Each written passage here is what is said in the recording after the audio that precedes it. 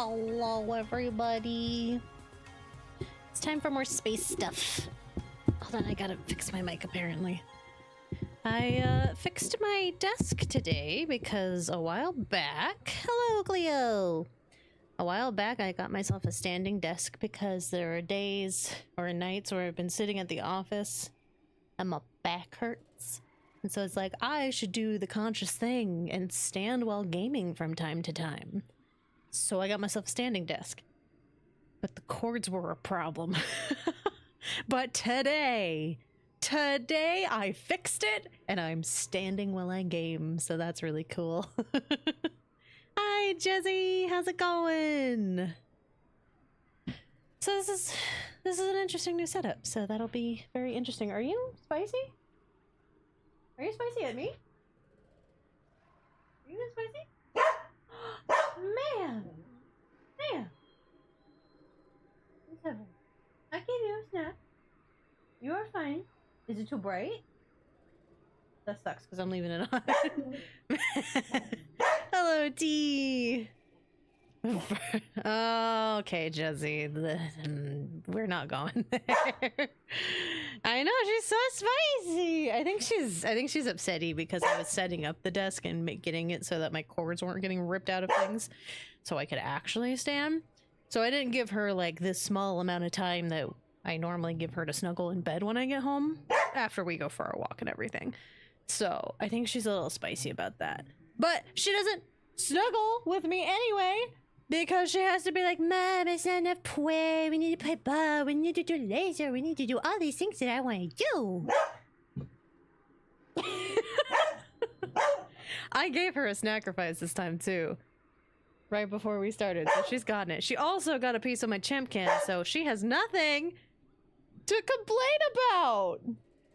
Ma'am. Hold on, maybe if I give her some scritches, she'll be happy.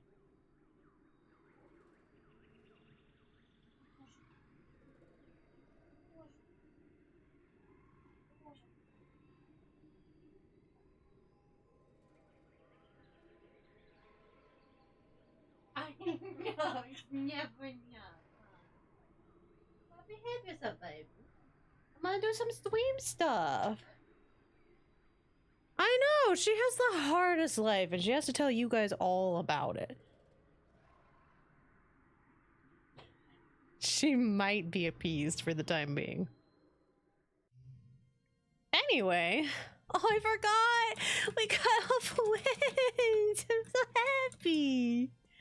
We got off wins, and everybody is in their awkward teenage phase and they don't know how to handle their hormones.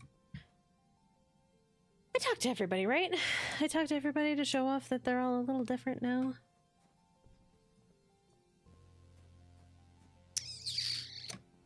I don't know what I'm doing. Oh, no. Am I allowed? So I want to go to... So yeah, there we go. There she is working. You were right, Cleo. I want to go to the Valley of Vertigo, but it's not available. I don't remember how to get it. Ma'am? Ma'am. I am doing a visual novel, and that requires voicing things. Do you want to voice somebody? Do you want to be... Iris was one name. Does it tell me? Girl, I don't know what you want from me. Oh my goodness. I don't remember what we named the Fricky. Was it Spatula? Did we name the Fricky Spatula? Nora, that's enough. You don't need anything else. There, how about that? Is that better? Was the light too bright? Too much light? I'm not giving you anything else. You've had enough. Thank you.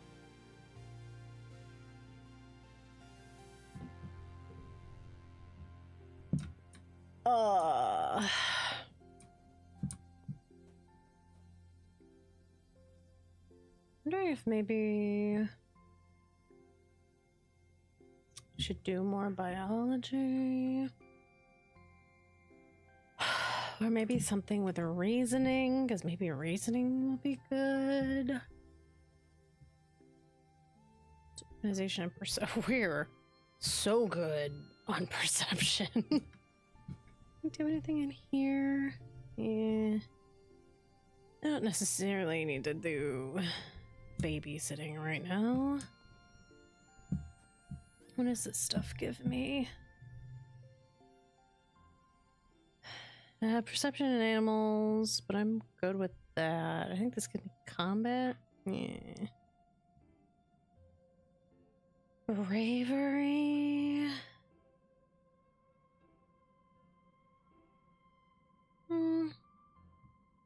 We're okay on that. We get bravery and toughness from being out surveying. How close are we? Ooh, we're like 2-ish points away.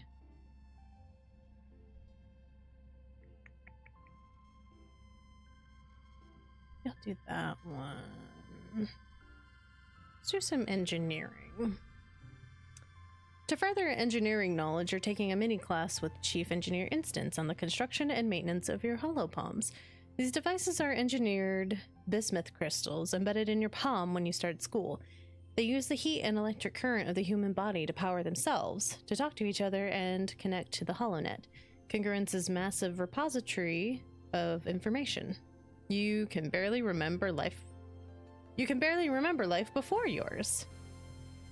Holopalms were commonplace by the time the Vertumna group first formed on Earth, and the square bismuth is grown in the lab, Instance explains. So the physical device itself isn't hard to maintain. The difficulty is in the display and touch interface. Instance opens her holopalm, displaying a visible projected screen floating above her palm. As chief engineer, she also has one of the fancier versions that combines with a pair of eyeglasses to superimpose a projection right onto what she sees. The interface relies on plasma voxel generators, which require extremely small components that are impossible to nanoprint. The material will have to be mined from Vertumna itself. Tang raises her hand. Is it possible to hack these devices? She asks. If the biological electronic interface is so thin, is it possible to hack the human body? In a way, we've already begun to hack the human body, Instance replies. What do you call gene tech? Everything the body does and is capable of depends on 4 nucleobases in different configurations. It's no different than congruence. Human and artificial intelligence are both built from a limited code and are transformed into more by the building. Your genetic enhancements, superhearing in sight, temperature regulation, increased resistance to fear, disease, and fatigue, all present in the human genome and unlocked by the power of science. The class splits into working groups to explore installing modules onto your holopalm. You and Tangent are in a group together. She begins installing a mod that will let her scan inorganic materials and get a reading of their chemical compositions. What do you do?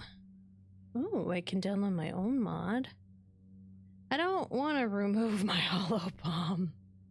Let's try to download our own. I don't know what that'll do, but... Tang raises an eyebrow, impressed. What module do you choose? Puzzle game. Ooh, something to help find lost objects. Radar speed gun. A bacteria sniffing sensor.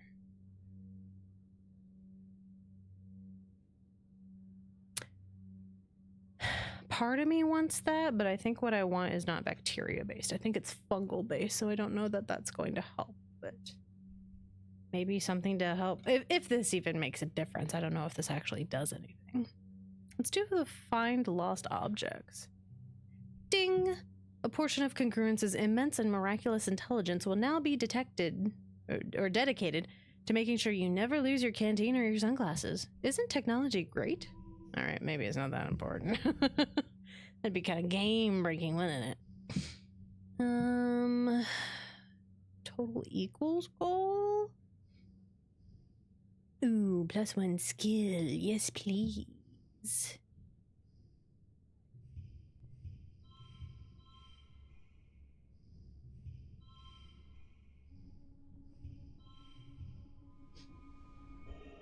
sick. Yeah, I'll take that. Oh, that's so much engineering. Let's go. Oh yeah, and our hot eye gives it so that we have one less stress. I want to get a thing for reasoning, a skill for it. So we're just gonna do this hopefully one more time. You're headed off on lunch break when you see Mars and Tang sitting together in the engineering break room. Tang is eating a sandwich while also scrolling her hollow palm with it. And Mars is half collapsed on the table, barely holding her head up on her hand as she pouts at Tang. Come on, she whines. You said we were gonna hang out after lunch. Aren't you done eating yet? Tang takes a slow, deliberate bite of her sandwich and chews while making eye contact with Mars. It goes from funny to awkward to hilarious as Mars's face falls and she puts her head on the table and groans. Proper mastication is important for digestive health, Tang answers primly, a smile curling at the corner of her mouth. You can masticate in private, Mars mutters. What are you reading, and how is it more important than me, your best and only friend on the planet? Just something for work, Tang answers. It's really interesting. I didn't know Dr. Instance was so well published, even though she was only 25 when the Strato left Earth. She was practically a prodigy, like me. She looks at her holoscreen again. It's absolutely fascinating. We're so lucky to have such an accomplished researcher on Vertumna. Sure, I'll read over Tang's shoulder. You take a seat at the table and sneak a look at Tang's screen. You catch a few words. Recombinism, tissue tropism, RNA, protein sheaths. Intrinsic immunity, maybe something to do with viruses? From the pictures, possibly also fungi? Without further examination, it's hard to tell. Tang notices you looking and shuts off her hollow palm, shooting you a cool look. Is it something to do with the shimmer sickness? Mars wonders aloud. Ah, fuck, I need more biology.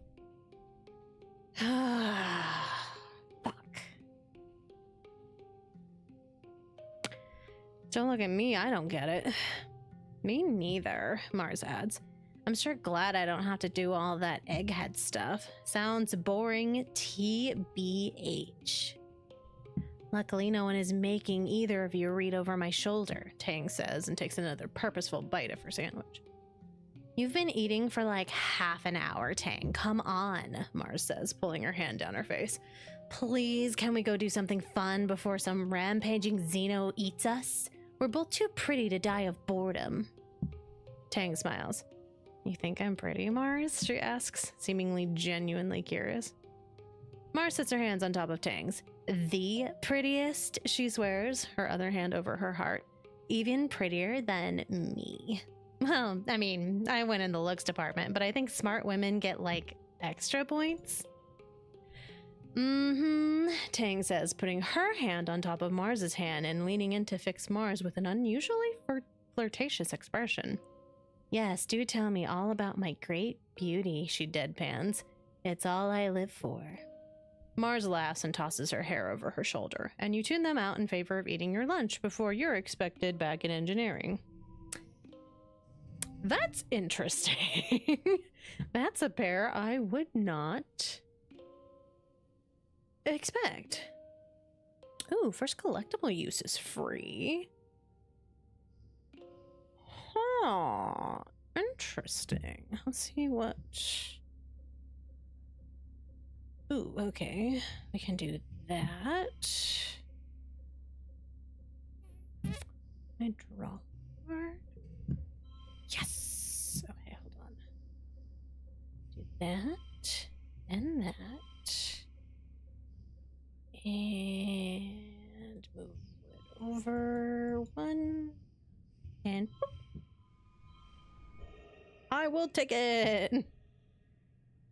Not bad, honestly.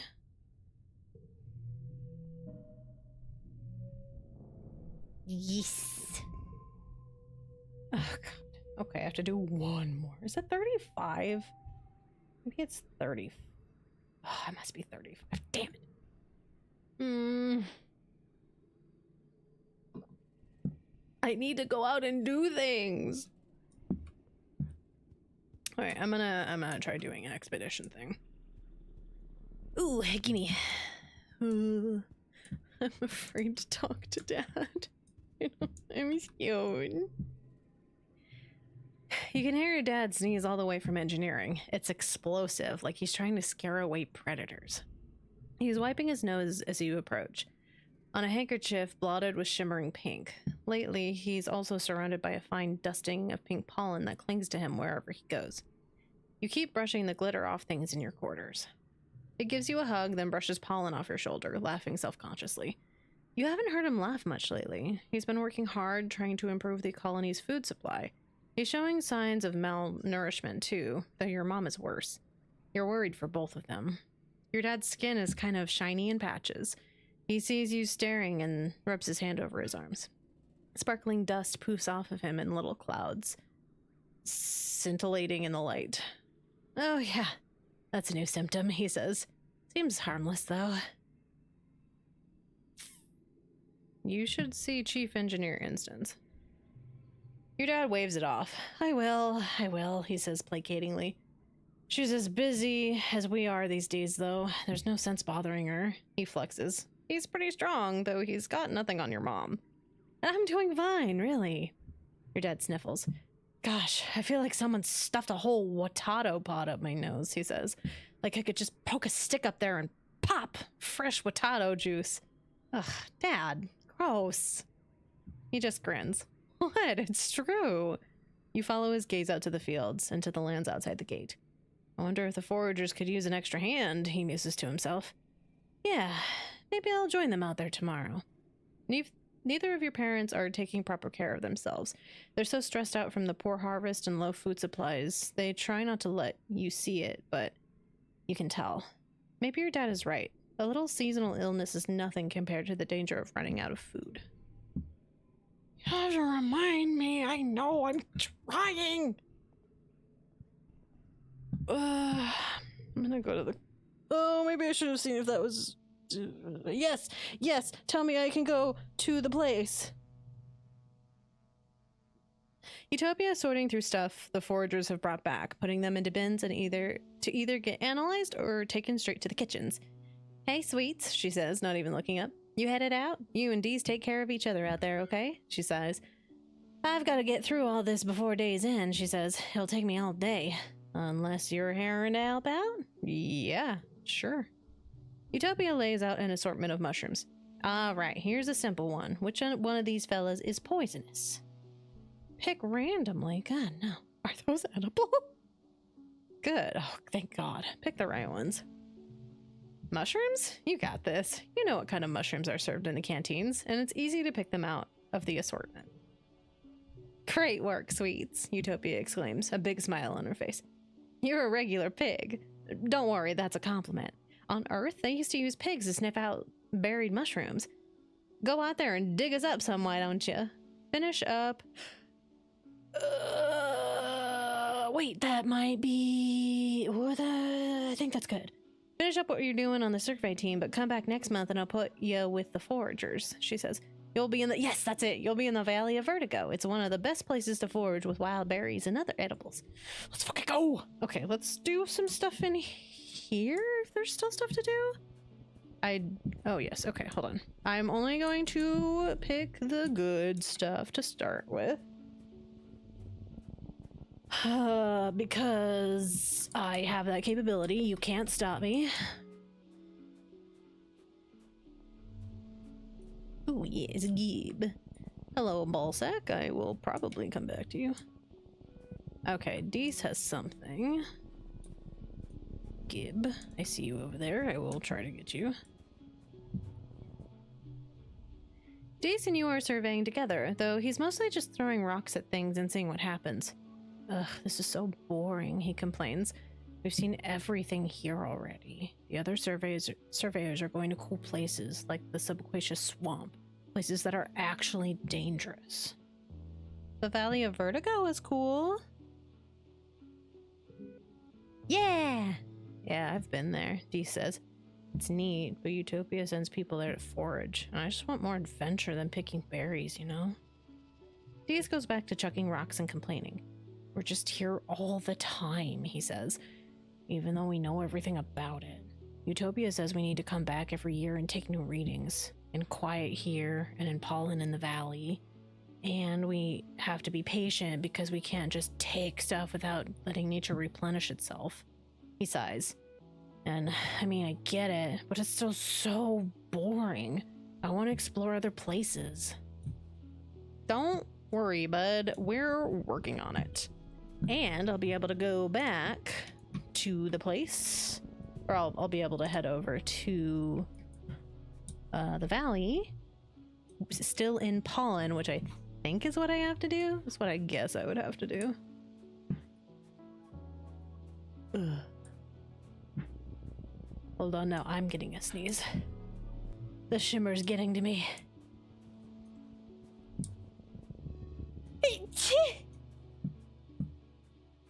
Oh, there's gonna be another one later. That was not. That was not a full fucking sneeze. Gib.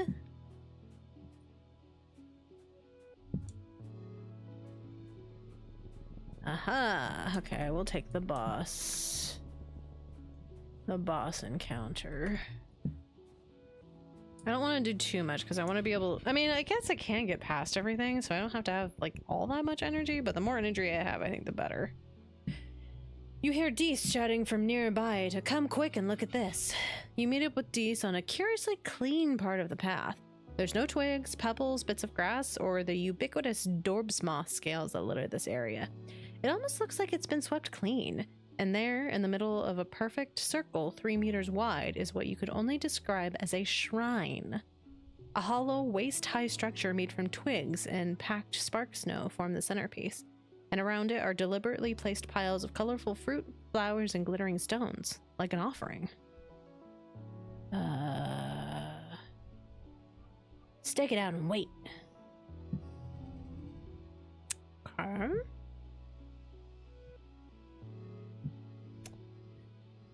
Damn, it'd be nice if I had a 4. So I do that to start.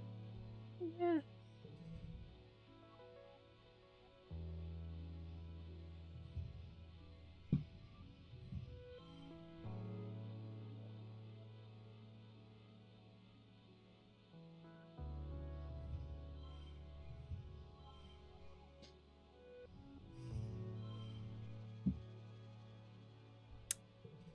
Okay, that's it. We can do that easy. That's enough, but can I get a super goal? This won't be the highest value, so... Oh no, it is a super goal. Yeah, it's a super goal without it. That's... whatever. These don't give me anything extra, so it's fine like that.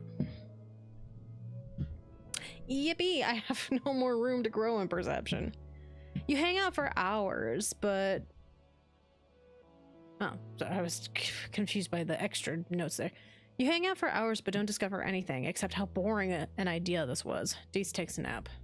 You're almost falling asleep when something shuffles into the clearing. It's a bush bub. It crawls slowly along down the path. It stops to pick up a pop flower. It stops to pick up a stone. When it arrives at the shrine, it carefully places a flower in the pile of flowers and the stone in the pile of stones. Then it picks up the stone and repositions it, just so.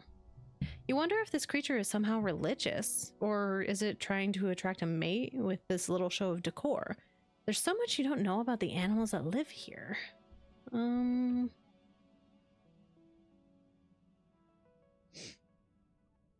think I'm gonna go home. Because I want to save some of that. So I still want to be able to go out during pollen.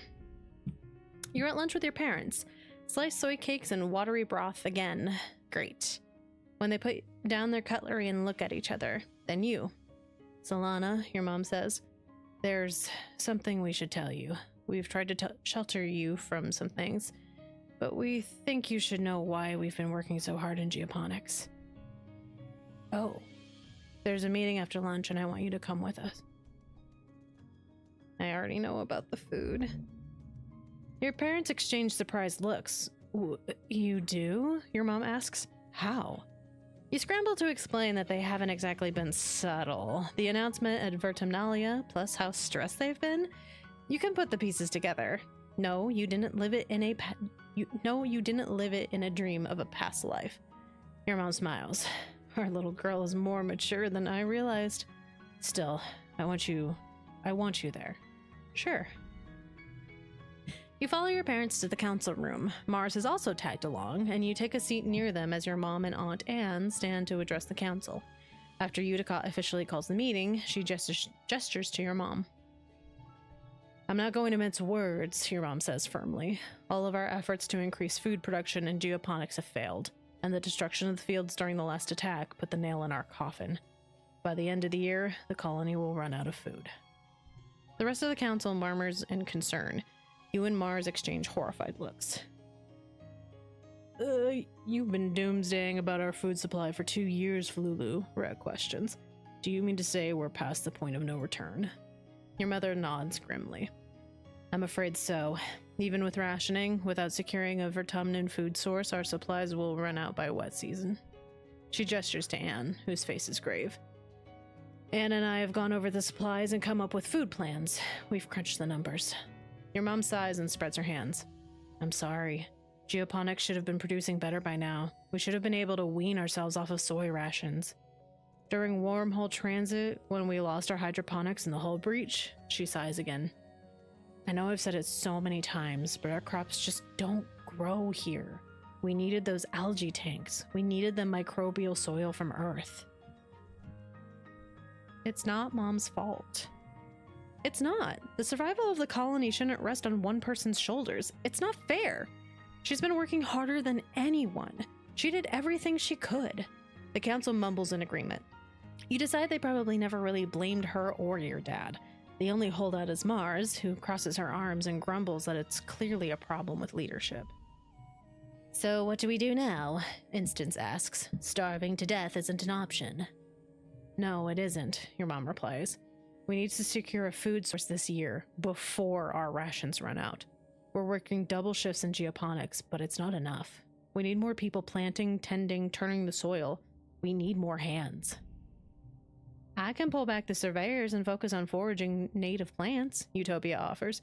Even the young folks can help. If they've proven themselves around the survey equipment, I'll send out holo messages later. This has been the burden of the geoponics for too long, Utica says. It's time we step up for our future. The council nods in agreement. Your stomach rumbles ominously. It's fine. Everything is gonna be fine. You catch Deez on a ridge overlooking the wilderness, bobbing his head along to something playing through his earspeak. He doesn't notice you walk up. He jumps when you tap him on the shoulder and scrambles to turn off his holopod. Don't sneak up on me like that, he grumbles, then flops backward on the grass to look up at you. Man, I was just getting to the good part of the song. What were you listening to? Deez looks away. Just some old music from Earth. You probably wouldn't like it. Try me. You sit down beside Deez and extend your hand to link your holopalms. Deez stares at you for a few seconds before pressing his palm to yours. The music floods your brain through your hearspeak. Deez takes his hand back and weaves his fingers together timid. I listen to a lot of Earth music, he says. Do you like it? He asks. I love this band. Yeah, this isn't copyrighted. Deez cracks a smile, relieved. Good, he says. It's my favorite right now. I always listen to the same album on repeat. It's comfort music. I really like her voice. He stares into his lap. Sometimes I feel like the lyrics are about me, he admits. They're just so deep. Like my soul really gets this kind of music. You sweet little emo boy. But don't tell anyone, okay? It makes me feel better thinking that someone knows my pain. Even if it's just a dead Earth woman. It sounds deep, man. Deez nods and closes his eyes. Yeah, he replies. I have a lot of time to think. Not like everyone else here.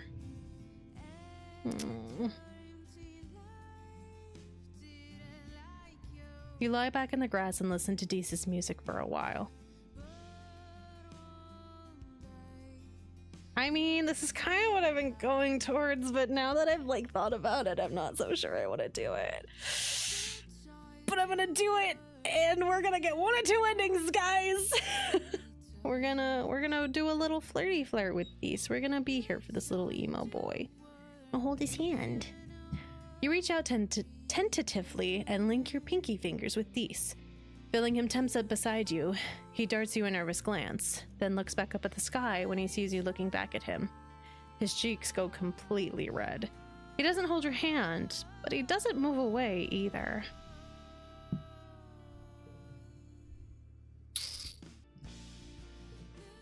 I'm just gonna... Okay. I don't know if that song was copyrighted. I'll find out later, I'm sure, but it was a very nice song. I also like her voice.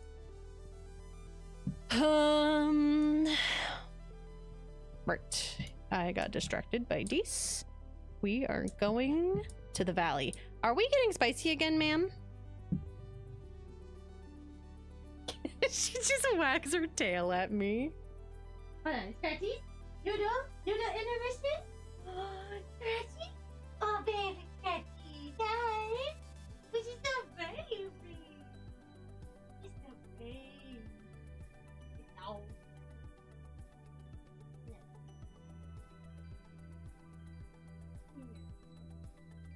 You're really upset because you didn't get snugs. You didn't get proper snugs. Okay, we're foraging in the valley. I had a quick noodle intermission. It was very important. Yeah? Really?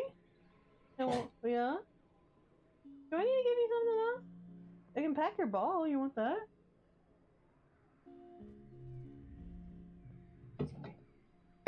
Okay. Okay, I'll put your ball down. This, honey.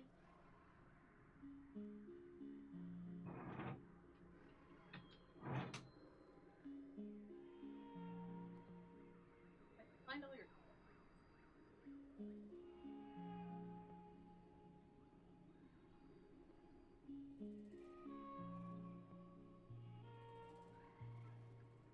You're not supposed to lose them. You're supposed to keep them together. I know. I'm gonna put your puzzle ball. Not really a puzzle, but sort of puzzle ball together. I'm missing a twirl though. Where did it go, baby? Did one of the kittens get it?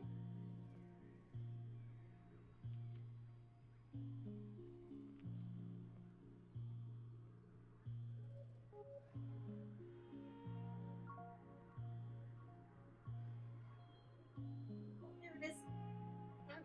Okay. Look, let me get it together. Maybe this will make the noodle happy. Utopia greets you warmly as you muster for your first expedition with the foraging team. Solana, I'm glad you can make it. We need everyone we can get out here right now, boosting our food supplies. I'm ready to sniff out those tasties. But yeah, I can do that. Good luck hunting out there, she says, handing you an oversized backpack. More like a basket than a pack. Use your holopalm to identify edible and medicinal plants, and just throw them in here.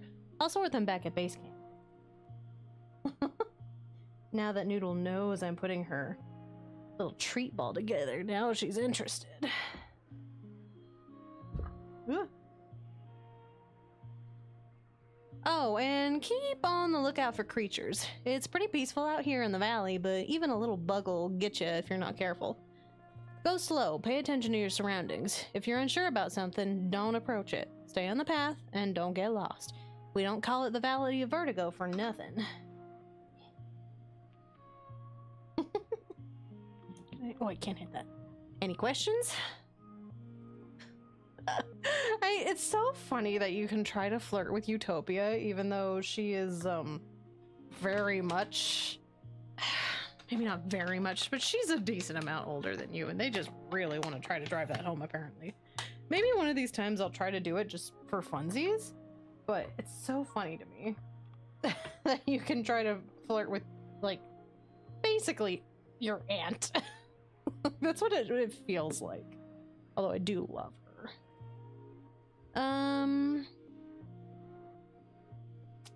Will Dees be with me this time? What sort of things should I collect? Is it dangerous out there? Will Dees be with me this time? Utopia looks like she's trying not to smile. No, Dees is good at finding new things. It's not so much the same things over and over. You'll be okay, though, she continues. You won't be alone out there, and you're doing important work. Hey, baby. Go get it. It's up on the bed. Go get it. Go get it. I have delivered it. Come on. You don't want it on the bed. You want it down here. There you go. You're about to leave when Utopia snaps her fingers. Hold up, Solana. We're also investigating some species we might domesticate. Those we want to tag and capture. Ideally, we're looking for herbivorous creatures that already live in herds and either produce something edible or reproduce quick enough we can slaughter them for meat. If you see anything that fits the bill, tag them and bring them back. Okay, we do the important shit. Oh, that's important shit. I got my little buddies with me here too, so that's kind of nice. Give. I'm breezing through these. I'm not spending my stress on these just yet. I'll fly back for some other stuff. I don't remember if this one is important or if it's going to be something else. But I think I will do the boss encounter first. That'll tell me something. Or one of these. It's not the boss one, but it's an important one. That's a thing.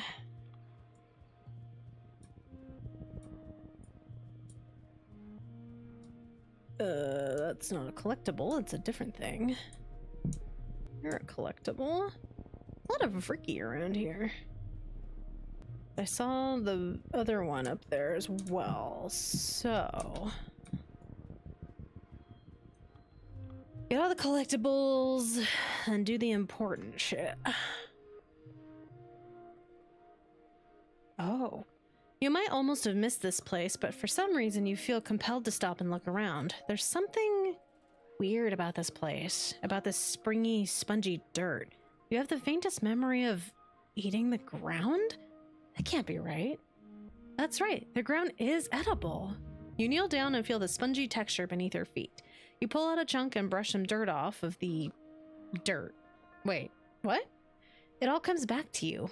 In a dream, in another life, you recall taking a sample of this porous substance, sponge cake, and studying it in the lab. You remember discovering that it's nutritious and can be easily cultivated. In your mind's eye, you see fields of this stuff and more drying out in the sun. The kitchens would take it and grind it into flour. Hey, okay. +2 to cards with gems. You dig a chunk up and bring back with you. Later, you'll take it straight to geoponics and plant it in a back field. No need to ask anyone. You already know it's perfectly safe.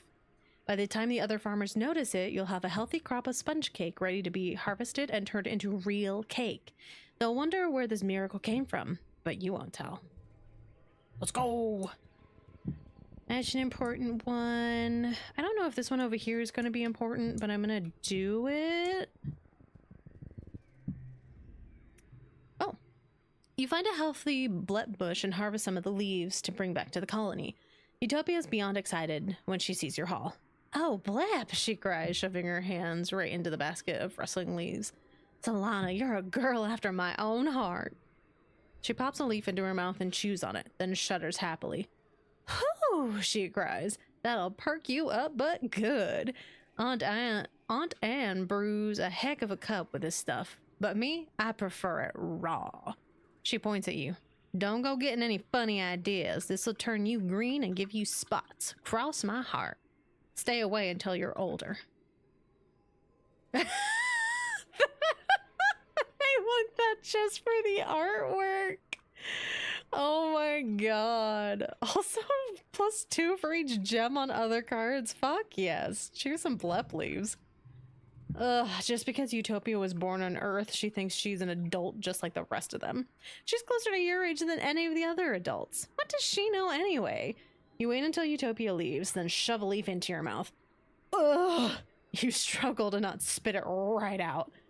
It's so bitter. You can't help but stick out your tongue. Blep indeed. Mysteriously, you experience a rush of giddiness a few minutes later. Whew! Wow, that blep sure is good. No wonder adults keep this stuff away from kids. It's probably addictive. Let's go. That was actually worth it. I'm gonna go do the other boss event, and then I will loop back around depending on what happens in said boss event, assuming that I have enough stress, which I know I got more back from the blep, but you never know with some of these encounters. Oh, there was stuff up here. Gimme. You're alone, exploring an unmapped area of the Valley of Vertigo. The pollen is thick here, and your air filter is overworked. A warning light has been flashing orange for the last 10 minutes. But there are plants here that you've never seen before. Flowers with intense rainbow hues and strange lumps of fungal matter which pulse as if they're breathing. You cut some samples. Utopia will totally give you extra kudos for these. The pollen is especially thick up ahead, deep fuchsia and shimmering with color. Everything here seems to dance with tiny flecks of reflective light. It's kind of magical. Press forward. You push forward into the suffocating pink fog. It's so thick you can only see a few meters ahead. You follow the glimmering towards where it is densest. You come upon a glade filled with what seem to be strange topiaries. They loom out of the glittering fog, each in the shape of an animal. They're all formed from the same spongy, glittering pink substance and dotted with finger-length fungal growths. I think that's what I want. I probably should do that too. You're so distracted you almost fall into a large hole in the center of the glade. Check for danger. You've seen plant-like animals before. Are these topiaries actually predators waiting for you to get close? You watch them carefully from the edge of the glade. They're completely still, not breathing. There are no life signs. Good. Your envirosuit beeps in a warning. I'm going to take a sample of the fungus. As you bend down to take a sample, you realize that dense shimmering haze is coming from the topiaries. The fog is seeping out of holes at the end of each fungal growth. You break off a few of the growths into a collection vial. Oh, okay. You remember helping Tang for extra credit in biology class. She said that the shimmer, the seasonal illness that affects your dad and pollen, is some kind of colonizing fungal growth. Could this be related? Your envirosuit beeps a louder warning. You have a sudden premonition. You have a strong sense of remembering. This is a bad place. A terrible illness lurks in this part of the valley, and it will pounce if you stay here a moment longer. You have to get out of here immediately. A warning light in your mask begins to flash red in agreement. Okay, we leave. You leave.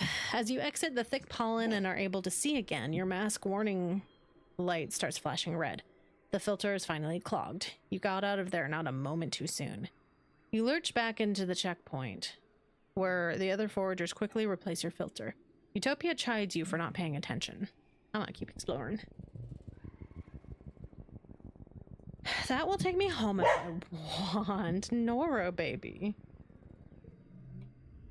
That's enough of your spice, ma'am. You're fine. You were such a baby. Frickies are carnivores, you think, but the juveniles are too small to take out anything larger than an insect. Not so much the case for this one. The frickie blocking your path is pretty large, probably about as tall as your waist, and it's growling at you over the carcass of something even bigger, which seems to be missing its head. Yuck. You're not sure if it killed or scavenged the dead animal, but it's dragged it onto the path and looks ready to fight. I'm gonna fight it. Wait for it to leave. You back off and wait. It sits there and gnaws at that animal slowly for hours. It's disgusting.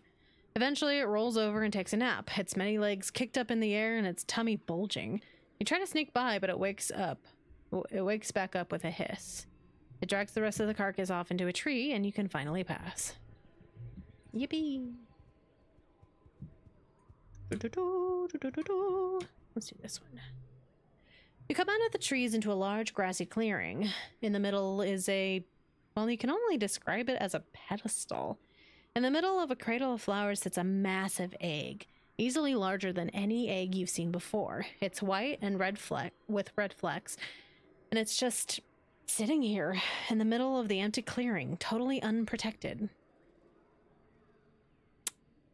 You know, the smart thing would be to leave it. But what if we, I don't know, just take the thing, because maybe something will happen? It actually might be a manticore thing, but we're going to do it anyway. You put one foot on the pedestal to brace yourself. This thing is huge. However, as you do, the pedestal starts moving, and it starts growling. Its flowering appendages unfurl to reveal the face of... yep, a manticore. It narrows its feline eyes at you and rumbles in warning as it stands to its full, terrifying height. You figured out where the egg came from. With your arms full of egg, you can't really fight. Your choices are limited. Keep the egg and run! Ooh, okay. Card becomes physical. Ooh, let's do this one. Oh, good God.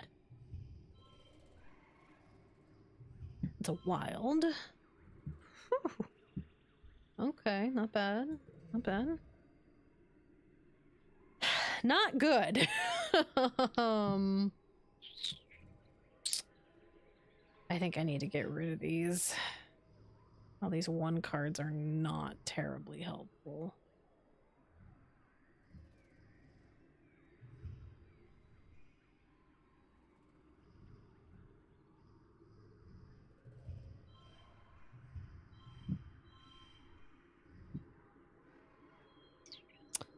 Man, I hope this manticore doesn't gobble me up. Okay, this might help.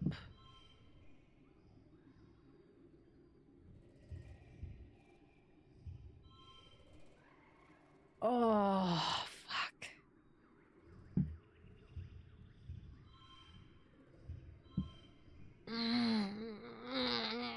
That middle one kind of sucked.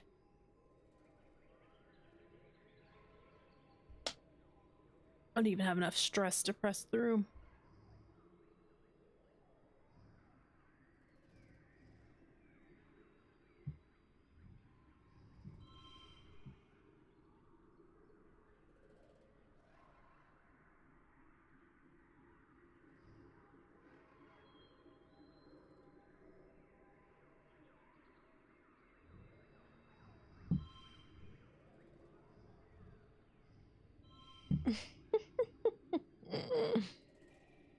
It's not really helping me, is it?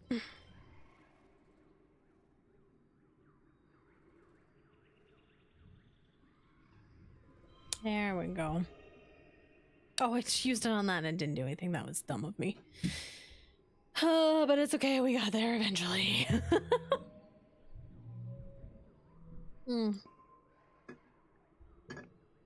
I don't get numbed by a manticore this time. You stumble blindly through the clearing towards the relative safety of the trees, the cumbersome egg blocking your view of your own feet. You fall a few times, just barely managing to scramble out from under the claws of the manticore. You eventually find a member of the Expedition Protection Squad who fires a warning shot with her plas rifle over the manticore's head. It roars in defiance and slinks into the trees. The egg's pretty addled from all the running and falling. If it was going to hatch before, it certainly won't now. You get a shit ton of kudos for it, and it's super tasty. Let's go! We got more colony food! I think I can do one more. It'll like put me right at the edge, but let's do. Oh fuck! I wanted to do the other one actually. I just got distracted by Ricky. Your path is blocked by a massive 8-legged zoofauna, something between a spider and a squid and a bear. It's in a rage, grunting furiously and bashing itself against trees and rocks at random. You duck and hide as it glares in your direction, its breath heaving and dozens of eyes gleaming with madness. It's the same soft pink and purple you recognize from the multi-legged Ricky that live in this area, but so much larger. Could this be a related species? Its gaze drops from you to your pet Ricky Noodle. Oh, we named it Noodle, I forgot. Who chitters and runs up to it, waving its grasping tentacles. The gigantic creature huffs and leans down to sniff it. Its rage forgotten. Sure, we can sing to it. Oh, sick. First collectibles free.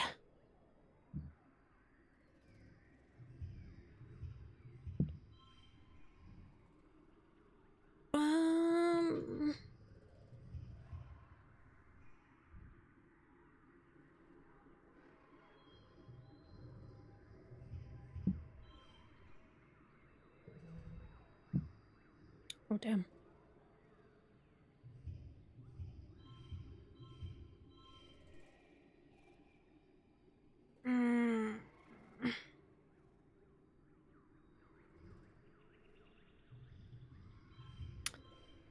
I'm just trying to... I'm hoping that I get more yellow. 21. Ugh, nah, it's better to do this. It's just better. Okay, this will do.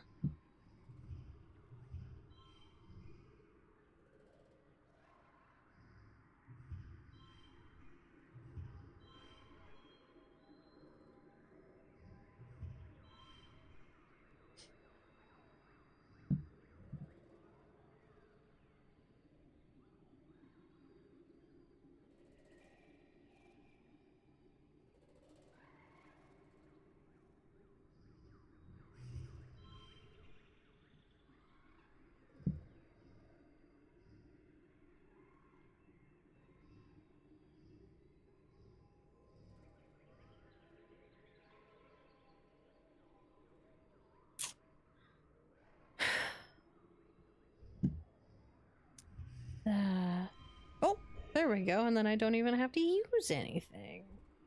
It's not a super goal, but it'll still do. I'll take it. It's a win! This is a strange approach, but you've seen it work in vids. Sometimes music can soothe the savage beast. You sing a lullaby, and the great beast looks at you with curiosity. Eventually, its eyes drift closed, and it settles down, tucking its many legs underneath it. Must have been very tired to begin with, like a toddler who skipped their nap. No, absolutely not. We're gonna leave it. You leave the creature and move on. You're too worn out and tired to continue. You have to go home now. We got to do some CPs.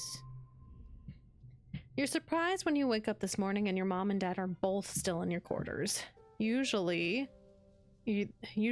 they're gone long before sunrise. You pull back the curtain and they look over at you with big smiles.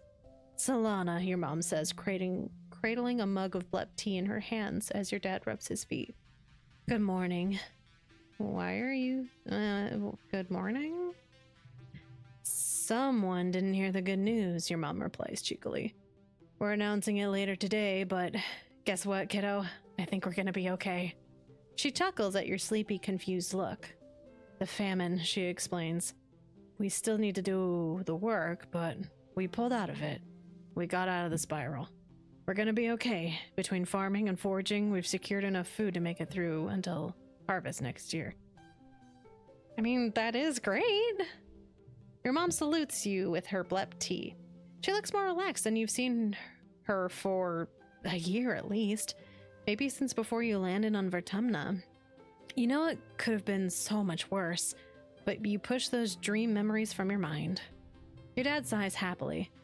I'm already looking forward to the to dinner. I haven't really cooked in ages. What should we have, Solana? Oh, sponge bread curry? We go straight to desserts. Curry? Your mom calls it bunny chow, a square loaf of sponge cake bread with the center cut out, stuffed with veggies and spices. Sweet and hot and so good. It sounds good. You and your parents cook a private meal in your kitchenette. Your dad does most of the work, but you help. When you sit down for a quiet family dinner, you realize this is the first time you've done this in you can't even remember how long. You talk about your day in the most mundane way possible. It's so pleasantly normal. Oh, yes. Okay.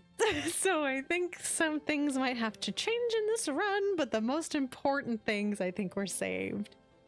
You don't even get close to cleaning your plate since your body isn't used to so much food, but that's okay.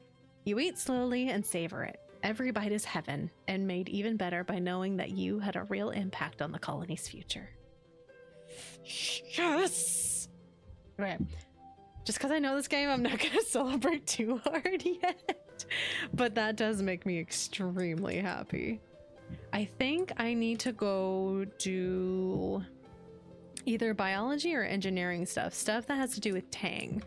I think that's my next mission. But I need to relax first, so relax on the walls. You're enjoying some quiet time on the walls when you look down and see a group of school children on a field trip outside the walls. Wait, are you missing a field trip?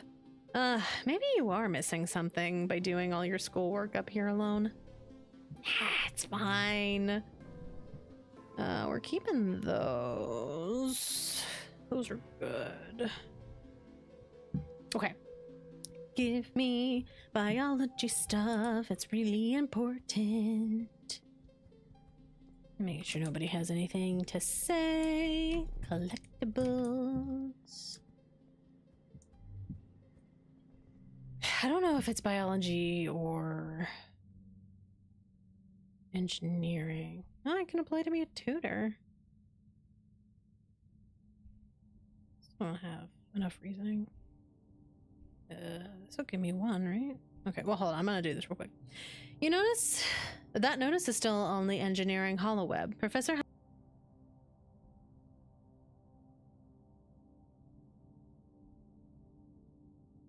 Huh.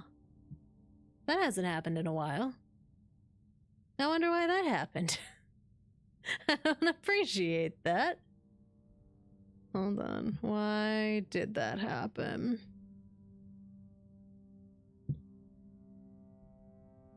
I haven't changed anything there. Was that... well, it said OBS disconnected, so what was that? Why for the disconnect? That's so wooed. I'm in the middle of something. OBS. It seems like everything's back. I don't know where I dropped out, so I'm just gonna start from the beginning of this, I guess. I'm applying for engineering, in case that got cut off. You tell Hal you're interested in the job. That's great news, he says, beaming. You're one of my best students, Alana. We'll start you off as my assistant for the younger kids, but I'll bet you'll be helping the older ones in no time. There's no shame in that, though. Everyone learns at their own pace. As you know, I hold classes every day. Just come by whenever you have time. I'm sure a smart young lady like yourself is in high demand around here. What does that give me? Ooh. That doesn't do the Tang thing. That'll be my next thing. I think I need to do this. Ooh, yes, I think this is correct. Tangent and Chief Engineer Instance have been hard at work in the lab trying to find a cure for the shimmer disease. You join them in their research. You're the one who found a sample of the shimmer fungus and analyzed it. You're the one whose father suffers the most from it. You confirm that the shimmer is an airborne fungal disease and that the thick, choking spores and pollen are the same fungi from the Valley of Vertigo, the ones that colonize the host and turn their bodies into more spore-producing fungus. Finally, you have a long-due breakthrough. Sunlight. You try inoculations, antibiotics, antifungal creams, but what finally works is a high-intensity light treatment mimicking the full force of the suns during dust, coupled with an injection to increase its potency. Of course, Tang exclaims. The fungus colonizes animal life during pollen, and some succumb to it, but the intense light of dust scourges the fungus from the survivors. It's all part of the natural cycle. The treatment works on samples, but now to test it on subjects.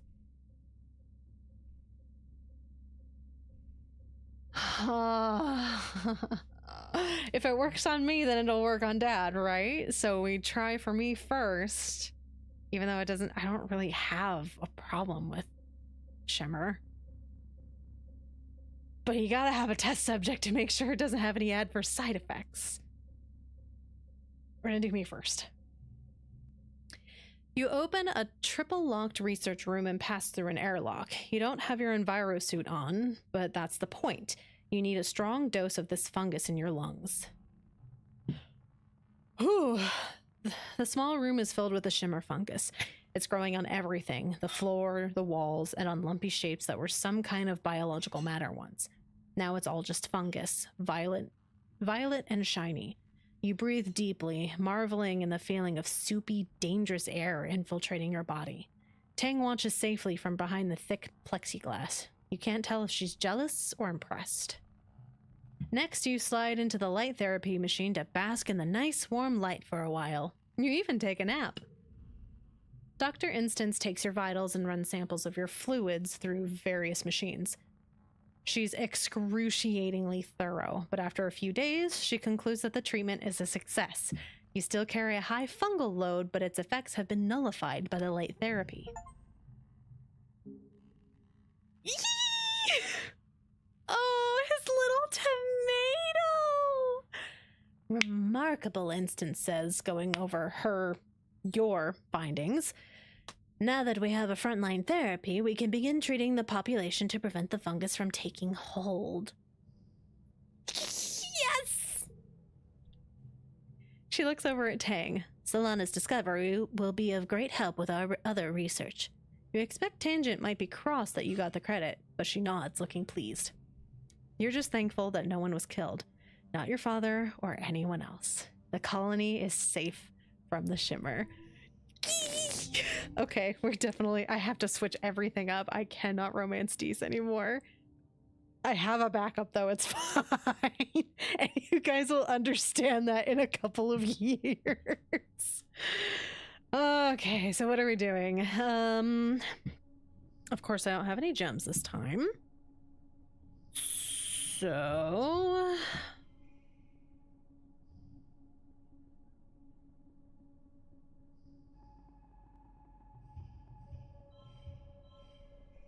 oh, this kind of sucks.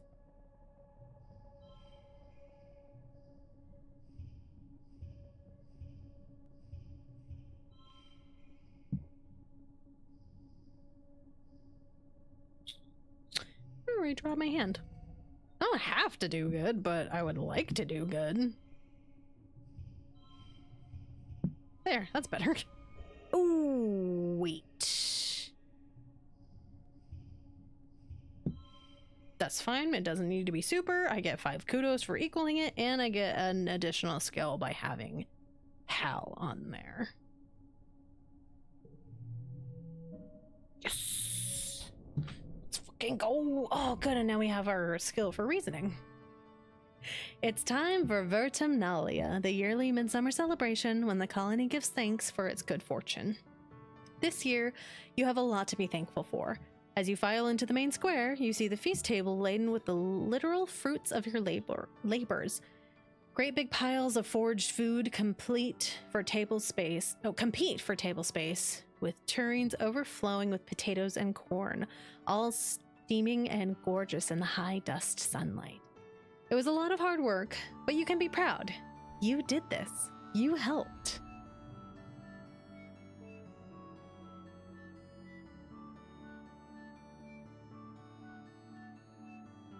Huh.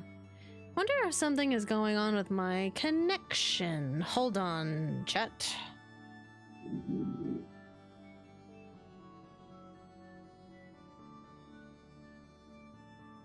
Hold on, I gotta check one more thing. I'll be right back.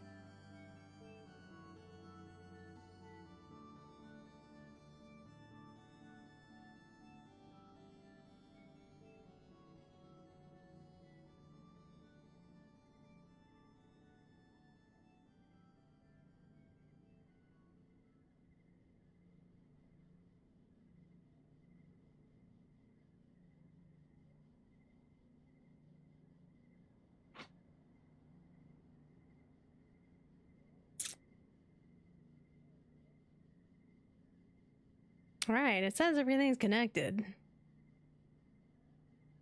It says it's good. I don't know why. I thought maybe because my Ethernet cord for this streaming PC, I probably should get a new one because one of the little tabs is broken, and I also I have like a connector connecting it to another Ethernet cord because it's not long enough. So maybe I should switch the two. Maybe that would help. I don't know. I thought maybe that was the problem. And I don't know if it was. It didn't seem like it was loose on either end, so I don't fucking know. Unless it's just our internet being garbage. I don't. It's so rude. Hold on, checking one more thing because now I'm thinking about things. Oh, that's not what I wanted. Oh my goodness, I just heard the biggest. Oh, that good. Alright, you bitches, why are you fucking up so bad? I just heard the biggest sigh from Noodle because she pays the bills around here, obviously. Yeah, I don't know why it's dropping every once in a while. It's kind of annoying. I'm just trying to stream a fun... It is fun, technically. But... angsty space novel, okay? Jeez. I'm hoping that the other thing that was not great last time, or the last couple of times I've streamed, I think I maybe fixed it. I hope. We'll see. But again, hopefully. Actually, I guess I can find out. I can scrub through this and see where I went down. Can I? I don't know. Maybe I can't. Maybe I don't. Maybe it doesn't matter. I'll just start from the top here. You did this. You helped. Oh god. Governor Udicott's still recovering from the effects of rationing, her body quaking as she takes her place on the stage. My, what a year it's been, she chuckles, her voice dry and thin, even through the maxophoner. I'm so proud to stand before you today, on feast day, to enjoy the results of our hard work. This year, more than any other year, we celebrate our resolve as a community. She spreads her thin arms in welcome. Let us enjoy our blessings together. The colony applauds and Udicott bows her head in thanks. Everyone clears away the chairs for the annual competition. Which one do you participate in this year? Participation is for joiners. Damn, I fell off with the creativity, didn't I? I could do science fair. Or the bot pentathlon. Oh, this one's specifically reasoning. But what did I get? I never got to see. +1 to mental card perks. Blue cards get +1 in mental challenges. Okay. Tang has reworked her project from last year. You remember it. Something terribly complicated about cell differentiation in vertumnant species. Plant, animal, and fungus alike. She melted down when Dr. Instance pressed her on something, but this year she's all business. Back and better than ever. She has not only corrected her error, but added a ton more complexity and depth to her analysis. Instance listens intently and congratulates her on a marvelous comeback. For her project, Tammy explains the science of baking and how the humidity here affects making bread. It's bad science. She doesn't actually explain how, just that it does, but it involves free samples for the judges. As she explains her creative substitutions, it's clear she was doing some science, just not what she said she was doing. Half marks for scientific process. You're up next. Present your project. Okay, that's not a bad card to have locked. Ugh.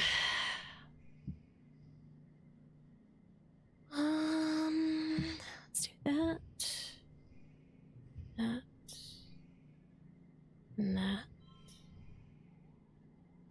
Okay, I just need to get 20 points.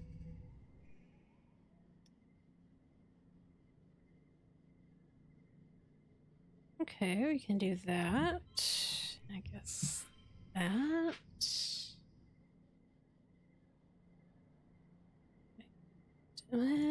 Let's do. I have one. Ugh, does it matter?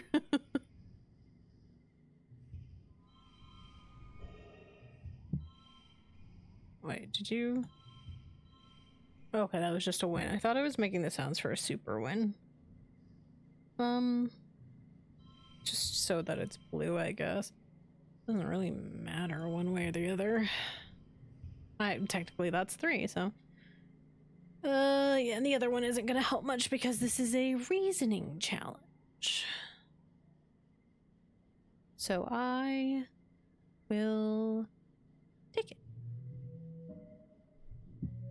Yippee!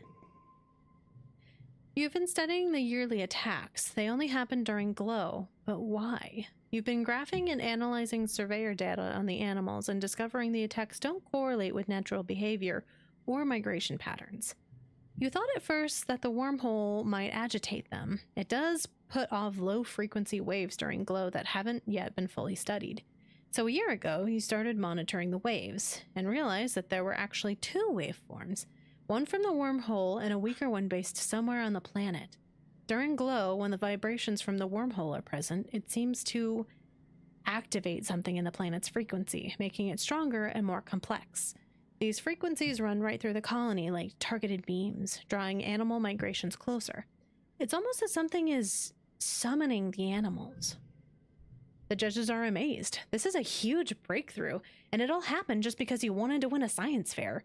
You have a lot of work to do to be able to use this theory for forecasting the next attack, but Rhett is excited to study this further.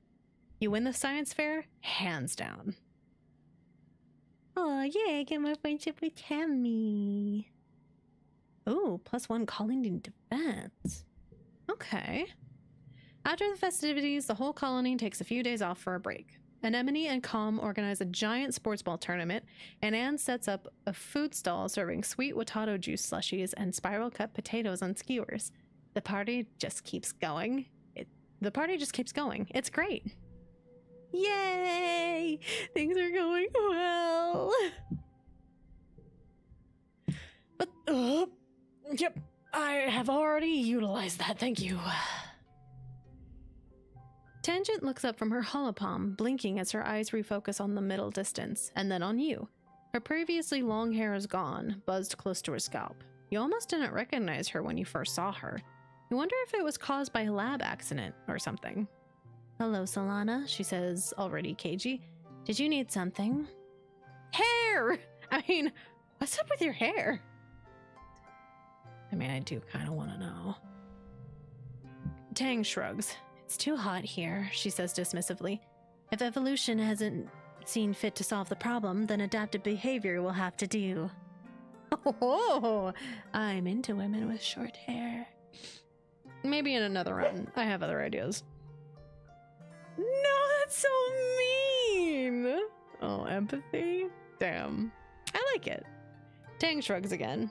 Would you like me to add you to the tally of people who have an opinion about my personal appearance? It's quite riveting, if you're into that sort of thing. Tang turns back to her reports. It's not about looking good, she says. It's more efficient. Okay, there might be more to the story, but we are unable to press further, so I guess that's all we get. Okay, I can do whatever the fuck I want now. I ended the famine. I ended Shimmer. Everything's golden. Up, like, until next year? I can literally do whatever I want now. I set out to do what I was hoping to do. I could do geoponics. Ooh, I might want to do this. So we can see more of the animal life. Oh my goodness. Hold on. Don't say like that! You knew I was gonna take a picture, huh?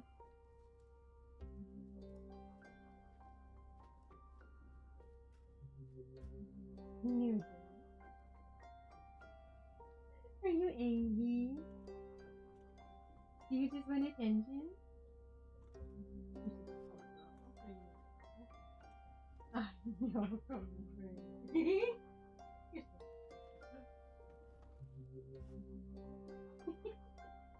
I didn't quite catch it, but Noodle was being cute, of course.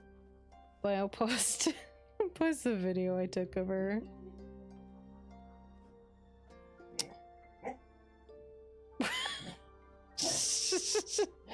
She is like the most spicy tonight. Why, baby? Are you weirded out because I'm standing? Is that weird? If I sit down, will it change your mind? I was kind of thinking about sitting. Can I do that? If I sit, will you freak out then? Okay, hold on, chat. I'm gonna go back to sitting position. It might sound weird on the mic, I'm sorry, because the desk makes weird sounds when it moves. We'll call it white noise, right?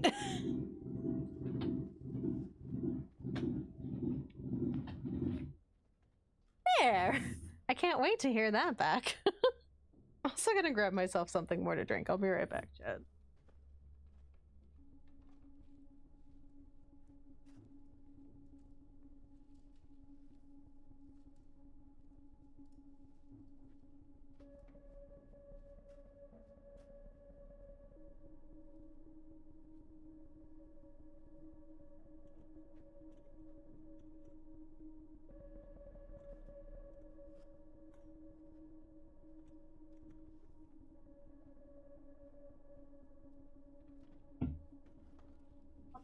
That I'm sitting. Is it acceptable? Is everything a-okay? Oh, baby. I love you. You're so cute. I love you. Hey, get back to swim, okay? You're just a baby. You will get your cuddles, I promise. Sad baby noises.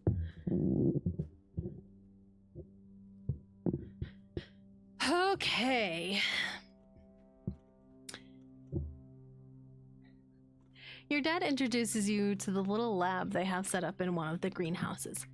It's incredible, he says, gesturing all around him. We're surrounded by alien flora, and we know practically nothing about it. What's edible? What's medicine? What can we make fibers with or build with, or use in ways we haven't thought of yet? He beams at you. You and me, we're gonna find out, my little potato. Your dad directs you to a research bench. And here's where you'll be working. The bench is buried under samples and beakers and weird-looking alien sprouts. More than just a simple table, the analysis bench is covered with buttons and little holes you could put things into. Stick something in a hole. Carefully find the on switch. There is no switch. Yep, you looked everywhere. Stick something in a hole. You put one of the seedlings into a small slot in the table. A little door slides shut, then reopens. A loud brrr noise startles you. Oh no, you broke it, your dad laughs. Nah, just kidding, you're fine. Good instincts, kiddo. Press buttons at random. You mash all the table's buttons until... Yo, kiddo! It's congruence. The friendly ship's computer beams at you from her own holoscreen set into the bench. Of course she's here. She's the guardian of all knowledge in the colony, after all. You wonder who she got yo from. Your dad laughs. Don't tell anyone, but congruence is the real brains of the operation, he confesses. Though it's not like it's a secret. She'll make sure we don't do anything super dangerous, which means you and I get to focus on experimentation. If you follow the rules and stick to what you already know, you won't learn anything new, so don't be afraid to try stuff. You bring your mushwood samples into the lab. You're going to study these and revolutionize the use of mushwood lumber. Maybe. Study this mushwood! You examine the mushwood under a microscope and take notes on its cellular structure. Part of the reason it needs to be harvested and wet is because the cells get so saturated that they lose structural integrity and turn to, well, mush during glow. Studying the exact process by which the cells take in water leads to a breakthrough. It might be possible to hack the process and stop the mushwood trees from taking on too much water during wet. If they don't take on as much water, they won't take as long to dry. You should be able to develop a spray that the loggers can apply to the fruiting body of the mushwood, the part that sticks out above ground, to close its pores. Reducing negative pressure in the body should stop it from pulling in so much water from the mycelial network underground. This is great. Logging will be much more efficient now. Okay, we get more defense.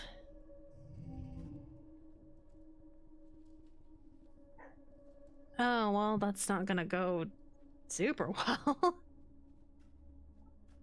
Oh my goodness. Noodle just has so much. Oh, shit. Damn, that one doesn't work so well.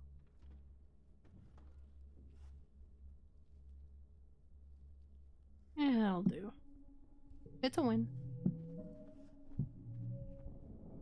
Sick.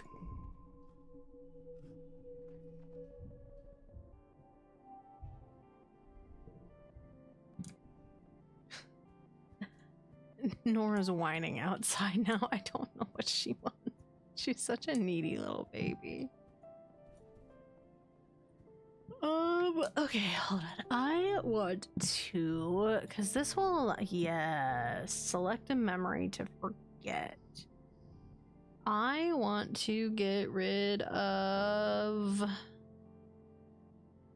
this one. Forget. Yes, because it just stacks my shit full of nothingness. Okay, I breathe deeply and forget. I'm also gonna forget this one. The memory's been forgotten. The other ones are fine because they give statuses to other ones. This value is wild. I'm gonna forget this one because it adds no value to me.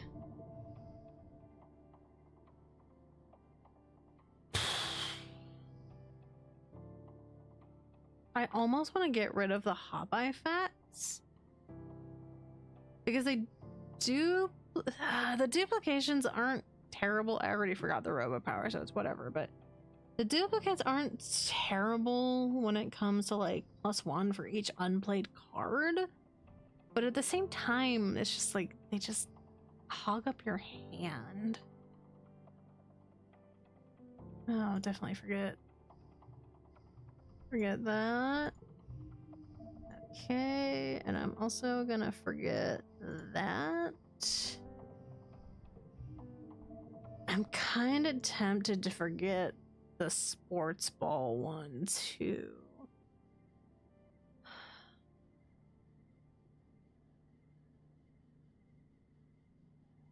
It's not bad if I can manage to pair it up like with the +2 to the physical cards. How often is that gonna happen? And even then it just becomes a 3.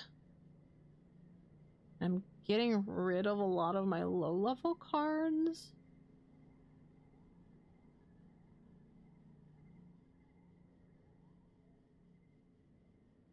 I think I'm gonna forget the sports ball one. I don't think it's gonna give me any value. Oh, will you not let me? Oh shit, I didn't realize I spent so much kudos. It's all gone! Okay, well, I guess I gotta build up more kudos. Shit. That's fine. What can I do? I could go out surveying again. There's more stuff for me to find in the valley. 9 events. I get biology and perception for going. And biology at least would be good. I think if I clear stuff in there, it helps. Well, I think some places, I don't think I can get to the subaquacious swamp until after 15. Fuck it. This will give me more shit. Let's do it.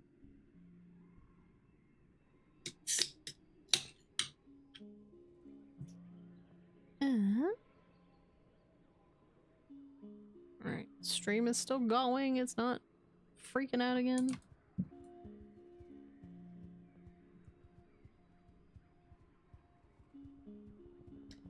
I'm full, so I'm just gonna do whatever I run into. You come across a veritable feast of berry bushes. Gloopy, sagging bushes with enormous purple berries. They look delicious. Research them first.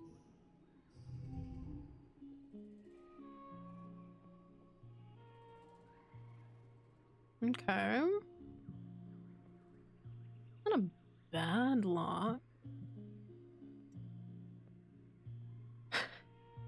Damn, I need to get some gems for these ones.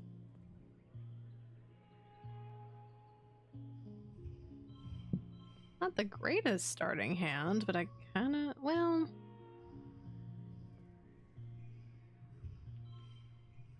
Oh, that one does have a gem on it. I only have 3 of those. I get more points if I make this a blue.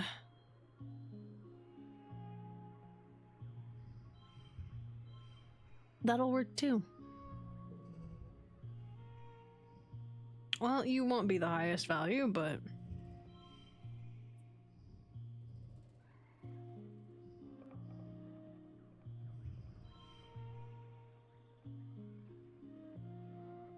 Ooh, I want to save those 2 for the last round.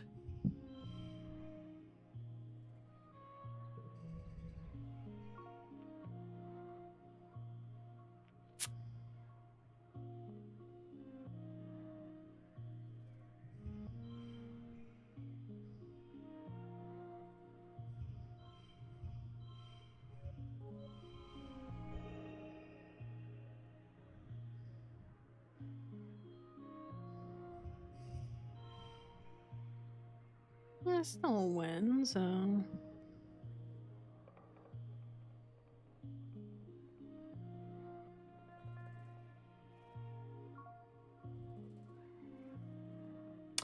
Oh, that one has... Oh... I mean...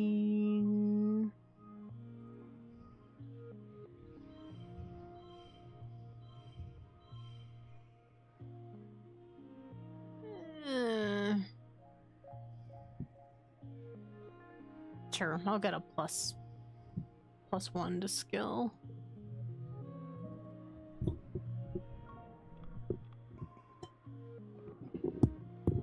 Oh shit. Oh, why do you do this, Mike? There. Oh, these purple berries? They're not even in the Holopedia as berries. They're some kind of explosive seed pod. You take a few steps back, careful not to set one off. Set them off from a safe distance. You shield yourself behind a tree and throw rocks at the bushes until, with a satisfying pop, pop, pop, the explosive berries begin to trigger in a chain reaction. Each burst sends seeds flying in all directions like shrapnel, setting off nearby berry bushes. You then carefully cut a path through the thicket and continue on your way. Well, I'm glad that was handled properly. I do want to go find a particular one and get that done before I run out of stress. Something about the ground here draws your attention. It's oddly lumpy. What's up with that? Scope it out.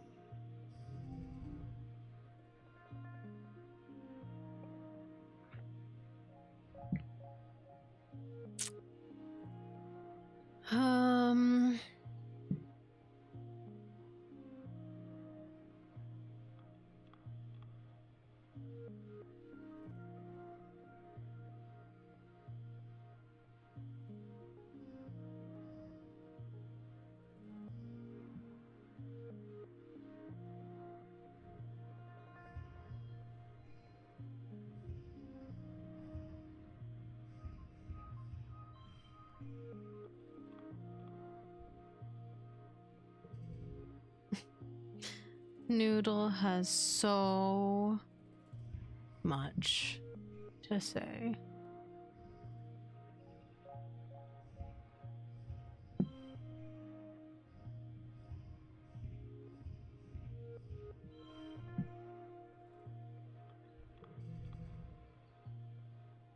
Okay, yeah, this is...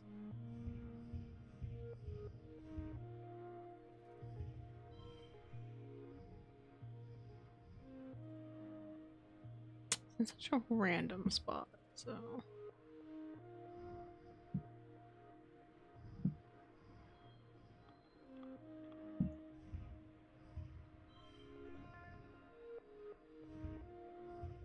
It's enough. It's enough to win. I'll take it at this point. Not getting as many super goals this time around.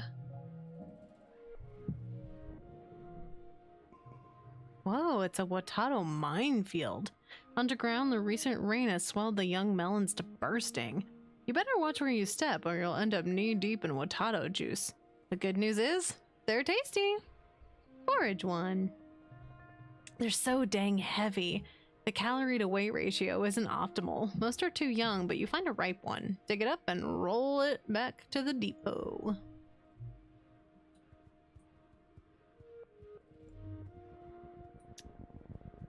I'll come back for you guys. There's one that we haven't seen yet. I think it was up here. Yeah, this weird guy.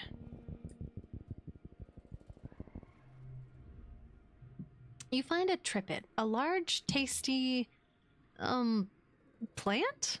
Kind of? You've heard it's sort of like an animal too, like a lot of creatures on Vertumna. It kind of defies classification. Whatever it is, it's huge. It's practically taller than you are. Harvest some stuff? Why is it so veiny? You start breaking off the freshest and youngest looking shoots. The plant shudders. Analyze that shudder.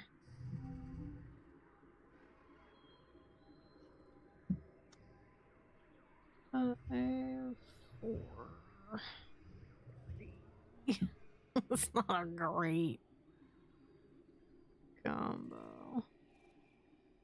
Well, what if we did... Ah, but those both have gems on it.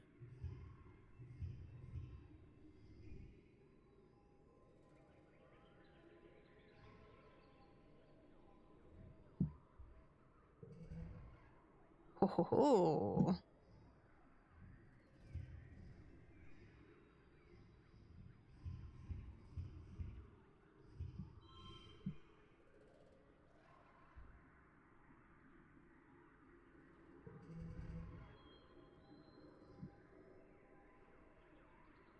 Oh, I didn't realize it's all cards to the right become. Ah. Okay.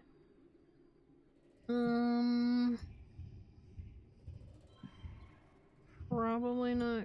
Well, well. I could have done better in the other rounds. Oops.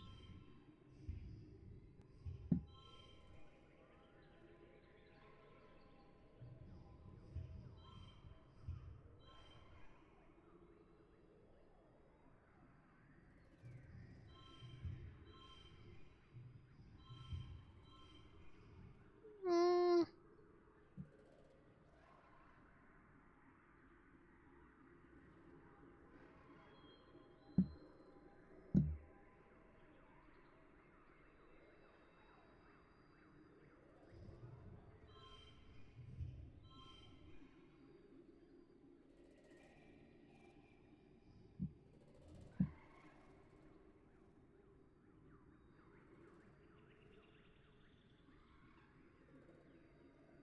I think maybe I just do this one and take less stress.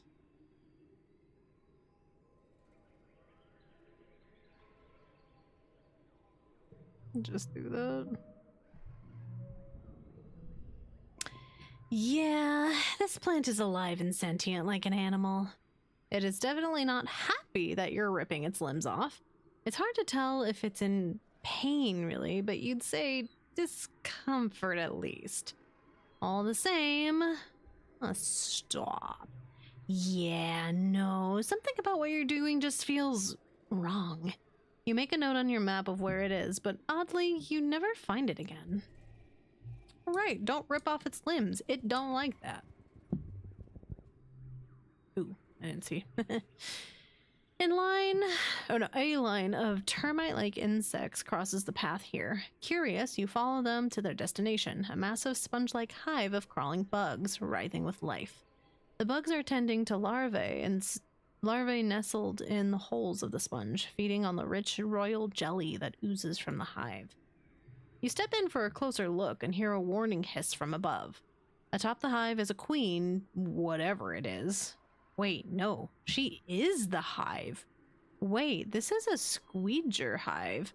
Her abdomen has swollen and lodged in the ground here, rendering her immobile, but not defenseless. The hive queen groans and growls at you, and the air prickles with the burning flavor of acid. She must have some sort of defensive acid spray. That jelly looks pretty edible, though.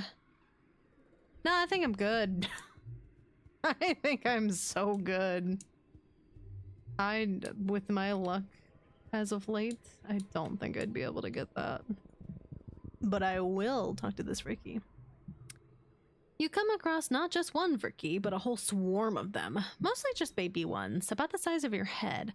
They're all amassed around a massive tree, scurrying up and down the trunk.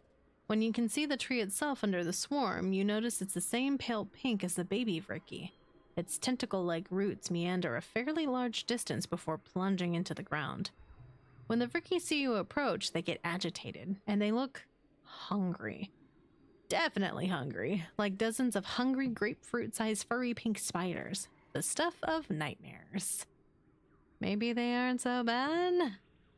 You walk up to the tree and put your hand on it. The baby Vriki swarm around the tree trunk, very upset with you. But they calm down when they see you aren't doing anything. There's an unmistakable thrum of life under your hand. Not just from the proximity of the baby Vriki, but from the tree itself. It's warm and leathery, and you can feel something like a pulse. It's alive? It seems as if this tree is itself a Vriki, just in a different phase of its life cycle. Does that mean the little clusters of fruit in its branches are Vriki eggs? Or maybe cocoons? There's so much you don't know, but you do know that this nursery tree is a special place. There's nothing to forage here, though. These ravenous youngsters have stripped everything edible from a wide radius. You move on. And you're too worn out, gotta go home.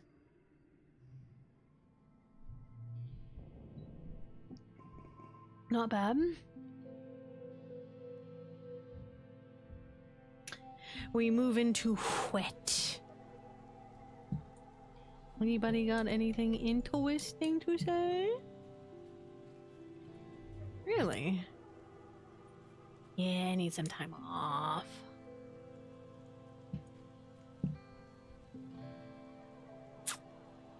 Damn, sorry, Dees. I'm just gonna have to abandon you this run.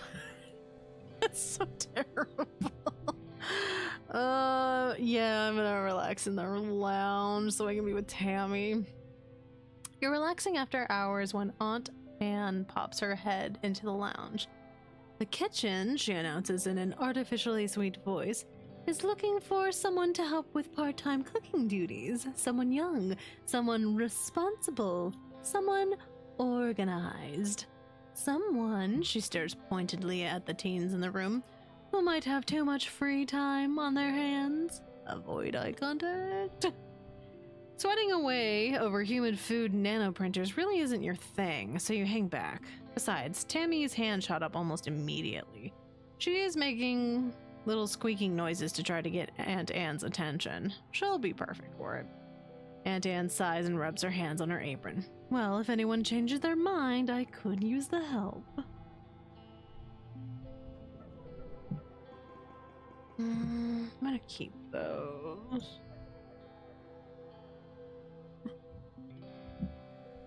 I And organizing?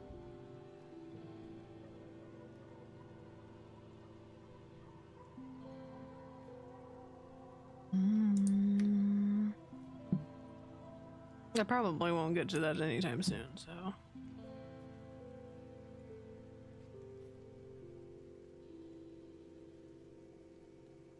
Maybe I should do something for creativity. I kind of dropped off on that. Empathy and creativity. Some stuff comes up with empathy, so let's do that. Oh yeah, I forgot about this one. Little Nougat is obviously fearless for an 8-year-old. She speaks bravely to adults and hates being patronized by anyone.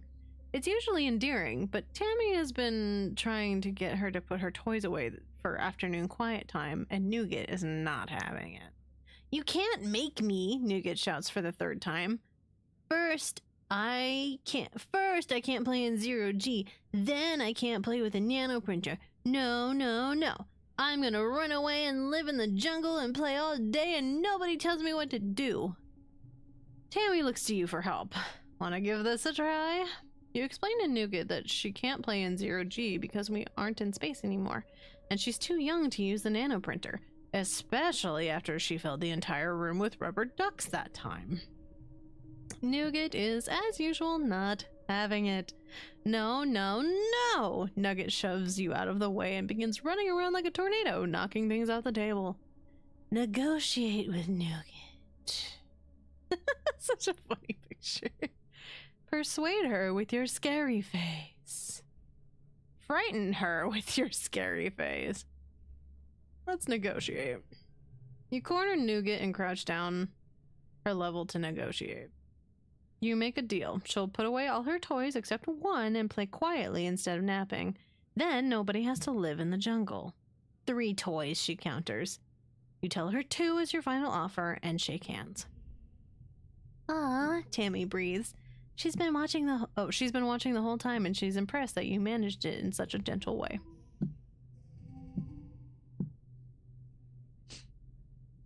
Of course this time I don't get gems.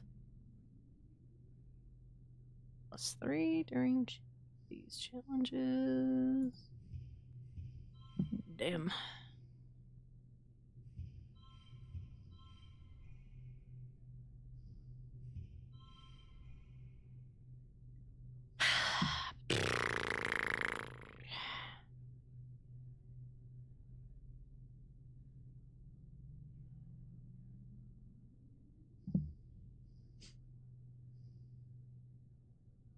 I just... that it helps. I... +2 bonus to pairs. Brr. Okay.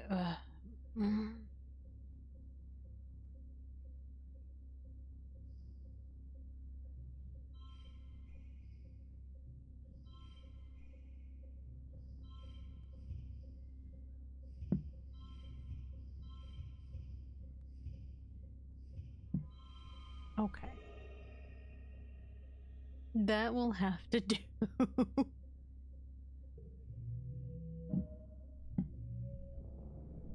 Oh, that's a lot of empathy. Tammy has something to say.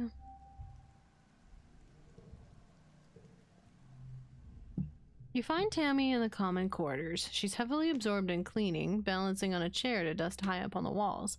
You always wondered who did all of the really thankless cleaning around the colony, and apparently the answer is Tammy. Tammy looks down at you as you approach and gestures to turn off her hair speak.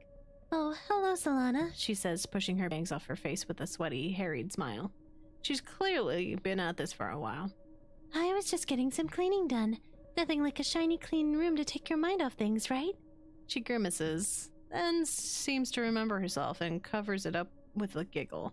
It feels forced. Is something wrong, Tammy? What? Oh no, of course not, Tammy assures you. She hops down off the chair and gives you a brief little squeeze. Gosh, that's so nice of you to ask. You fix Tammy with a look, and her smile falters. I mean, it's nothing, she says. I just, I overheard something I probably shouldn't have. She says, looking down at the ground.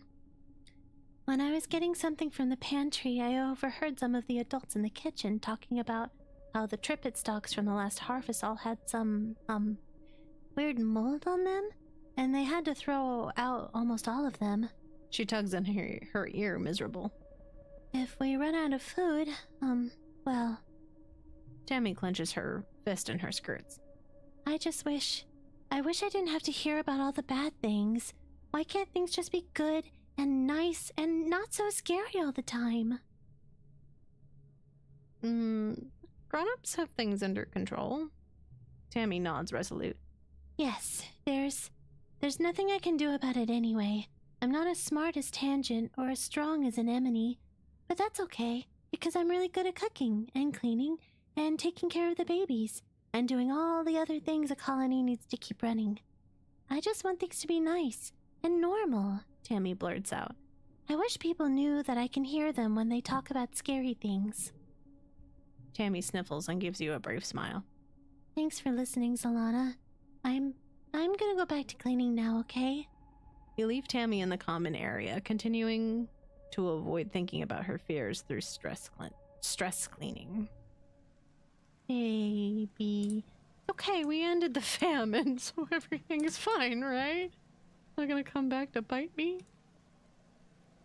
It better not.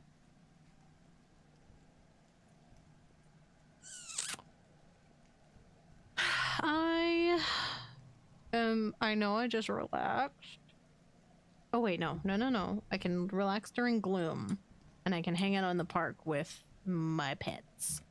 So, where am I? Close to getting something for engineering, so maybe I'll go do that. Let's get me 3 reasoning and empathy. I'm gonna do engineering. Tang flags you down in the hallway. Oh, Solana, do you have a moment? You go out on expeditions sometimes, right? She asks. At least far more than I do, or ever wish to, so would you mind doing me a favor? Of course. It's a small thing, really, and I'm to understand it's not terribly dangerous either, Tang replies. I simply need you to bring me some hopeye eggs the next time you come across a nest out there. I would ask Dees, but well, she makes an evocative, dismissive gesture. I'll keep an eye out for them. That's all I ask, Tang replies primly. They're quite common. If the reports from the foragers are to be believed, they tell me that they commonly find nests in the Valley of Vertigo. It's positively lousy with them. Okay. Could see what that's all about.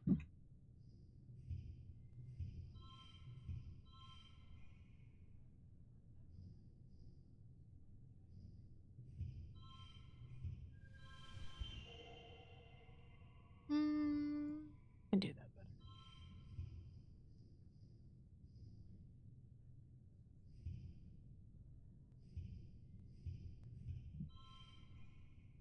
Yeah, sure. Yes. Oh my god, +3. Oh, that feels so good. We're still shy of getting a skill, but that's okay. Still gonna go relax to bond with my quitters. I can't sneak out yet. Oh. There are only a few glowing plants in the garden, so in the dark of glow you have to do a lot of outdoor work by lamplight. And the eerie, not light, fertile earth dirt looks the same as Vertumnan dirt. It's so hard to see what you're doing.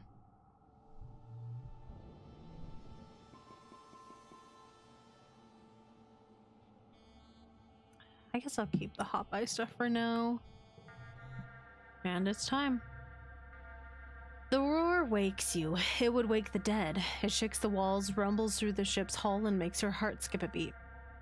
You're paralyzed by a sudden clench of fear in your gut. Through your porthole window, you hear a metal screeching and people shouting. Then another roar. guttural and rumbling like the sound of a mountain collapsing. Something enormous is out there. Here we go, run to face it. You don't know what gives you the courage, but you run out to the fields to face the horrible creature face to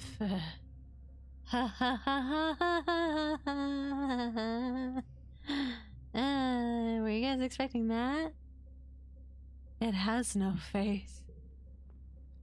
In place of a face, or even a head, its body just unzips, revealing a mess of writhing pink tentacles and blinking eyes, pocketed with jagged, asymmetrical teeth. It stands on 4 enormously powerful legs, each as wide across as tree trunks. Clinging to its back and its thick, slug-like tail are clumps of lichen that glow faintly in the night.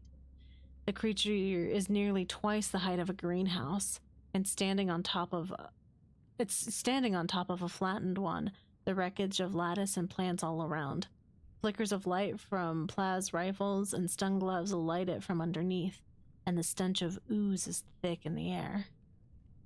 You see Anemone and her brother Calm darting in and around its legs with their twin shocks of red hair. The faceless creature lurches into another greenhouse, oblivious to the soldiers trying to herd it away. The monster left a trail of destruction from where it smashed right through the walls. Smaller creatures are pouring in through the gap and they're heading straight to command.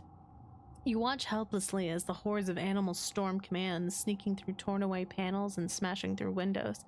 It's too far away to hear the screams, but Governor Edicott is inside. You have to do something. We're gonna save Governor Edicott. The smaller creatures are making a beeline for command, slipping into the heart of the colony while the defense squad is distracted. The line of slinking, many-legged beasts pass by much easier targets, moving with eerie, almost tactical purpose. Whatever's happening, you have to stop them. The scene in command is chaos. The blast doors that would have protected the bridge from depressurization in space are held open by a mound of corpses, both human and animal. And inside you hear Governor Edicott screaming for someone to help her. Combat challenge!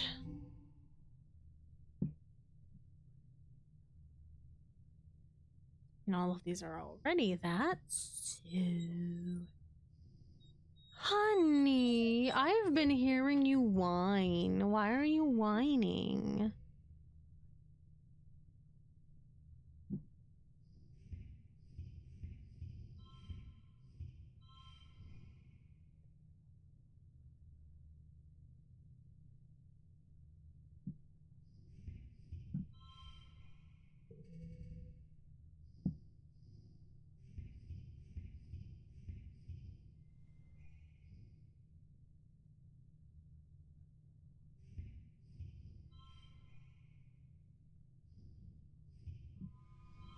That will do.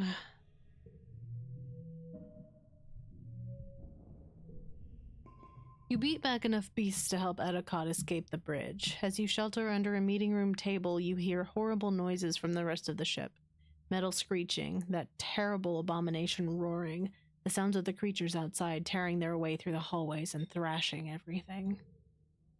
Suddenly, the ship lurches and drops a few feet, buckling under the weight of something massive. Out the porthole window, you see a fleshy pink tentacle slap against the side of the ship before the faceless abomination outside crashes to the ground, taking the entire outer wall of the ship with it. Edicott sobs quietly into her hands in the sudden silence. You wait a long time until congruence gives you the all-clear.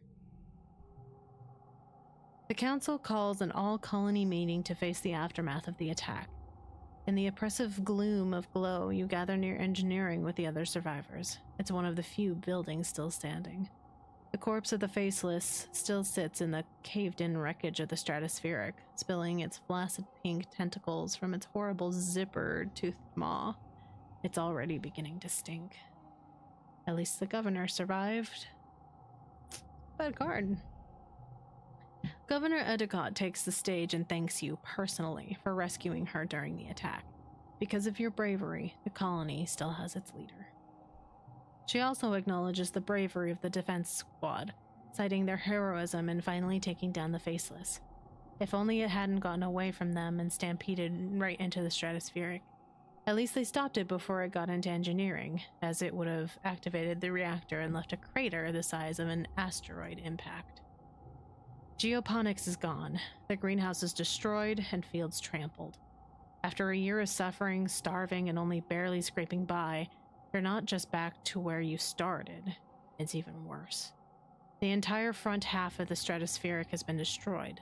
The living quarters, the canteen, the garrison, the lounge, even the creche. It's all gone. It's only by some stroke of luck that people hiding in the creche weren't all killed. Governor Edicott solemnly reads the names of those who lost their lives. Too many. You all stand for a moment of silence. You feel the weight of loss like a blow to your chest. Anemone and her family cry out when her brother Calm's name is called, and their quiet sobbing continues through the silence. With the living quarters destroyed, everyone moves into engineering wing for shelter. You're crowded into the classroom with other families. The adults try to make it seem like a sleepover, but you're all still so shaken.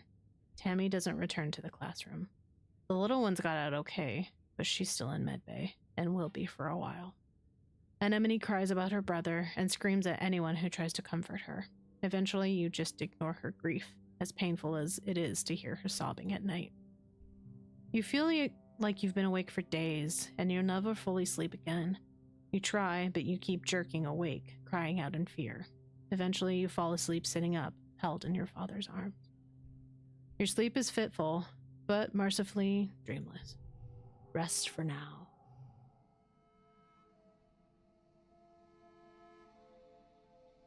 Everything be fucked up. Yeah, there's like nothing.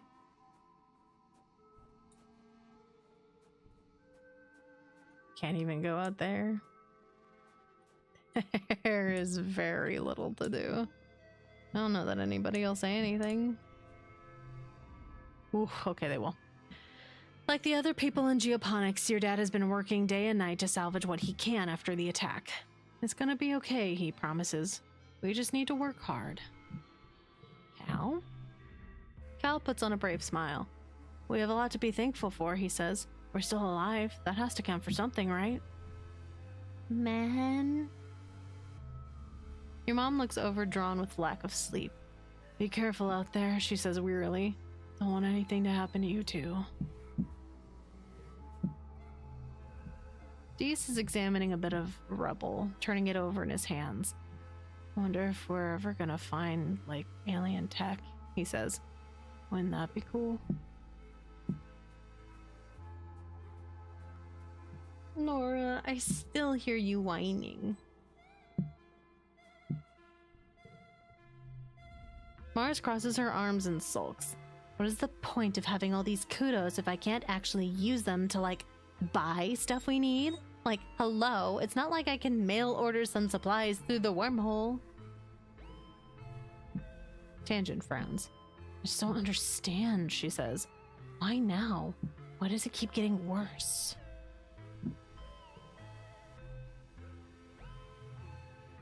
Engineering is crammed with families and what belongings they've salvaged from the destroyed living quarters. You could spend time in your crowded temporary lodging in the classroom or help the adults try to fix things. I mean, I actually have no stress somehow from all that. We're gonna help rebuild. And we're screaming. I'm guessing the cat has returned home. Or they heard something outside. Nora! Yeah, the cat has returned. The first month of quiet passes, each day plodding one after the other. Ma'am? No, you cannot scream at me like that. Ma'am. Ma'am! You cannot scream at me like that. That's rude. No, stop it. That's in the ear.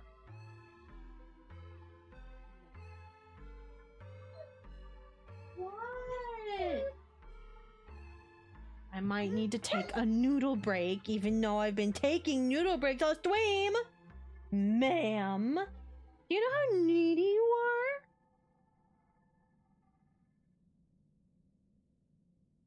She just stares at me like she's done nothing wrong in her life. Right, hold on. I'm gonna go do kickies with the noodle because I think that's what she needs right now. That may be what has been making her spicy. So I will be back in a moment. I'll give you the BRB screen and I'll be back.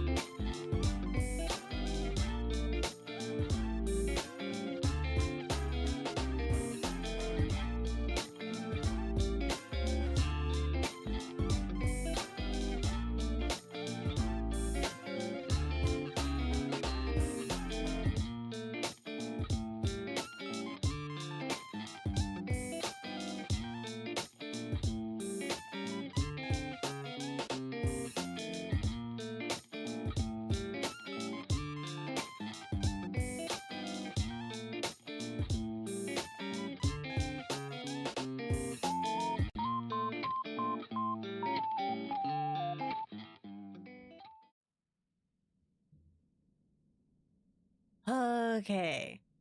Noodle is vaguely satiated, I think. Probably not that much, but we can pretend.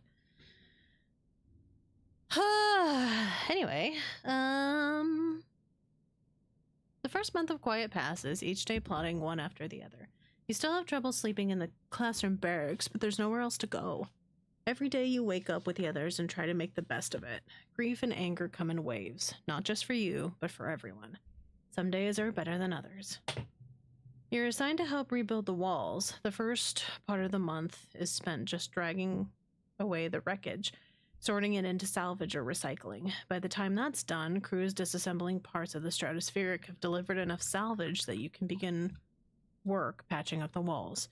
A sense of urgency permeates the crew. After everything, people need to feel safe. Deese is on the work crew with you, something he does begrudgingly. Walls didn't help the first time, he grumbles, whenever anyone asks his opinion.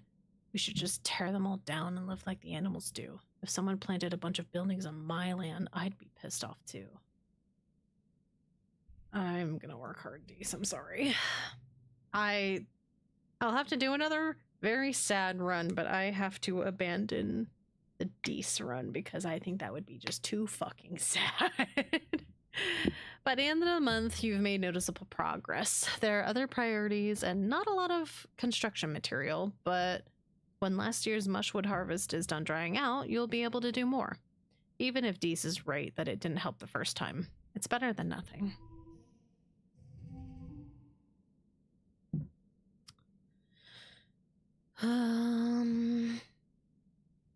Fuck. Of course I don't get. Okay. This one is unchangeable, so it doesn't really matter.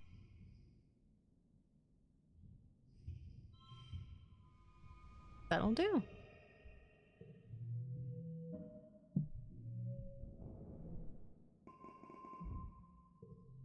Hey, that's getting me organizing. The sun's finally drawing again on your birthday. You wake early and climb to the top of engineering to watch the first sun's watery rays break the horizon as the wormhole recedes across the sky. Dawn should represent hope after a long period of darkness, but this light only reveals the full extent of the damage to the colony. You've been having trouble sleeping, like most people. It's hard to find rest, crammed into the classroom with all the other kids and their families. And every time you close your eyes, you shake your head and clear the memories. Is there anything you could have done, or is the colony destined to be destroyed no matter what you do? You pull your blanket more tightly around your shoulders. Not your blanket, that one's gone. And stare out as the sun rises on the horizon, meager and sickly. Hey, kiddo, you hear when your mom comes and sits down beside you? Thought I'd find you here. You both sit in silence for a while, watching the sunrise. Pick out all the broken glass littering the fields, glimmering like a field of stars. After a few minutes, your mom nudges you with her elbow. So, she says, your first apocalypse, huh? She huffs, smiling self-deprecatingly. First one's always the hardest, she sighs. When the first colony was attacked back on Earth, I thought that was it. Everything my parents told me about the power of community, all that, I thought they were full of shit, too. She turns and gives you a serious look. It's okay to be sad right now. And mad, too. I'm mad as hell. I want to get out there and rip every goddamn mushroom out of the ground, and that's keeping me going, for now. But that's not going to be forever, Solana, she continues. Eventually, that sadness and rage is going to cool, and you have to figure out how to feel after that. She points at your chest. Hope lives here, she says. It's the human condition. We just don't know when to give up. Your mom squints out into the sunrise. I had to figure out how to have hope, too. I needed it to get on a busted-up spaceship with your dad and launch myself through a wormhole. Hope is why we had you. She smiles. Things work out in unusual ways, Solana. It just takes time. You watch the sunrise together for a few more minutes. After a bit, your mom pulls out a little box tied with a piece of gardening twine. From your father and I, she says. Happy birthday, kiddo. Aww. You know what it is before you open it. Your old medallion, the one your dad made with the sun on it to represent Earth, was broken during the attack. In all the chaos, you didn't even notice, but your parents did, and made you a new one. It's just like you remembered. A similar design with a wormhole this time, to represent Vertumna. You thank her, and squint out at the swirling wormhole still barely visible in the brightening sky. It's so massive and awe-inspiring this time of year, but always seems to herald disaster.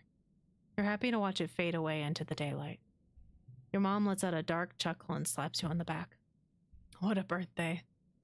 Here's to another one, right? You both head back downstairs to the wreckage of the canteen, where they've put up a temporary roofing with whatever tarps and scrap could be found.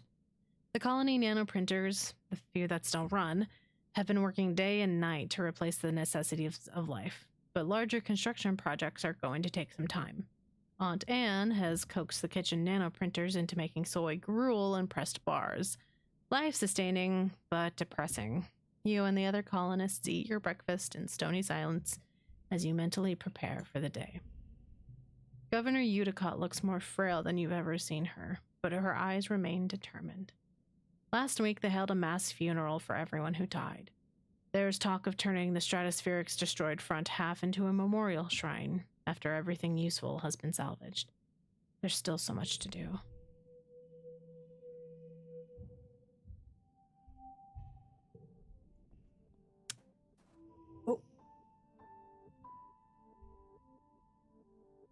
Oh, it comes from toughness. Red cards get +1 in physical challenges. That'll be nice. Alright, nobody... Oh, Tammy's still in medbay, huh? I'm gonna go visit Tammy, make sure she's okay. Okay, well, we're gonna rebuild because we don't have anything else to do. You're assigned to help out in geoponics. The agriculturalists have been hard at work trying to salvage what they can in the ruined fields and the destroyed greenhouses, but there's still a lot of work to be done. Your mom is in fine form in her role as chief cultivator. She'd never admit it, but managing a crisis is what she's made for. Cal's working in geoponics too, of course. He smiles when he sees you. Hey, Solana, there's a lot of stuff to do. What do you want to work on? Animal pens. The pens only suffered minor damage during the attack. Weirdly, most of the damage seems to have come from inside the pens, as if the normally tame animals have been stirred into a frenzy. Tangent is also here, though it's not to help hammer or nail things. She's studying the animals, trying to figure out what could have influenced them. She takes blood and hair samples and readings with some sort of complicated brain scanning device. Interesting, is all she says, not explaining her findings to you or Cal. Everyone is worried that this will be the final nail in the coffin for your food supply after the famine last year. You try not to think about it too hard, instead focusing on just doing what you can to help rebuild. Yay! Physical cards get +1!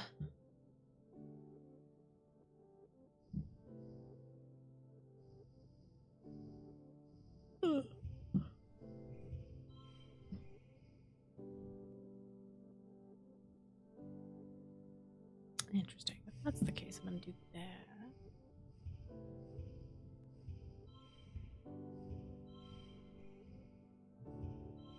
That is not enough. Kind of want to redraw my hand, but I don't have that many crystals. Is it worth it? Bonus to straight.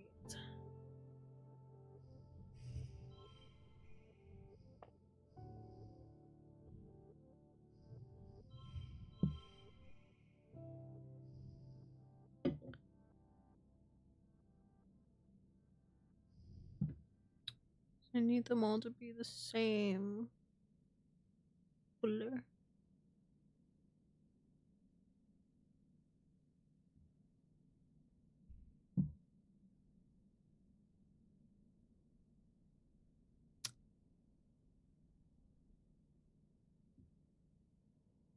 I think I'm gonna redraw my hand. This hand kind of sucks.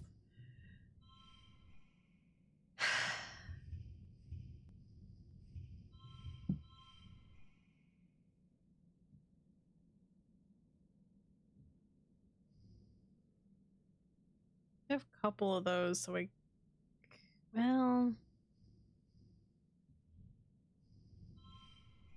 that kind of fucked with stuff.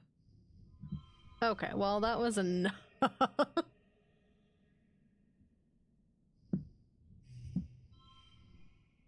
Whatever, it wins.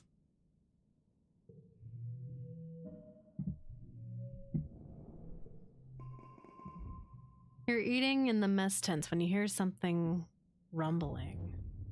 Your bowl and cutlery start rattling. People look around in alarm. Could it be another attack? So soon?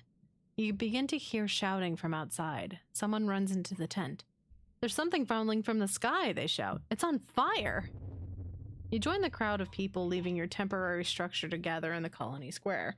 People are squinting up into the milky quiet sunlight, pointing and gesturing wildly. It's impossible to miss the thing hurtling towards you from space. It's like a great big ball of fire coming straight for you. Is this it? Is this the end? After all you've been through, a meteor's gonna land in the middle of your already ruined colony and kill you all? Noodle, would you like this? It's gonna be very cold. Is that okay? You can take your time with it. Okay, maybe that will shut her up for a little bit. There it comes. Mars grabs your shoulder. It's another ship, she exclaims. Look, it's another spaceship from Earth. Excitement ripples through the crowd. Could it be? You stare up unbelievingly at the rapidly approaching ship. The flames of its entry into the atmosphere dissipate, but a thick column of greasy black smoke trails behind it. Soon you can hear the whistle of it ripping through the atmosphere at terminal velocity. That is not a controlled descent. It's an enormous ship coming at you way too fast. The ship's reverse thrusters fire, trying to slow it down so it doesn't smash into a billion pieces when it hits the planet. Everyone scatters to take cover. You crouch behind some rocks, throw your arms over your head, and squeeze your eyes shut. You hear the massive spaceship touch down in geoponics, plowing through the fields and grinding over what was left of the greenhouses. You're thrown to the ground from the force of the impact as shrapnel and small rocks zing past your head. It grinds along like some roaring monster, cutting a great scar through the colony and kicking up an enormous cloud of dust. Finally, the ship comes to a creaking, shuddering halt. You and the other colonists carefully crawl out of your hiding places, coughing and rubbing your eyes. The new ship is half buried and obscured by dust, but you can tell it's from Earth. You squint to make out stenciled letters. Heliopause. A hatch opens in its side, and silhouettes begin to emerge. Silhouettes with guns. Soldiers march out of the dust and quickly surround all of the remaining colonists. More soldiers form two parallel lines from the ship to the square, their guns in parade rest, and a lone figure strides down the center towards you. Greetings, fugitives of Earth, the man says, spreading his hands wide. A dismayed murmur ripples through the crowd. The adults exchange significant looks. Chief Engineer Instance tries to slip out of the crowd, but she's stopped by the line of soldiers. The man smiles. He has a broad, easygoing smile that doesn't match the threatening aura of the soldiers, nor the smoking ruin of the ship behind him. I am Commander Lum, he says proudly. As captain of the Heliopause, I have come to render aid and bring you to justice.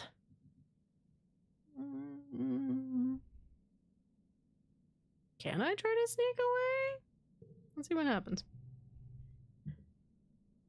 Ah, damn. The Heliopause soldiers have the colonists surrounded and shove you gently but forcefully back into the crowd. Fine, I'll listen to this douchebag. Edicott steps forward out of the crowd. You're not the commander of the Heliopause, she says firmly. Where is the person I was speaking to? Commander Morikawa. Everyone is surprised. Edicott has been in communication with this ship? For how long? I am captain of the Heliopause, Lum repeats stubbornly, then adds, according to the chain of command, we, sustained significant loss of personnel when we went through the wormhole. You can't help but notice many of the soldiers exchange looks this time. You wonder how many people had to die before Lum became commander. As the commanding officer, Lum continues, I declare this colony to be under our protection. As such, you are all now subject to the laws of Earth. To be quite blunt, young man, it appears you need us as much as we need you, Edicott replies primly. The Vertumnan colony, such as it is, offers our hospitality to our guests from Earth. Lum opens his mouth, but Edicott cuts him off. Now, there's no need for this posturing. Whatever the purpose of your mission here, you'll soon learn that on this side of the wormhole, we are all human. Right now, we need each other more than we need mandates from Earth. Edicott turns to the assembled colonists. Effective immediately, I will be stepping down as governor and turning leadership of the council to Lum of the Heliopause, she says. She smiles genially at him. I hope that will satisfy your craving for justice, at least while we get our feet under us. Judging from the number of guns on display, you don't think you have a choice in this. Oh, it's a good thing the colony is in such pathetic it's a good thing the colony is in such pathetic shape right now, your mom mutters under her breath. If they thought they were a threat, they'd probably just have shot us. Oh, if they thought we were a threat, they'd probably just have shot us. Your dad squeezes your shoulders and tells her to be quiet. No one knows how to react. A new governor from Earth? Nearly 100 new colonists, most of them trained soldiers? What does this mean for the colony? The crowd disperses slowly, and the council members follow Lum back to the heliopause, presumably to talk about the future of the colony. You hope. You track down your friends. So, what do you think about these new people? Mars asks. They're just gonna boss us around. Tang nods. They don't live here. They don't know what it's like, and they're just going to swoop in and act like they're better than us? She hugs her arms around herself. Did you see what they were doing to Instance? The entire colony, now twice as many of you, sets to work on salvaging the wreckage of the heliopause, tearing it down and combining it with the Stratospherics' remaining engine section. Spirits are high, though these new colonists from the heliopause aren't like any people you've met before. With their uniforms and weapons, they're more like an invading force than a rescue. You aren't sure what this means for the colony, or for your future. Damn, okay, this is turning out very different this time. As the dust settles, you rebuild your colony around this new ship, the heliopause. The new arrivals, soldiers mainly, are aloof at first. Many see you as fugitives. Together, you build new walls, living quarters, greenhouses, and a massive bunkered garrison. The Stratos engineering wing is the only reminder of your old colony. The heliopause brought enough rations for another 5 years, as well as a rich seed bank and working hydroponics. They also have more guns and explosives than you've ever seen in your life. Even the ship has guns. A full stomach, a roof over your heads, and the promise of safety convinces most Strato colonists to accept the Helios. In turn, the Helios decide that you criminals pose little threat. A grudging peace is brokered between the two groups. You decide they aren't so different, really. There are even Helio children born among the stars, just like you. After a month of hard work, you and your parents move into your new quarters. You get your own room for the first time in your life. You step out onto your very own balcony to watch the new colony, its grounds bustling with so many strangers and strange new ideas. You feel something rising in your chest that you haven't felt in some time. Hope. Excitement. What will the new day bring? You better get out there and find out.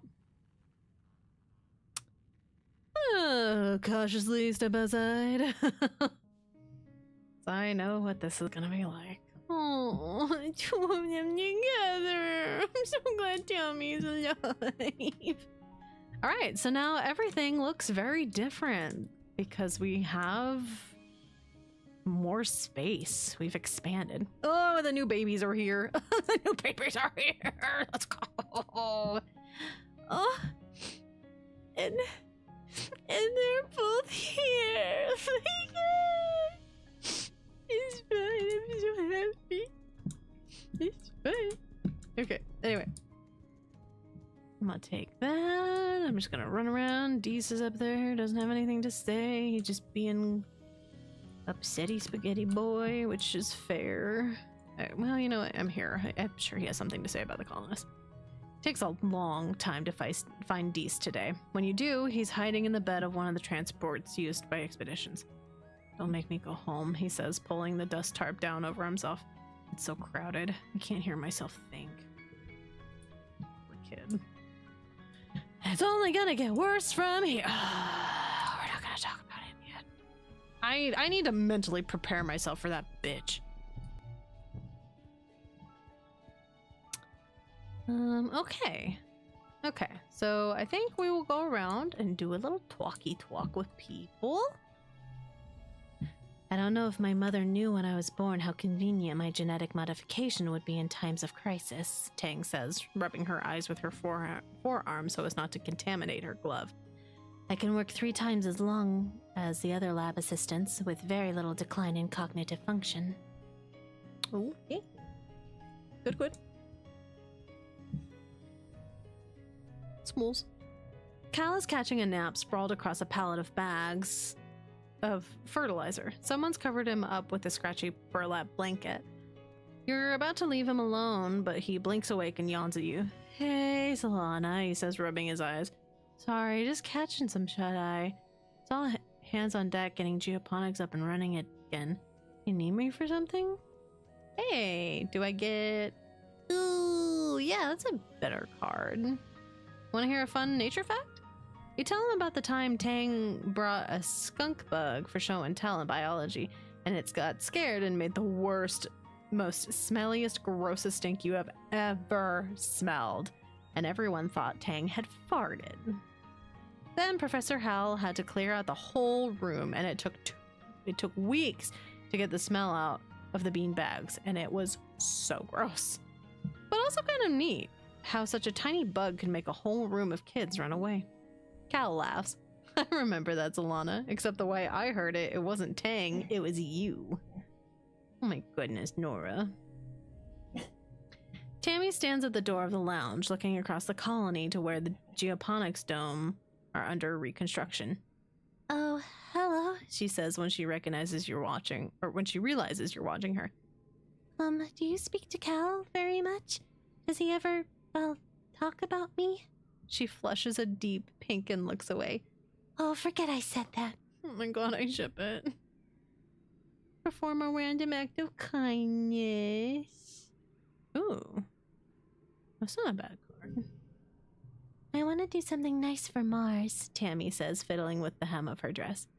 But I don't know what. She just nanoprints whatever she needs. She snaps her fingers.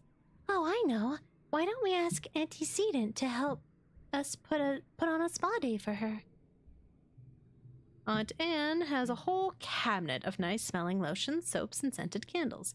She lets you choose a few of each and reserves one of the private lounge anterooms for you. Sure, Mars can buy her own lotions, but what she can't buy is the loving servitude of her friends. You help Tammy primp and pamper Mars. She's surprised and a little humbled by the attention, and gives you both a genuine hug and thanks. Tammy has good instincts. She always knows what people secretly need, and Mars needed to have something nice given to her instead of having to demand it. She's such a sweet bean. This is also a sweet bean. Nora, I gave you a tasty, and you cleaned it.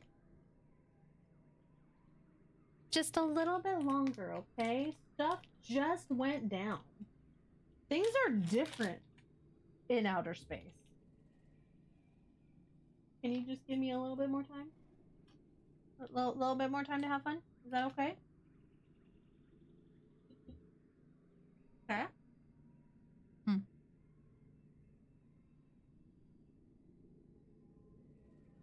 I also got myself an ice cream sandwich and I kind of need to eat it. Nora! Stop. I can't give you anything else.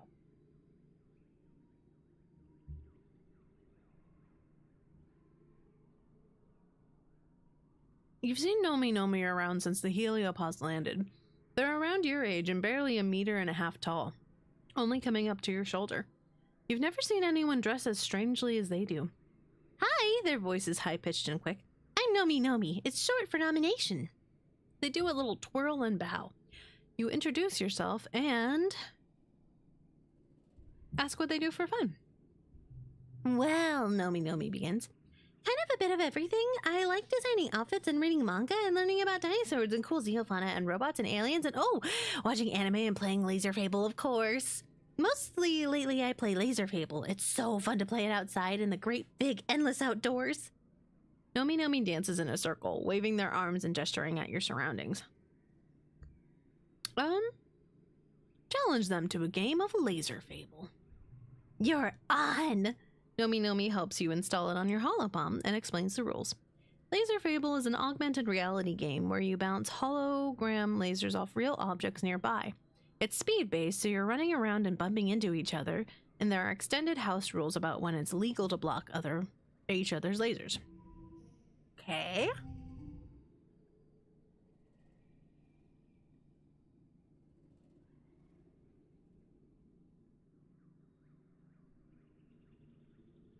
Huh. Well, this is a ham. I might not get this one.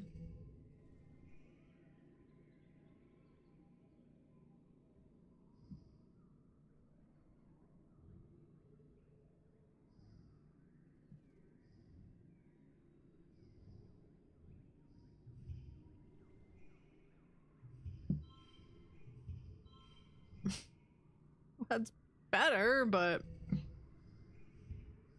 Oh, 34.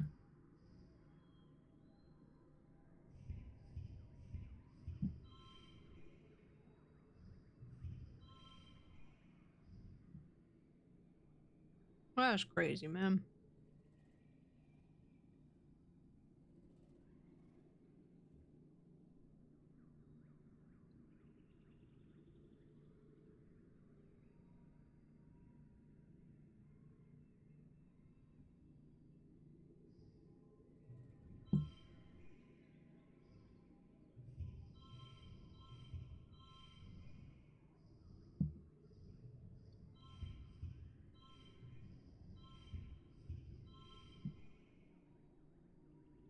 I don't know how much it matters.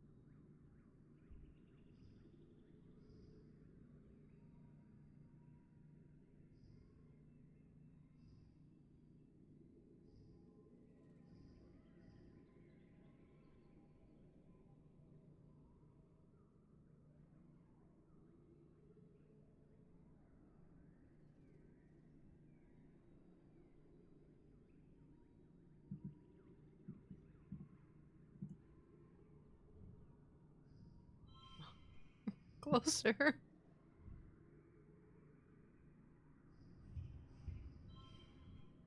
Oh, that's right. It's locked.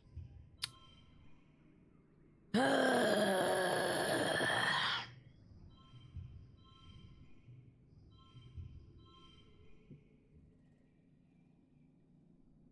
think we'll just have to stress through it.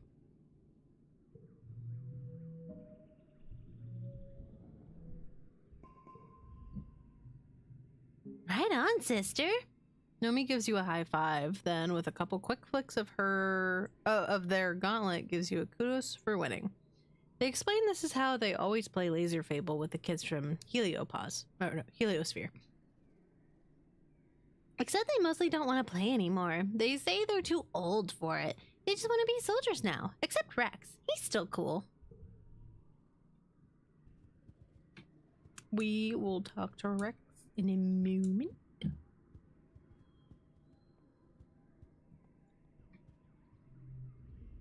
Mars grabs your arm and hauls you somewhere a little more quiet. OMG, she says. So I was making out with one of those Helio kids? Don't make that face, Solana. It's no big deal.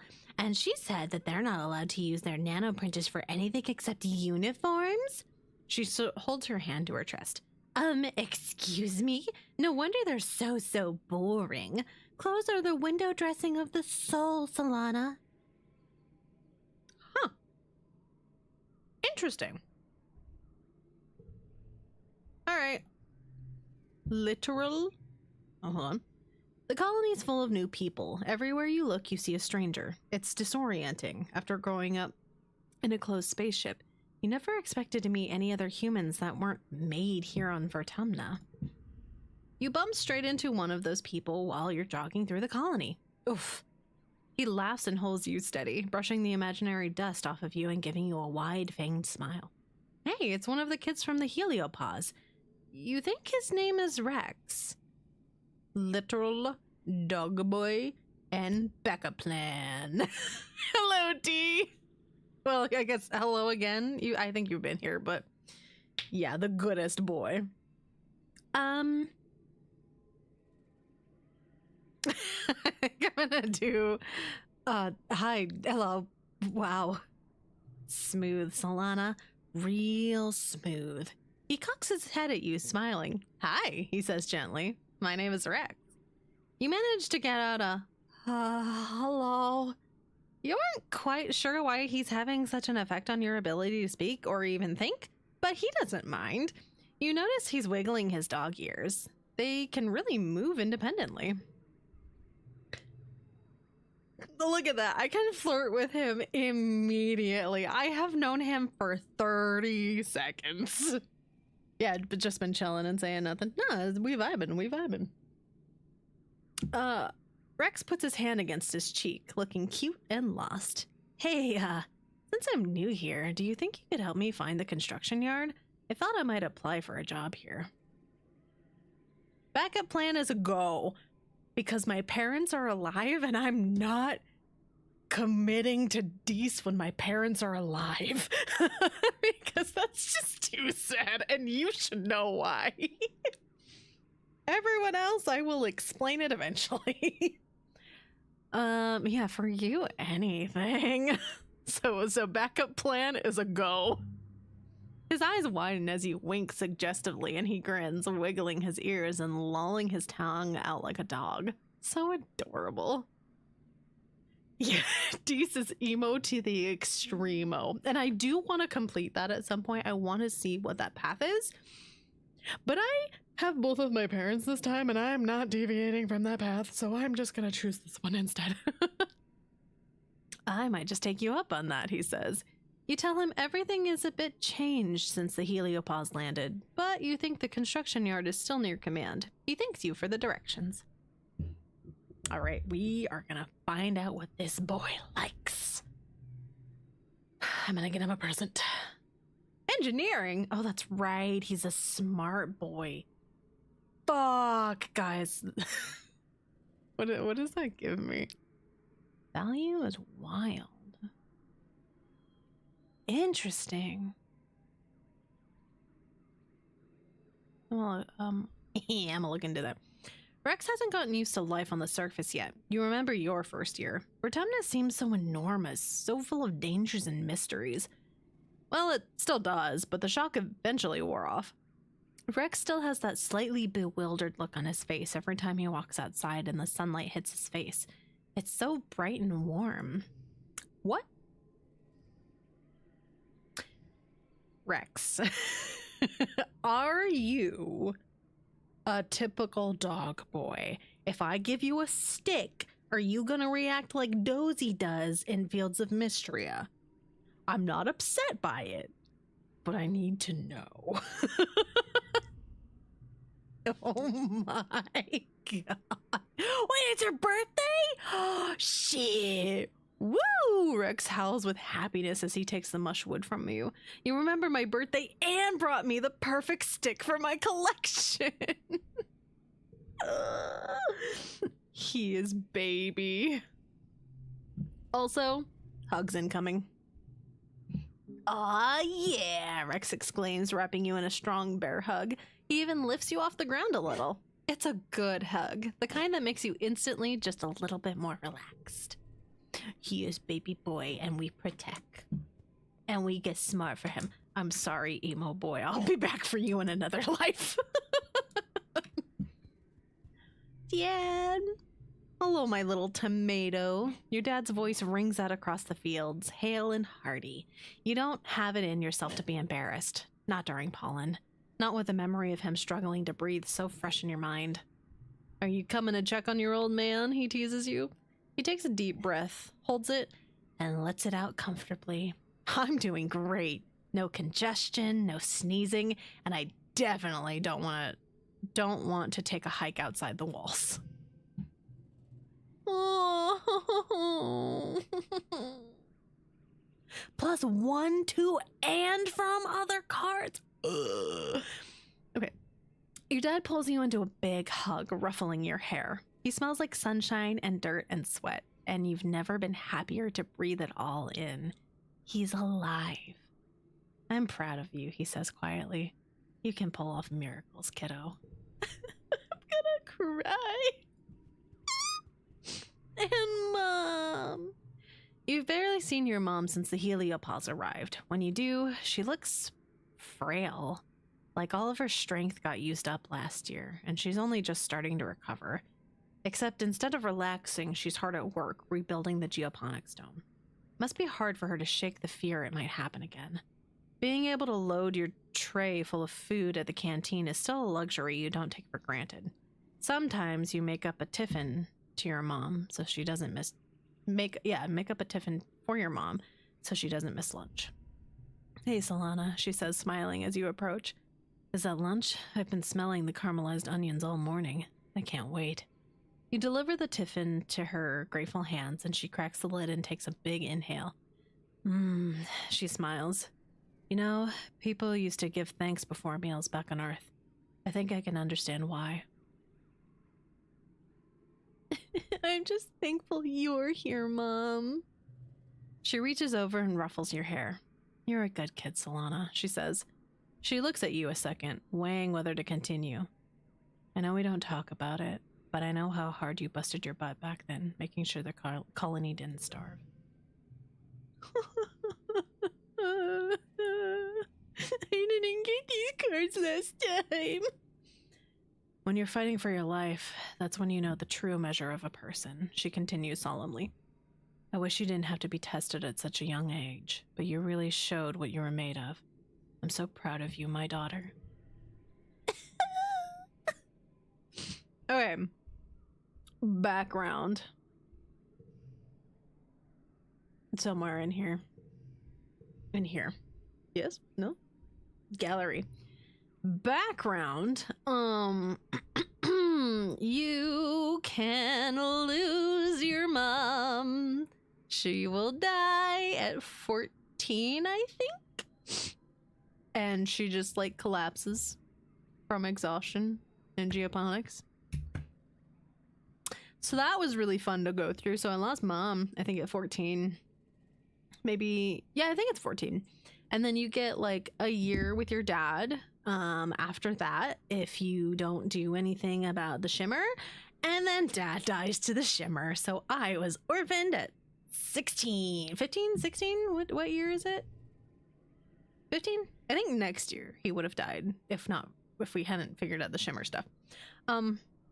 Yeah, because I think we had 1 year of him being in this new colony, but the shimmer just fucked him up and he ended up dying. And then we cured Shimmer because they were able to dissect his body for science and get the cure that way. But we didn't have a family anymore, so we were orphaned, and that was really fucking sad.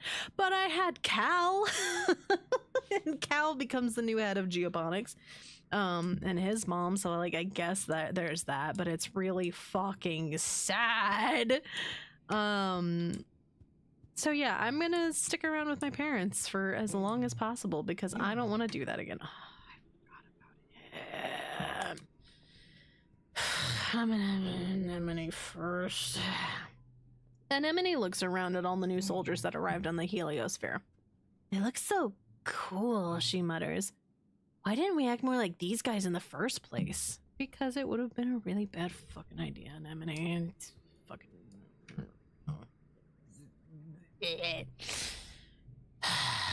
This son of a bitch.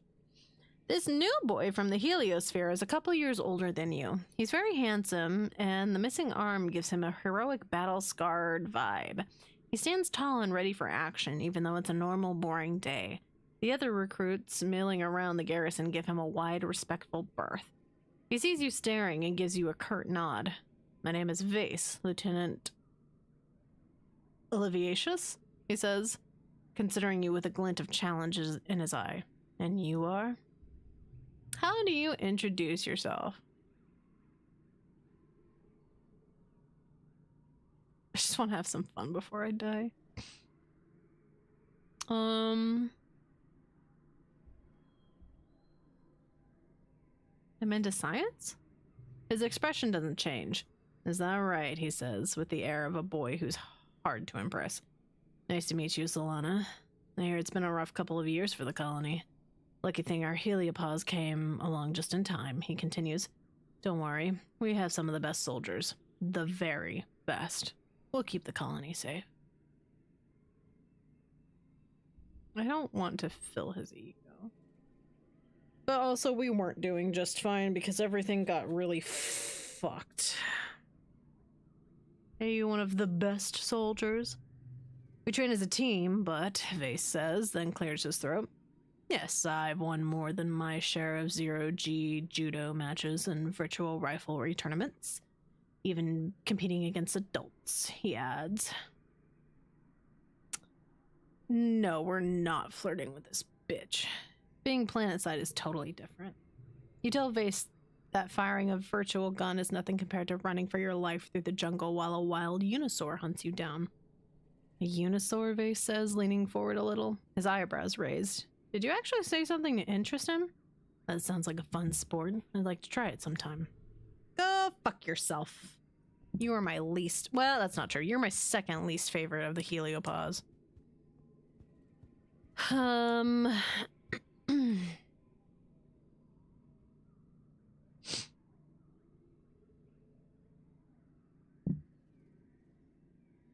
guess I want to do a little bit of engineering because I want to do stuff with Rex. But I kind of want to go out too because there's some stuff that I can get. Yeah, top least favorite is reserved for top dog. Fucking lum.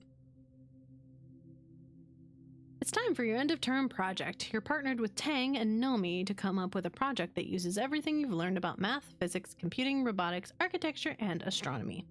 I know, Nomi exclaims. We should go down to the Helio engine room and see if it makes us think of anything. Great idea.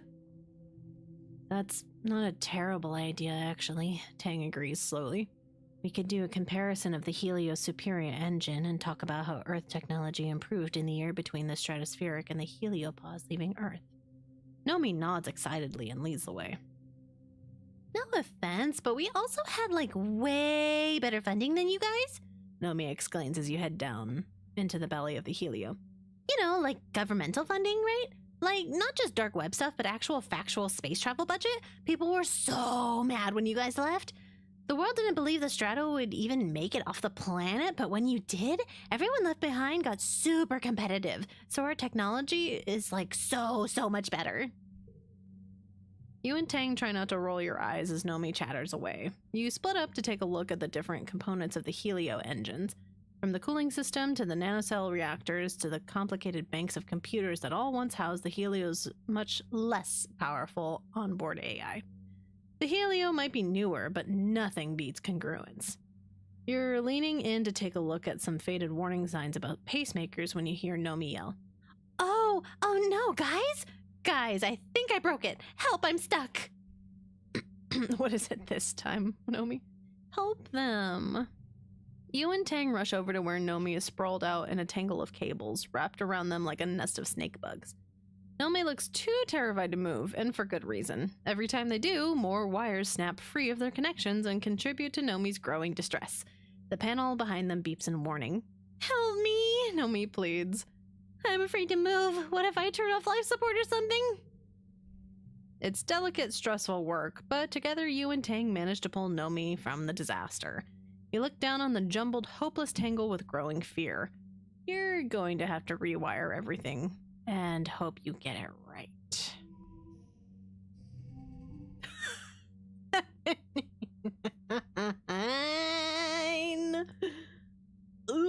Okay. Okay. Uh-huh. Yep, this is gonna go great. I need more of these, please.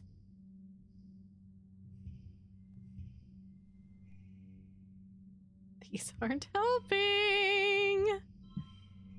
Brother. Oh, okay, okay. I mean, it's not terribly helpful, but I mean, it'll make me stress through it.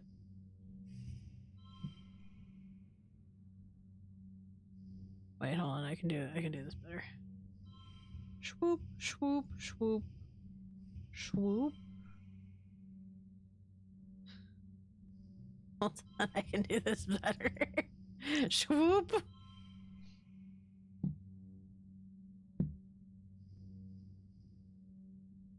Hold on, I can do this better. That's as close as we're getting. Damn. That kind of makes it up a little bit, but it still works. We'll just push through, it's fine. We'll rewire it. We can figure it out. That's such a cute card. Ooh, interesting. Okay. You all breathe a sigh of relief when all the cables are reconnected and everything stops beeping. I knew we could do it, Nomi says, looking relieved. And now we know how it all works. You work together on your final project, which is a full schematic of how the Helio engines work. Nomi contributes some intensely detailed drawings, and Tang makes sure everything is correct. You write up the comparison between the Helio and the less complicated Strato. Congruence looks over your work. Congratulations, you three. This is wonderful work. You officially pass, but there's always more to learn and more to teach the others. By the way, she adds with a wink, good work repairing that power array as well. Don't worry, I won't tell. Ooh, increased rewards for studying engineering. That seemed worth it.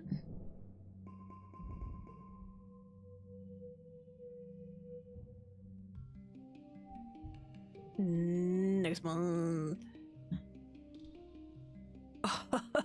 Oh, draw an extra card. Yes, please. Aw, sick. I don't think anything's going to have changed because we're still in the same season. Also, I like the little art of Solana up there. Just meh. I think I'm gonna hang out in well, what's up here? Okay. I don't know what to do to hang out with Rex and the others, unless maybe we just hang out here. The new common area is a hastily constructed platform clinging to the side of the heliopause. Crews are hard at work incorporating the rigid hull into the natural landscape, creating a charming open-air place for gathering, eating, and relaxing. Just outside, you can hear construction happening on new living quarters for everyone from both ships.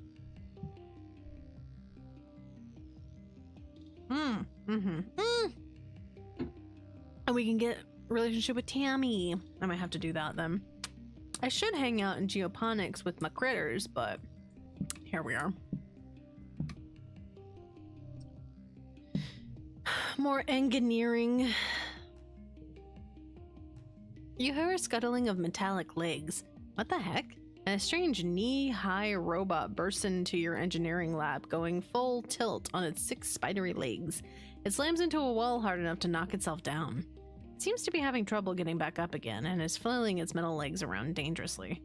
Damn, I was not prepared for that. Not even close. Put it back out in the hall. Oh no! Oh shit. Ouch, it accidentally slashes you with a leg while scrambling to find purchase. Stupid robot. Whoa! Professor Hal laughs sheepishly, jogging towards you. This little bot got away from me again. It's always bursting out of the robotics lab. Wow, a robotics lab? Yeah, they put me in charge of the robotics lab on the new ship, Hal explains. Between you and me, I think they probably asked Instance first, but she was too busy. I'm not really sure what this one is yet, he continues and snatches the bot up with sure hands. Its legs flail wildly. They have a taste for blood. If you get good enough at tinkering and want a job, come have a chat with me. 1 sec, it's +2.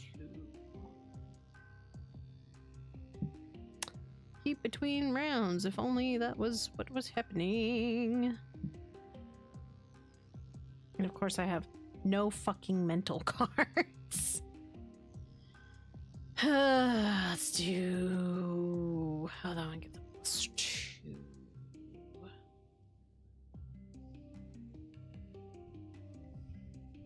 Oh, wait, no. No.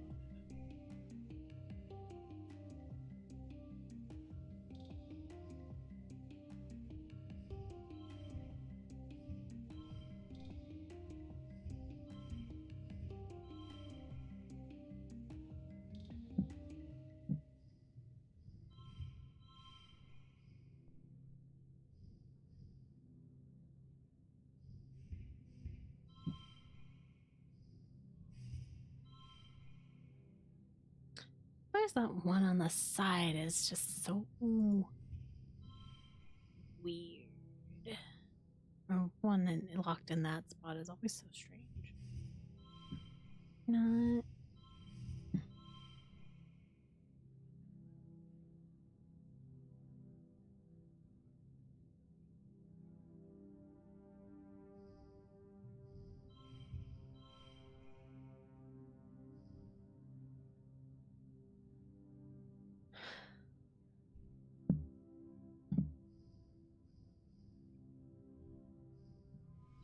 Yeah, and then I don't have to add extra stress.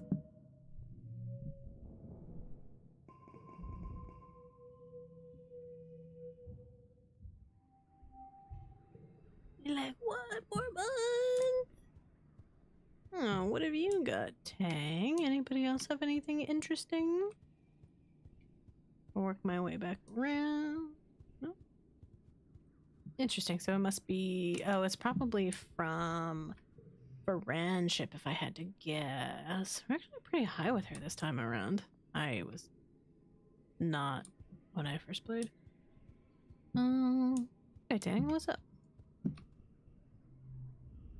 You spot Tangent leaning against the wall outside engineering. She's yawning, rubbing her eyes, and staring off into space. She startles as you walk up. Oh, Solana, I was just taking a short break. Yawns are infectious. Join in and yawn too. Did you stay up all night too? She asks. I didn't even remember when I slept last. It might have been a few days ago. You haven't slept in 2 days? More like 3, she replies, then pauses for another jaw-cracking yawn. But as I said, I'm tired. Even my enhanced body has limitations. You look at her quizzically. I don't need to sleep as much as other people. It's a genetic... What's it? She says foggily. You know, a DNA enhancement. I guess sometimes even I forget to do it. I should set myself a reminder. Hollow, add to schedule. Sleeping nightly, 2300. For 3 hours. Her hollow palm emits a tone in response. Tangent nods sleepily. That should do it, she murmurs. Her eyes are practically closed. Find her someplace to take a nap. Tang follows you obediently into the engineering wing, too tired to protest. You slip into medbay to grab a blanket and pillow off a shelf. By the time you return, Tang's already fallen asleep, curled up in an egg chair in the waiting area. You gently place the blanket over her, and she hums happily before going slack with much-needed sleep. Aww. She is baby too. Okay, let's relax. Oh, well, okay. The old lounge is toast. What was left over from the attack last glow was destroyed in the crash. The new lounge just isn't the same. You miss the beanbags and the walls covered with art you scrolled as kids. Someday this place will feel like the heart of the colony again, but right now it just reminds you of how chaotic and horrible this past year has been.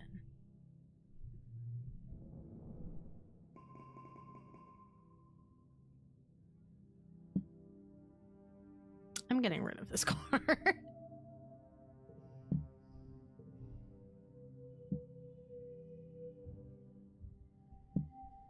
Yippee! Any collectibles for me to have? Any? Any at all?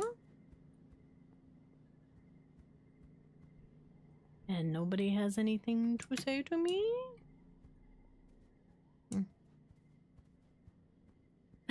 That is something. Just the person I was hoping to see. Your dad jogs over with a sunny smile. Hey, you want to get your hands dirty? Well, more dirty? The survey teams are bringing in a ton of animals we're working on domesticating, and we could use your help. You already know your way around a shuffle, so I figured you wouldn't mind stopping by sometimes and giving your old man a hand, he says, pointing towards the animal paddocks. Cal is helping out too, so you'll have a friend to work with. And if you happen to be out with the survey teams, keep an eye out for more animals to bring home. Sure. Yay, your dad smiles. Great, see you there. Okay, I kind of want to do that, but I think I want to get my engineering to 40, which I think we only need to do one more. Then we can do the little thing with Rex, and I think that'd be cute. Which, by the way, it does say... Hey, perfect. Early pollen. Oh, his description is adorable boy from the heliopause. Oh, he likes cake. I don't really want to find out what he dislikes.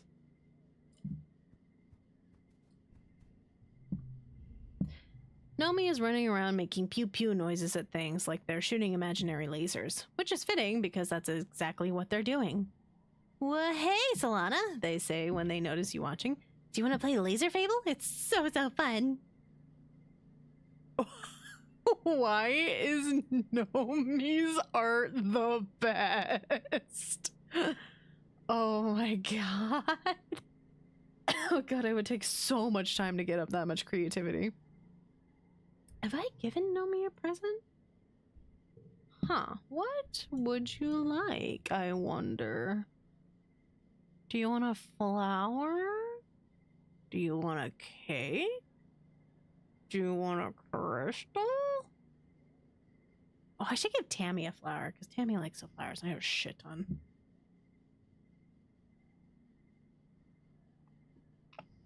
Let's try cake. Let's see how they feel. Oh, yum, yum, yum. Looks really tasty, Nomi exclaims. I'll eat cake any day of the week.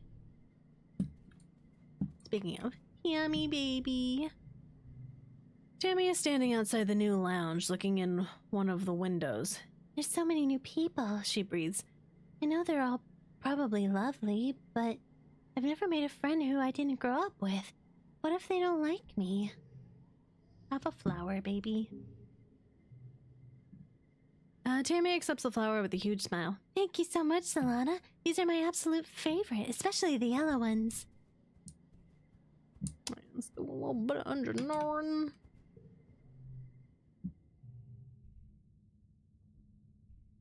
Damn.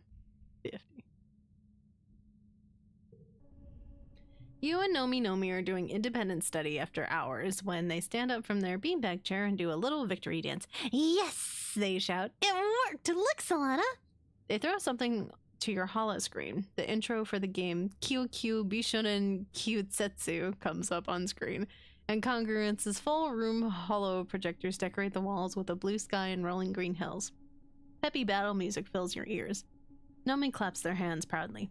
I installed it on the classroom mainframe, they exclaim. It's so much faster. There's no latency at all. Suddenly the lights go out. Nomi screeches and hangs onto you in the dark. Oh god. The lights flicker back on, but only a few seconds at a time before going dark again. The temperature drops. The holo projectors no longer display the lush meadows, but instead a ramshackle wooden cabin with various horrible implements hanging on the walls. Hello, children. Oh no, Nomi moans. I must have installed it into Congruence's memory. She's being affected by the game's code. Congruence's holo projection appears in the middle of the room. She's facing away from you. But when she slowly turns around, you're horrified to see that her face is smeared away and featureless. Do you want to play?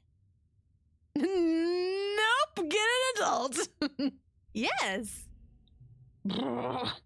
An unnatural growling noise fills the room. Nomi squeaks and hides behind you, but it doesn't matter. The noise is everywhere, surrounding you. Congruence's holo projected form flickers and becomes a shaggy manticore with glowing eyes, and then it's gone. A howl echoes off the walls. The hunt is on. You and Nomi fight your way through Congruence's holo projected nightmare, encountering beasts the likes of which you've only seen in books from Earth. They stalk you through misty forests and trap you in dank-looking cellars. They scream and moan and cry and howl. You've never been so scared from a hollow game. It feels so real. I didn't make this, Nomi says, their chest heaving as they look around for the next creature. This isn't even the game I installed. Congruence, the manticore, reappears, a ghoulish apparition. Is this what you wanted? No, Nomi screams. Solana, what do we do?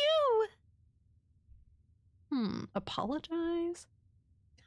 We're not asking Instance for help. Well, we can ask Professor Howell to help. No, we'll fix it. We're smart. You use your holopalm to access Congruence's system files. It's not, strictly speaking, allowed, but neither is installing game software into your brain. After a few minutes of hacking, you realize something doesn't add up. There's no trace of Nomi's game here. Congruence is a massively intelligent being. There's no way she would have allowed her base programming to be manipulated like this. The lights flicker back on, and Congruence's hollow projection smiles cheerfully. You solved my puzzle, she chirps and plays a recording of cheering and clapping. I thought simply telling you not to install unimproved software would be boring, she continues. You'll certainly remember this lesson. Nomi clutches their chest. Yeah, for sure, they say. I'm never doing that again. Congruence is such a shit poster.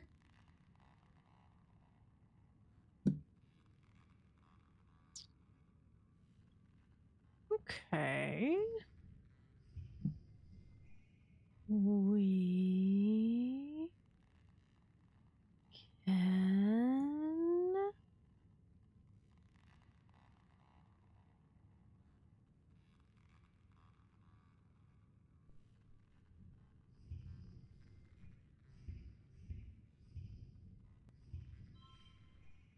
Not that that's gonna help all that much.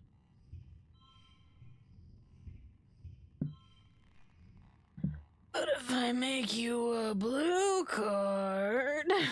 Hold on. Where do I do that? Okay. I won't even have to use anything. I can just do that, which is fine by me.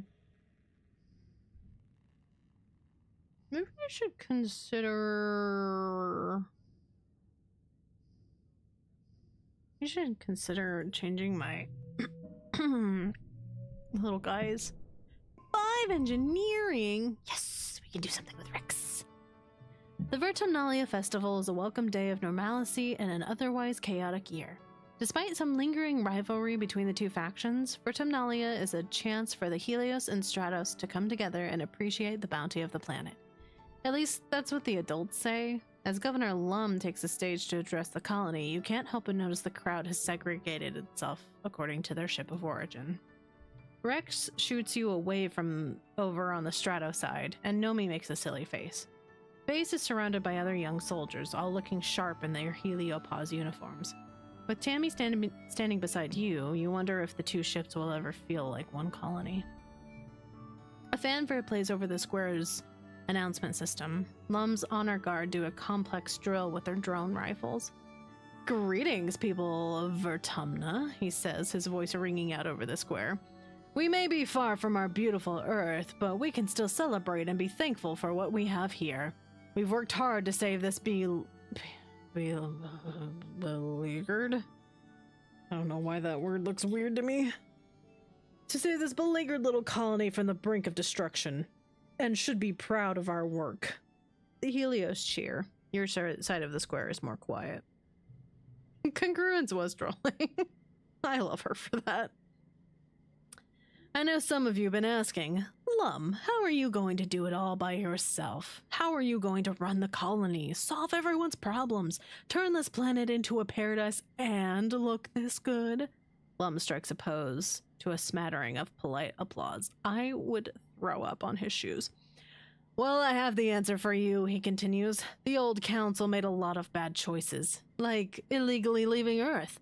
But I believe in second chances, so I've appointed the original department heads to my own council, Lum's Council 2.0. Better not disappoint me, he laughs and makes finger guns at the department heads at the foot of his podium. Stay on your toes, Stratos.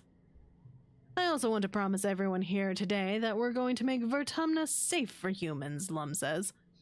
The next time those bastard Xenos attack, we're going to blow them to so many little pieces there won't be enough left to wipe off our boots. You've already got the defenses, he says, gesturing broadly to the new, taller, thicker walls. And we're building homes for everyone. Homes where people can raise children again, knowing that our military men and women are keeping us safe. Big cheers from both sides this time. Some of the colonists around you even have tears in their eyes, especially those who lost family in the last attack. Lum goes on for a while, lionizing the Heliopause's military strength and casting subtle digs at your failed colony experiment. Finally, the crowd disperses to set up the square for the afternoon festivities. Some traditional and some new. At the tables, Aunt Anne and the kids are setting out the spread for dinner. There's an unimaginable amount of food, thanks to the Heliopause's huge ration surplus and the piles upon piles of xeno meat from the hunting parties, for those who can't stomach it. Or for those who can stomach it. Anne is all smiles, clearly making an effort to move on as Lum mandated despite still mourning her lost son Calm. But not even the festive atmosphere can force a smile on Anemone's face. Who do these Helio jerks think they are? Right, Mars exclaims. This Lum guy is a tool. Did you hear what he said about us? How crass. Like, have some respect. Deese arrives, carrying a big tureen of stew.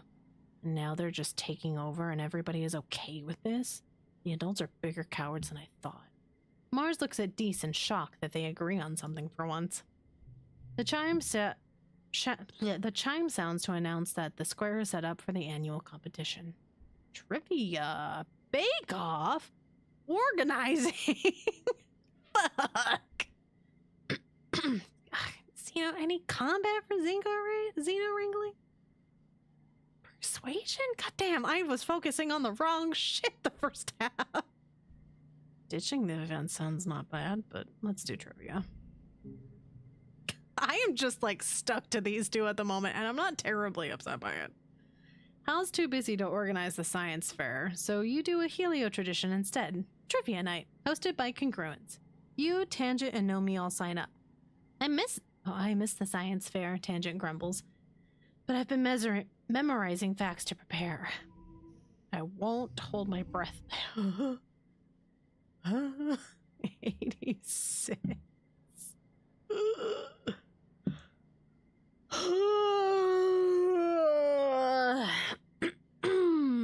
Shit, does this mean I can, like... God damn! Okay. Yeah, what if we do that? Did that? Well... Actually, I think I will save that. I'll do that. Wait, that helps.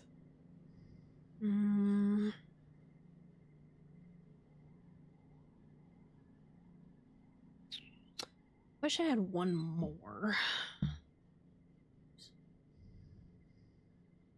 Ooh, the first one is free? Give me that. Damn it. Well, that, and that.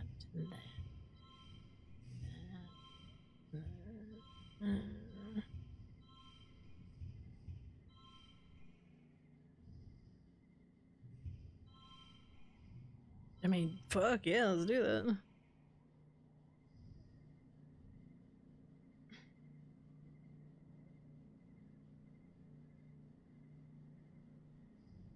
Okay, this might happen. This might happen. Let's make everything blue. I'll put you at the end. Oh. Yeah, we're not gonna do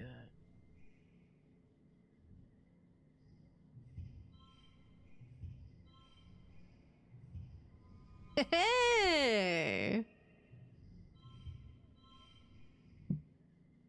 Yeah, let's do that. That looks good.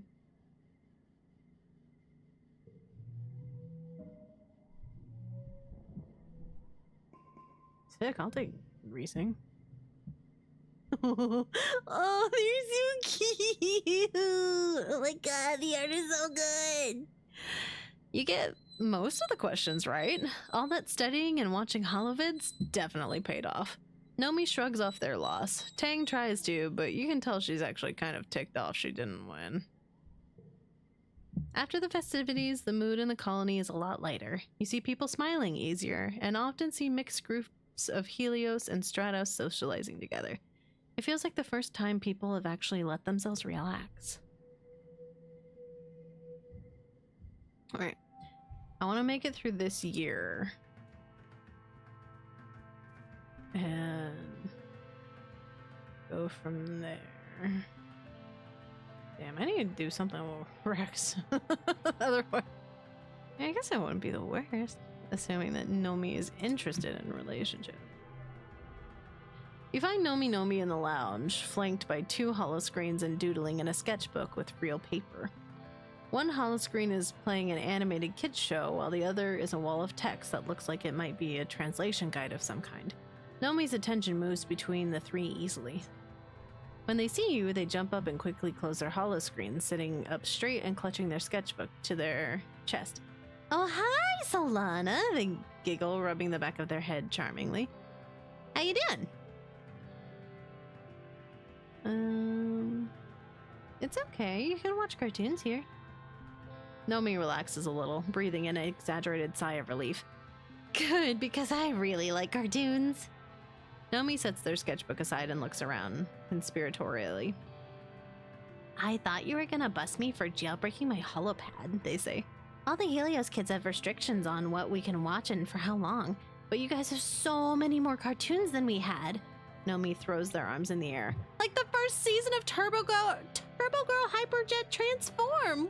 What? I love Turbo Girl Hyperjet Transform.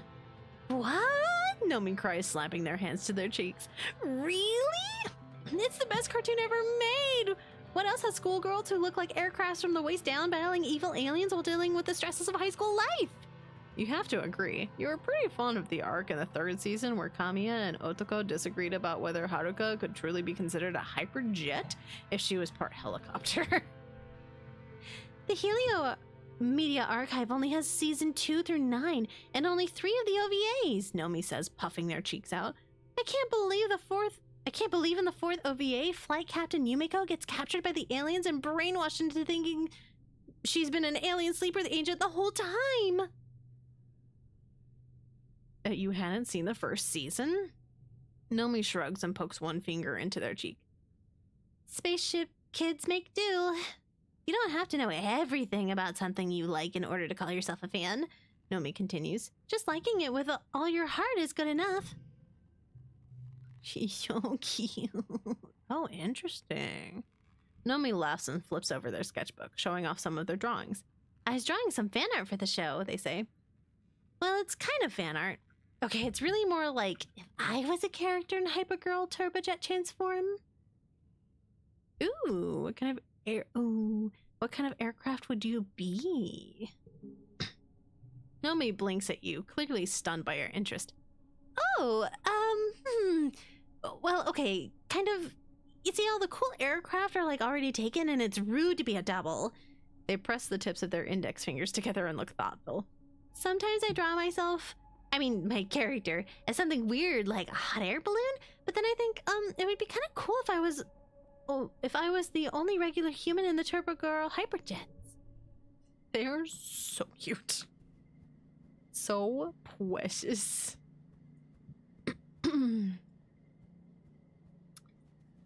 Okay.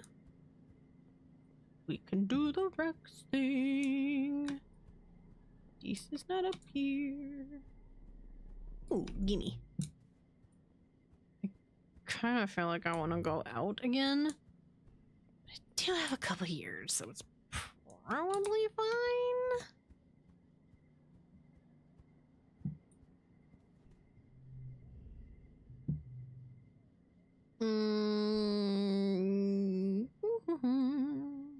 Alright, that's still the same. help Rex build something. Actually, I'm working on something right now, Rex says, producing a holo projector. It looks so familiar. Wait, it's the holo projector you used to watch videos on in the creche. It's been broken ever since the creche was destroyed.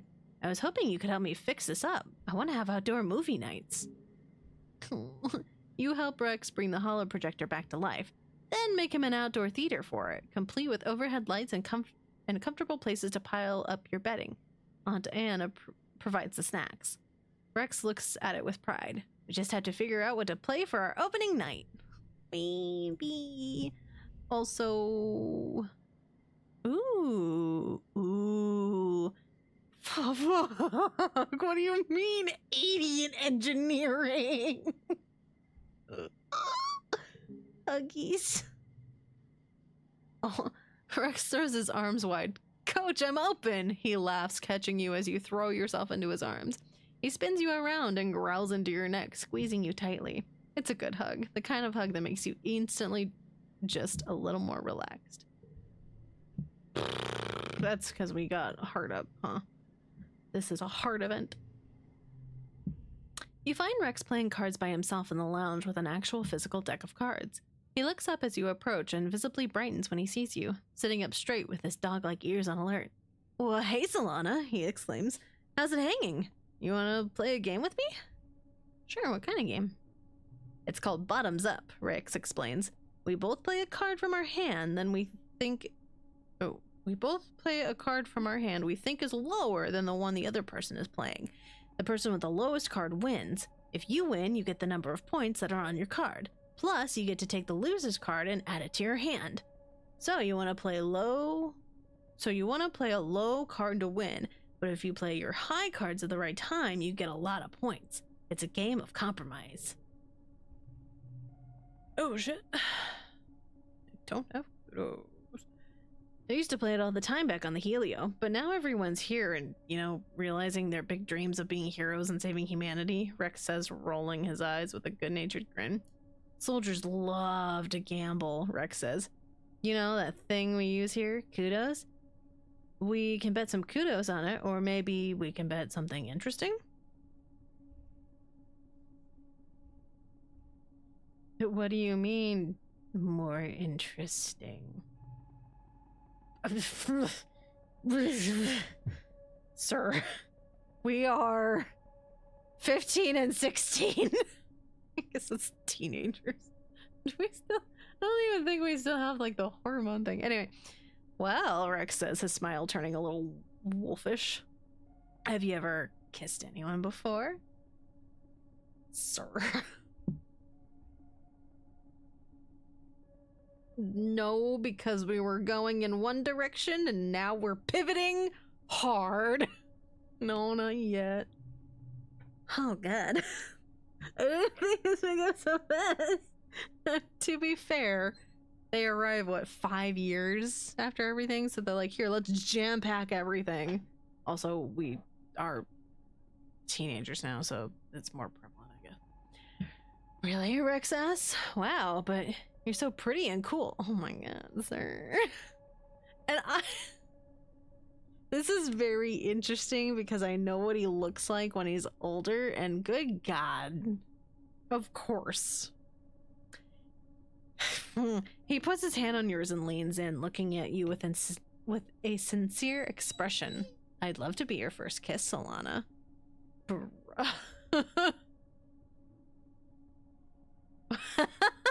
Okay, I like this answer. Because that's funny, but flirty answer because this is plan B, baby. Sure.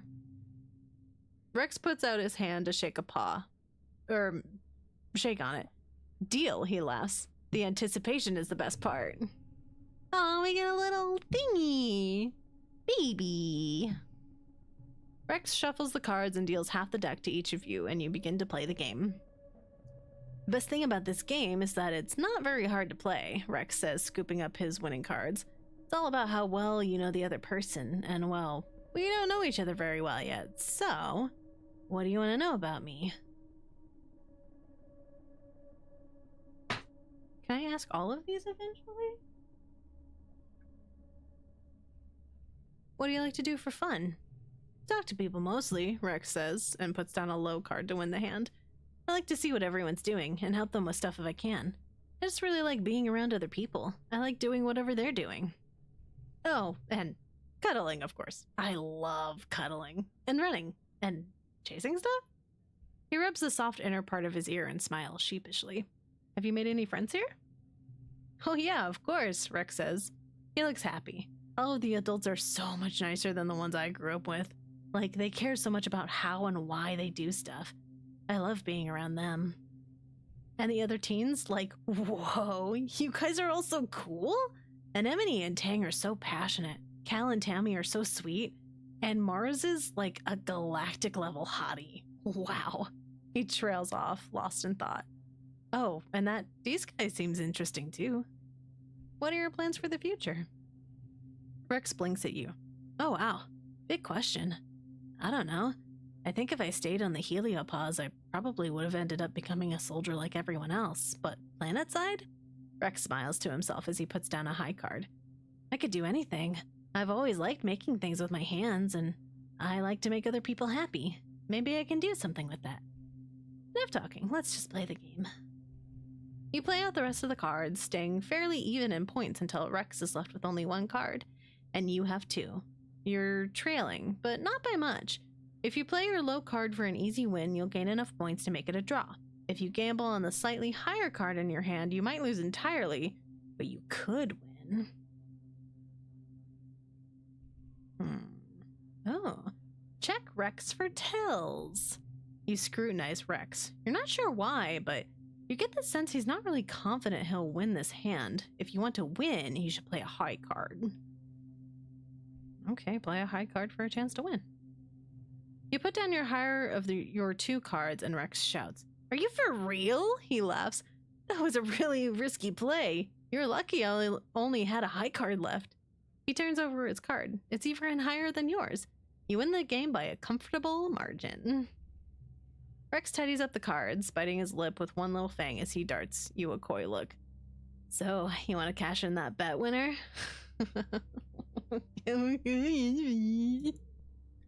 Rex giggles and leans in, cupping your cheeks and placing a soft, thoughtful kiss on your lips. It doesn't last long, but you can tell he's a great kisser. He smiles warmly as he pulls away. Thanks for playing with me, Solana, he murmurs. Maybe we could do it again sometime? Bruh, how do I make it farther with this dog boy than I did with Cal? It took until like we were 18 for anything to happen.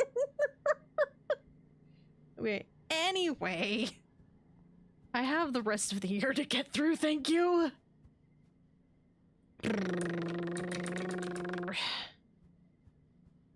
What am I doing?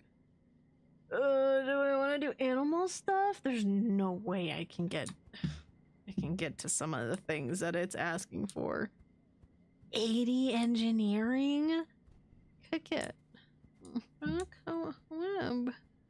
More with Tammy. I want more with the bean.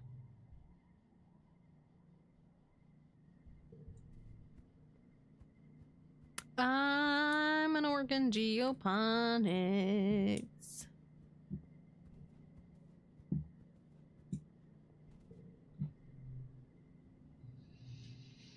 Ooh, it gives me empathy, so that could be good. Let's get up to like 50 maybe? You meet your dad by the animal pens, fresh and ready for your first day at your new job. Your dad laughs at your clean clothes and your scrubbed face. Oh, Pumpkin, I'm sorry to tell you that you're a little overdressed for the position, he chuckles. You're gonna get dirtier than all heck today. Go on, put on these overalls and let's get to work. Eat a float cow. You change and follow your dad to the float cow pens. He rubs their noses as he points out their names. I know they're cute, but these ladies aren't pets, he says. They're livestock, and more than that, they're not really domesticated like our animals back on Earth. They're more like tame. We give all the animals lots of room to roam, and we feed them well. They're not going to get chased down and eaten by bigger animals, and we help them if they're sick. It's a pretty good deal, I think, but they're still pretty wild, he says. You gotta be careful with them. He leans his elbows on the fence. We were pretty lucky that Vertumna has herd animals, he says. Makes it a little easier. We'll probably have real domestic animals in a couple 100 years. Well, kiddo, your dad says, spreading his arms. We've got all these animals. What do you want to learn about first? The bristle slugs, because they're fucking cute. Yeah, we got a ton of them, he says. They're great, slow and easy to catch and real gentle. Don't let the spikes fool you. They're actually really cuddly, and don't mind it when you pet them. It actually helps them. In the wild, they'd be scratching up on all sorts of things to knock off those itchy berries. He scrunches up his nose. They're not really berries, more like eggs. Well, they're like berries, though, because they're sweet, and you know what? Never mind. Vertumnan animals are pretty weird. Float cows! Your dad gestures at the herd of float cows. Here they are. Beautiful, aren't they? And pretty gross. You don't want to know where they make their milk, but I'll give you a hint. It's not dairy. He laughs at your wrinkled nose. It's not any weirder than when people used to drink cow's milk. I mean, who's the first guy that decided to do that? We figured out that if we keep feeding them what they'd be eating during pollen, they'll keep making milk year-round, he continues proudly. Makes them heavy enough that they don't float away. Otherwise, we'd have to keep them on leads like balloons. Sugar bugs! Your dad takes you to the rows of crates where the soft, squishy sugar bugs are all clumped up together in the moist muck. These guys are pretty cool, he says, picking one up. It fits perfectly in his palm. They're a colony, just like us, and if you tickle them, you get... He brushes his finger along the top of the sugar bug, and a little jet of gooey stuff comes out. Sugar bug syrup, he says. Pretty neat, right? The trippets. No joke. We thought these guys were just plants for the first couple years, your dad says. We transplanted them from the wild into the greenhouses, but I guess that was just part of their life cycle, because it turns out they're sentient and can move around and stuff. We moved them out of the greenhouses and into the barns, but we don't really treat them differently. They still mostly just sit there. Let's get started. Great, your dad says, clapping you on the back. That's the kind of energy I want to see around here. We need someone to muck out the float cow stables. They might float, but their poop sure doesn't. He hands you a shovel. Have fun!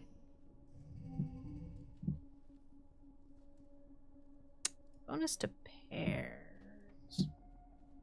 Ooh.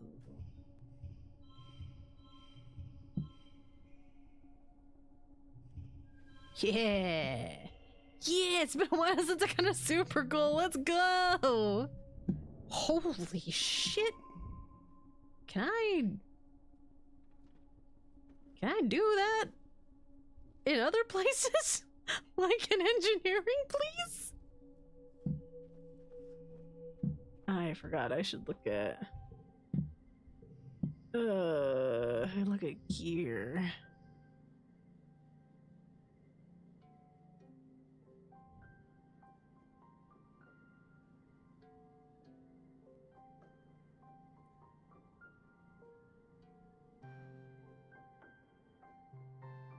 I'm gonna get rid of the hop eye and put the sun medallion in there. I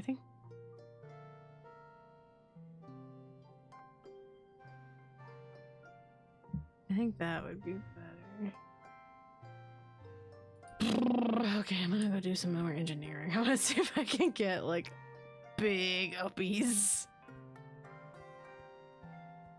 Oh god. I need to move faster. I need to go to bed, but I want to finish off the year because I don't want to leave off in the middle of something. You learn about some of the fantastic technology that they have on Earth, but the colony couldn't bring with them.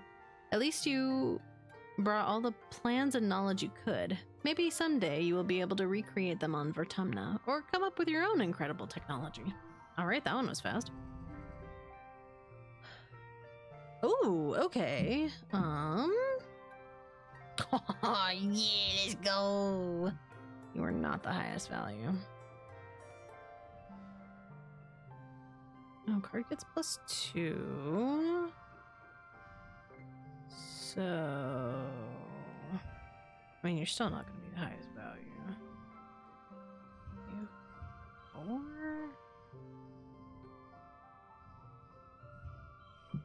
that'll go down. Oh, damn. Yeah, give me that super goal. Finally. Things are working on my side. Yeah, it's not nearly as much as everything else, but at least I got that. We're working towards something. Maybe I can get to 80 if I just really crush it. Anybody have anything to say now that it's a new season? No? Everybody's... Oh! Dad has something else. You catch your parents muttering about the new governor and people from the Heliopause. Your mom seems to be upset. The word fascists catch your ear. This might be your chance to ask some of the burning questions you've had. Don't bother, they won't tell you anyway.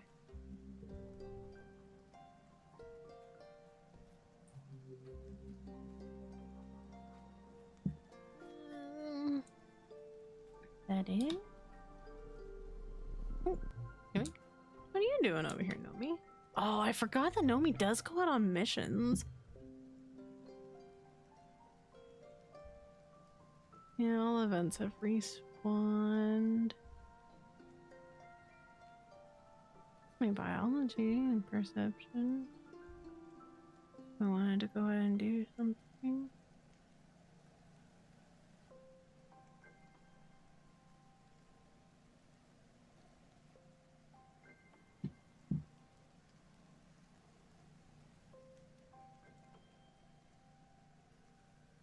I'm gonna go ahead and use a month to do this. Oh, I might be able to go somewhere else, actually. We are not in this area, but okay.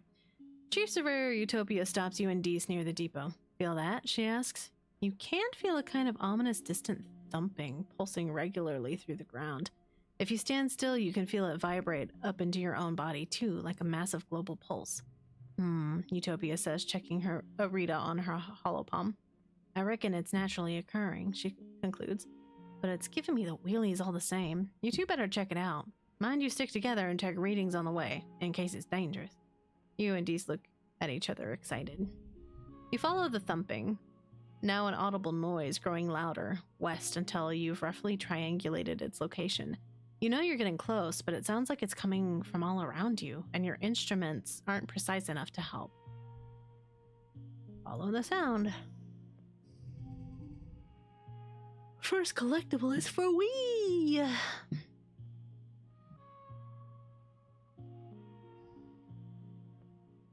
It's not...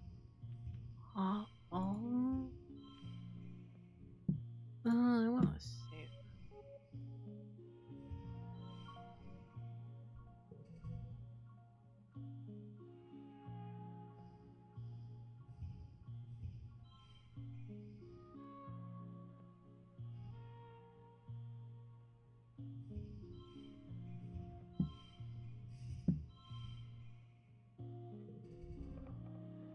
Damn, they really cucking me with this one. Got it.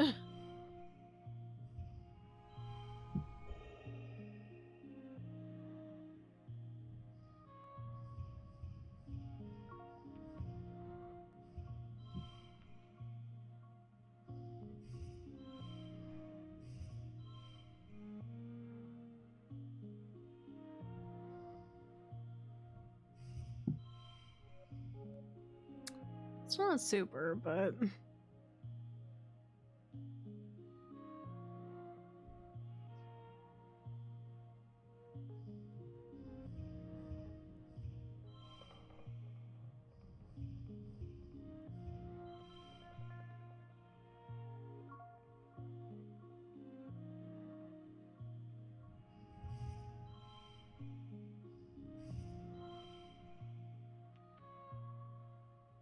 yeah, whatever, it's good enough. You find a machine? An ancient broken down machine, like a small pyramid-shaped building made from some kind of dark stone or bone that looks almost like it grew that way. Except It isn't broken. It's just so very old and overgrown it looks more like a pile of rubble and roots than a building or engine or whatever it was. Still, a thumping noise comes from inside it. The vibrations are strong here, making your guts feel weird. You don't notice it at first, but there's a curious path on the ground moving away from the machine, a line half a meter wide where the dirt is a little more worn and bare. It heads off into a straight line to the west, or coming from the west. Could animals have made this path? Or the thumper itself? Analyze the thumper. Oh, I am higher in engineering this time around. It's definitely not natural. On some parts of the thumper, you can see what might have been writing once, carved deep into the not quite rock. It must be thousands of years old. Whatever part of it still works is deep down in its core. It has a funny smell, too, sweet like something fermented. Puffs of air come from vents near the top, in time to the thumping. You also note that the animals here are a lot more aggressive than usual. Even the insects buzz more annoyingly overhead. Your scanners register higher levels of attack pheromones. What's going on? Or whatever's going on, the fauna don't like it either. Eventually you head back to share your findings with Utopia. Totally an alien civilization, Dees insists. Utopia scratches her head. I suppose, maybe, she says. You said it looks ancient, right? Perhaps there could have been another civ here long ago. But we have found other signs, but nothing active like this. It seems to be pointing west, or receiving something. She snaps her fingers. There's some right ugly ridge lines out there that have kept us from checking that direction, but we got gliders and motivation. That's half the battle. She makes a note in her hollow palm. I'll open up the western wrestling ridges for surveyors, she says, then grins. Ooh, say that 3 times fast. Sick. We'll have to stick together out there. Dees looks at you curiously. Sure, if you're scared, he says. Alright, so that is what I needed to do. I'm gonna go through and collect the collectibles and do anything that seems interesting. Actually, I wonder... No, I have to be in the ridges first, I think. I don't think anything happens here. Yet.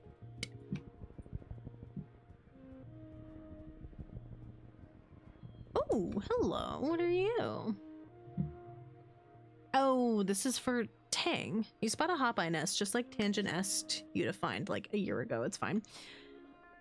There are 9 eggs inside, all packaged up in what looks like a delicate spun glass cocoon. You don't see the parents. Steal some eggs. You break a little hole into the cocoon and put 3 of the eggs in your bag. They're a little gooey. You hope they don't break. You turn to leave. Oh, they're cute. You turn to leave and come face to face with an adult hop-eye. Understandably, it looks spittin' mad. It drums its powerful foot on the ground in warning, and 4 more pop out of the undergrowth and start hissing at you. You should have known these sociable little creatures raise their young communally. No. Use animal psychology. You've learned from the Holopedia that the 2 different sets of eyes on a hop-eye have different purposes. The large bulging eyes on the top are hardwired for perceiving danger, but their small forward-facing ones are more concerned with finding food.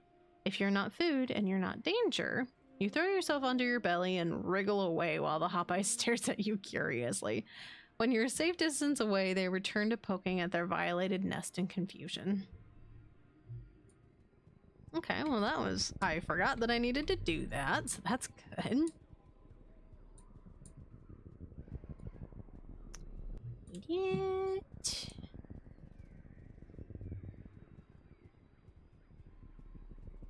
That's a normal one.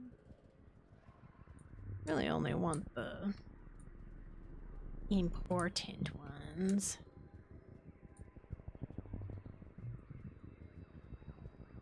Oh, there's a manticore up there. That's fine. I don't know if that one's gonna be different. I'm gonna do this one up top.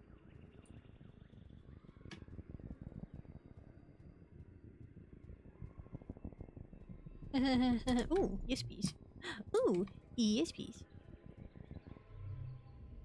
The Valley of Vertigo spans a huge and relatively safe area, so it's rare to see other foragers out here. It's surprising, then, to come across Utopia and two other foragers crouching in the underbrush. Psst, Solana. Utopia hisses, beckoning you over. Get over here. You slink over to the other foragers through a gap in the underbrush and spot a terrific sight. A fully grown manticore has fallen into a nest of at least 20 snap ladders, and they're engaging in what looks like a battle to the death. I've got 10 kudos on the snap ladders, she says. I fell into a nest once. I was laid up in the med bay for a week. Poor manticore, one of the foragers says. What a way to go. The last forager snorts. Those snap ladders don't have a chance. I'll take 10 on the manticore. The manticore roars in pain as it's torn apart by the whip-fast, hungry snap ladders. I'm gonna help the manticore.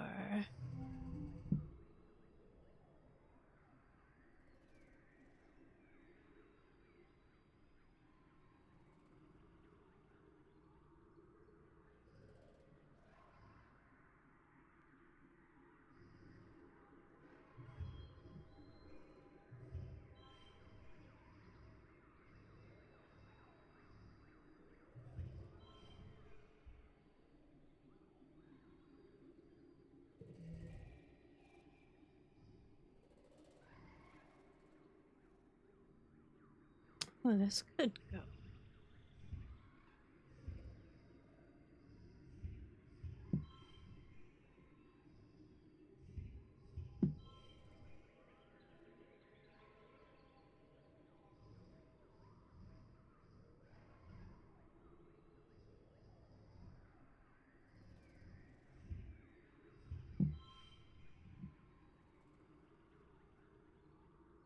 Oh, that's 2A.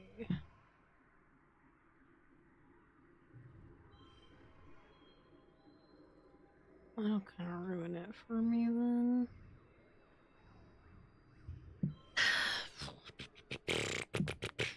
Unless...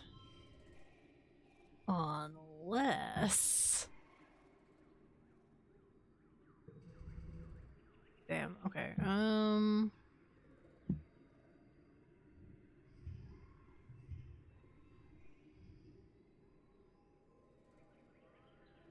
that just makes it so wild.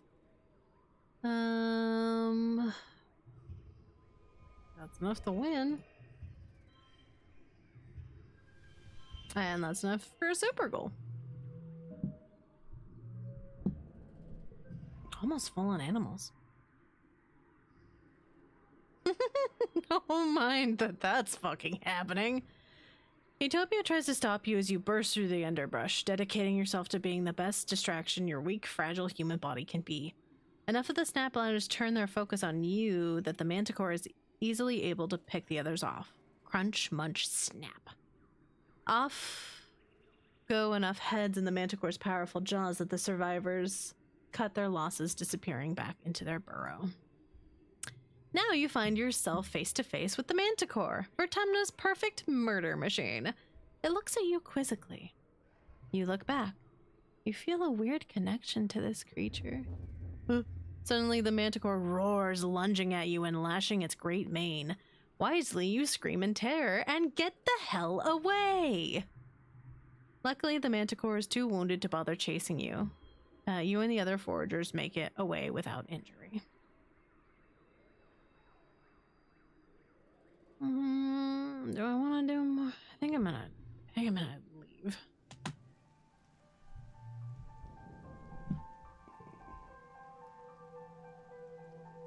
There's 2 more animal companions that we can get. I know where we get one, but I don't remember what the 4th one is. So gonna have to figure that out. Hello, do we still get huggies? Huggies incoming. Rex folds you into his arms, bending his whole body to you. He smells warm and a little spicy, like clean sweat and sunshine. Is a good kind of hug. Can I give you another present? You like logs? Do you like other things? I feel like I should just stick to what I know. Here, have a log. Rex shoots you a shy smile. Nothing a dog likes more than a stick, right? Yeah, he's just a sweet boy. Just a little guy. I think I shouldn't because I know it's going to be a lot of dialogue, but I should be going to bed. But we have a new place unlocked, so survey the ridge. I think we will get a new person, and I need y'all to see this slut. The only way to the wrestling ridges is by glider, part vehicle, part kite, and all adrenaline. You land on the rocky, broken up spine of the nearest ridge and nearly fall over when you look down at the plummeting slope into the basin below. You are a long way up. Dees and Utopia glide in beside you. Woo! Utopia exclaims. You handled that glider like a champ, Dees. You too, Solana. She peers down over the slope of the ridge. A lot more exciting than the swamps, right? I want you two to stick together out here. It's dangerous in those ancient convergent domain ruins. Convergent domain ruins? You look around. The landscape is nothing like you've ever seen before. Dry, cracked soil gives way to steep cliffs, and what little vegetation here is brittle and sharp. You can feel the dry air wick away the moisture in your lips. Wait, what the heck is that? Glowing thingy on the ground? Oh, yeah. Oh my gosh, shut the fuck up. I don't know if I'll ever be able to flirt with Utopia. It's so cringe. Glowy thing on the ground. You point it out. Utopia gives it a nudge with her foot. Beats me, she says. You unearth the object. It's pulsing with light and warm to the touch. Hold up, Utopia says. Don't just go picking things up, Solana. It could be radioactive, you know? Utopia waves her hollow palm crystal over it, then checks her interface. Only a little, she concludes. Whatever it is, it looks old, like thousands of years old. We've been digging up glowing gadgets all over this region, but got no clue what they're for. You hang on to that one. Maybe you'll figure it out. Oh, okay. And what is that? Crystal stuff way down below. Oh, those? Utopia says, pointing to a crystal formation so densely packed into the ravine that it looks like a sparkling river. More outcroppings of crystal decorate the slopes. They're all over the place. Be careful with them. Not sure if they're animal, vegetable, or mineral. She points off into the distance. There's a big island of them over there, like a glacier. Covers the whole damn place. Might be related to the convergent domain, but we ain't sure yet. Okay. Bone structures in the distance. Well, there are buildings here, Utopia says. Traces of them anyway. Maybe 10, 20,000 years old. We sure didn't put them there. Beast lights up at the prospect of doing alien archaeology. We've checked them out, but not thoroughly. Mostly just trying to get a feel for who lived there and why they ain't here no more. Based on some glyphs, we started calling them the Convergent Domain. Whoever they were, they built things to last, Utopia admires. It ain't just arrowheads and cave paintings. There's real architecture. Machines even. Wait, what? Tell me more. I wish I had more to tell you, Utopia says. Most everything we found just poses new questions. The structures read more organic than anything. So does that mean their gene tech was super advanced? As for this place, we think it was some kind of solar network for them, she says, squinting up into the two suns. Looking at it from above, you can see these big vines traveling up and down the ridges like power lines. And there's hardly any plant life elsewise. Like they soaked up all the energy and made a desert. But what they use that energy for, she says. And if there was a civilization so big and advanced in Vertumna, why can't we find more traces of it? Where are the cities? What were them thumpers for? And what happened to them all? She's right, that's a lot of questions. Maybe you can help find some answers. So anyway, those ruins are the main thing we need you to survey while you're out here, Utopia says. But keep an eye out for anything else weird. Utopia claps the dust off her hands. Well, my job here is done. You're all set, kid. Try not to fall off a cliff. Dees jumps back on his glider too. As usual, he's going to scout on ahead to catch up with you later. Speed run! Got a lot of shit to pick up in here. And other shit to do.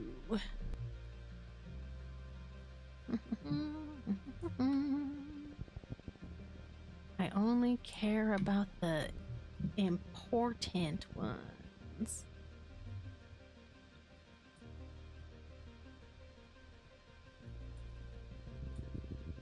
Oh.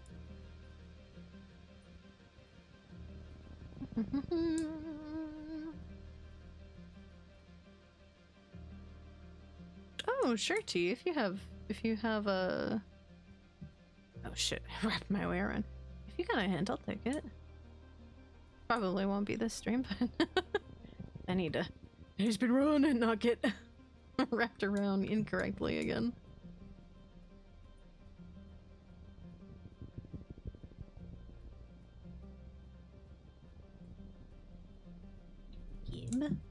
So many flowers to give Tammy. I should be giving her more gifts.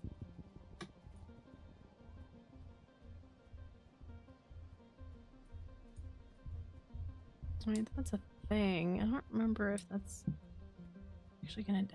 Oh no, I thought that was gold. Damn. I'll do this one. I think it helps. Get it without leaving the colony?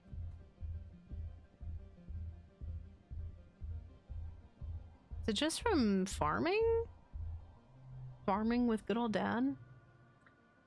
Find your way blocked by a massive wall. No, a hollow pillar, knocked over and lying on its side in the sand.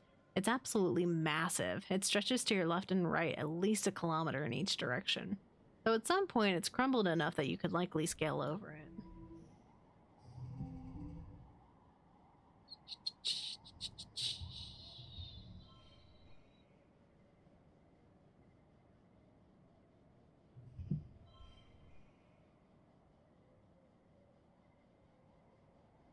Just do new shit, you say?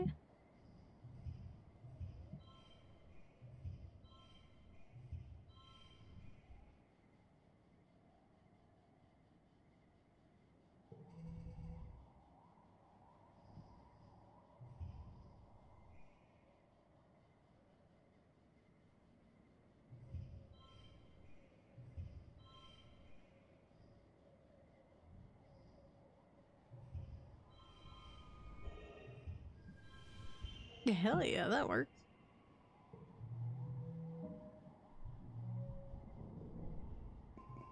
Deese looks giddy as you follow the pillar to its base, a large pyramid almost entirely lost under the sand. You brush away some of the sand and find that the pyramid is inscribed on all sides with pictures of, well, wormholes, you think. This pillar must have once stretched up into the sky. Maybe it was some kind of observatory, or sacred building, or just a monument to the wormhole. Mysterious.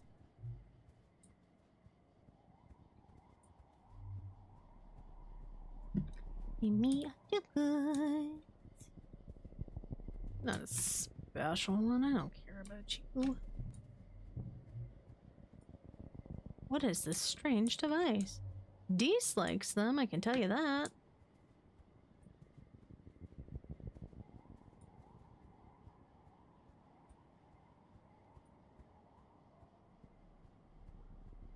Oh, my little critter's just like popping in and out of existence. It's very silly. Yoink. Yoink.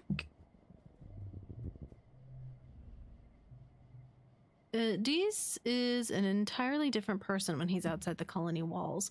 Without people constantly trying to correct his asocial behavior, it's like he's blossomed into someone who's actually competent. The more time you spend with him out here, the more glimpses you catch of the real Deese. Bet you can't do this, he says, jumping off a huge boulder and doing a cool roll at the end. Wait, no, bet you can't do it with your eyes closed. I can. You and Deese cavort around, daring each other to do more and more dangerous things. Deese isn't scared of anything. You think you see something up on one of the plateaus above you. The cliffside is covered in convenient vines. Damn, it's just a little high school shit. Dare Deese to climb up there. Deese scrambles up the cliff, no problem. He turns around at the top. Now your turn. Well, you dared him, so you gotta follow through. The vines are slippery and dangerous, and some of them are even alive and wriggle when you grab them. You lose your grip right at the top and you slip and start to fall. But Dees grabs you. Got you, he exclaims, pulling you over the ledge. Your heart is thumping and you're all sweaty from fear. But you did it. Dees looks so calm and collected, even though he just climbed the same treacherous wall and had to save you from a long fall. Why doesn't he ever seem scared? The plateau is empty, but it provides a great view to look out over the wrestling ridge. You and Dees take a break and watch the shadows creep across the dusty, craggy landscape. This is the life, Dees says. No school, no gossip, no bullies, no one telling me what to do or what to think. He props his elbows up on his knees and squints into the suns. Even with my augmentation and the colony, I always feel like such a coward. But maybe the problem isn't me. It's everyone else, you know? I'm not scared of any of the usual stuff. Monsters, getting hurt, even dying. Like, who cares? He continues. But humans keep finding ways to control people with fear. Well, they can't control me. Huh. Okay. I'll never call you a coward again. You might not be alive right now if it weren't for his fearlessness and fast thinking. It wasn't that long of a fall, he says. But you can tell he's a little pleased you understand too. I feel kind of bad that I'm ditching him. It's fine. That's the checkpoint. I said give me. We do this. Expeditions have been collecting energy readings from this area, tracing the invisible ley lines of power like the one from the thumper that brought you here in the first place. They've pointed you to this cave, a nexus of power at the convergence of many lines. You can feel the energy is different here, like a barely perceivable hum that prickles up the back of your neck, like something is watching you. It's likely this was some sort of important place for the convergence domain, Utopia says, leaning on her glider. I've sent teams through, but it gets mighty tight in there. I'm hoping you and Dees might have better luck wriggling in there, she continues. Might be the caves inside open up again, and if they do, take plenty of readings and report back to me. Dees is vibrating beside you on nearly the same frequency as the weird power fluctuations. This is the real deal, he whispers mostly to himself. Utopia nods and leaves you to it. What's the plan? Prep your caving equipment. You get headlamps and a little recording drone with a floodlight attachment, a tiny buzzing flying thing that circles around your heads and sometimes illuminates what you want to look at. It's intelligent, which just means it won't do just what you want. Dee spats at it in annoyance.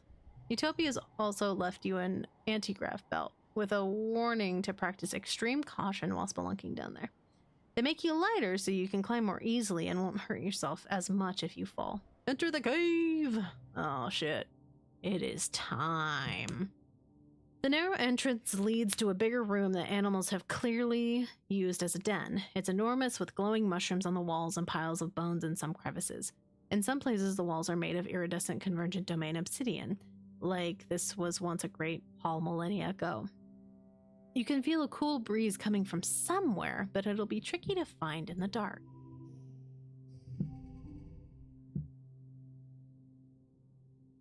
Becomes a 4. I mean, that works for me.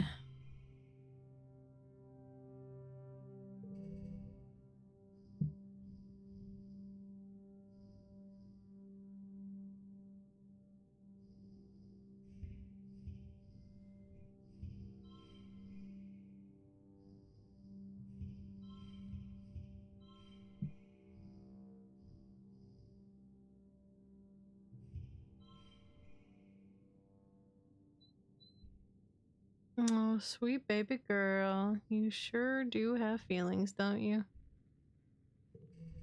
Shit.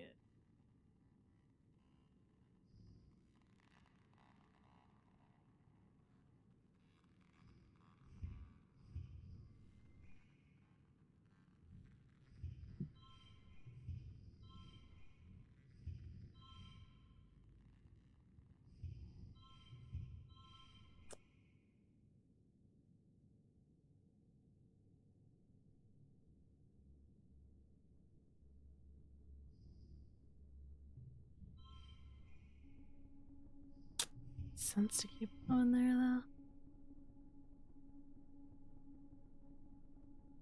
Damn, I actually have to give up. I could try to redraw my hand, but I don't think that'll do a whole lot. Alright, fuck it. Yeah, that didn't help. I probably would have done better.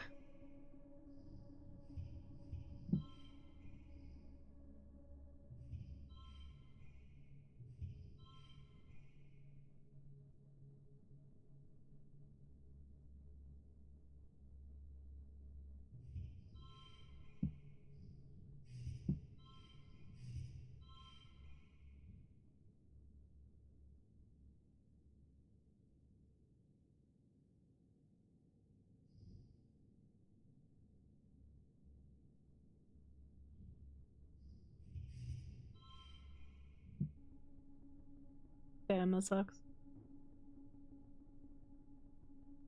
I'll have to come back.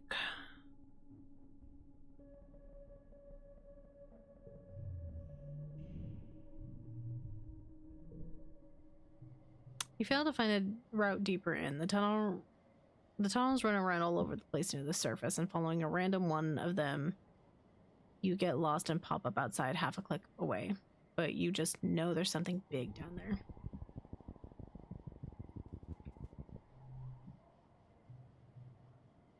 You're back in the Convergent Domain cave, which is still buzzing with strange energy. Hope y'all didn't misplace your spelunking gear from last time, Solana. You're gonna need it in those caves. You assure her you still have it. Yeah. I don't know that'll do any better, but... I draw the same shit. Why do I feel like I'm drawing the same exact shit?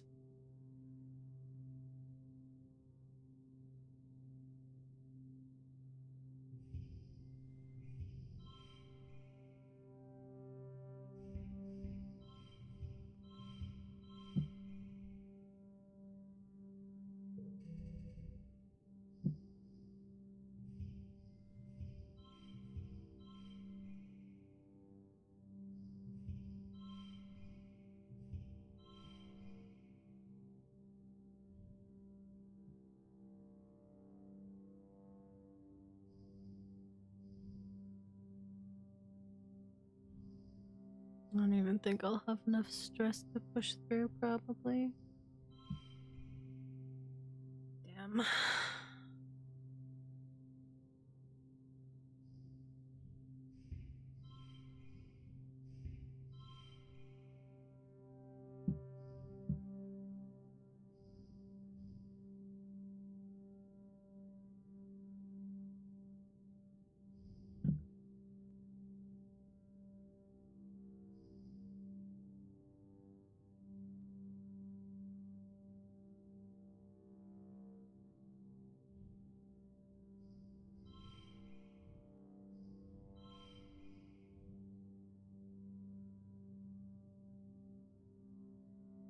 What comes a 4 now?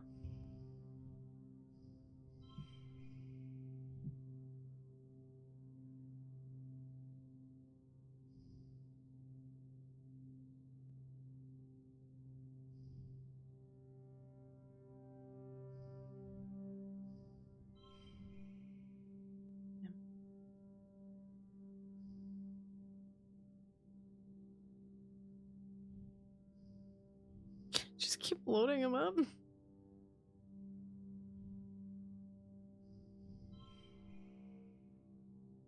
Have a good night, Cleo. God damn, there we go. I just want to get in here so I can call it, even though I still have 2 more months to go through. It's late for me too. I should go to bed.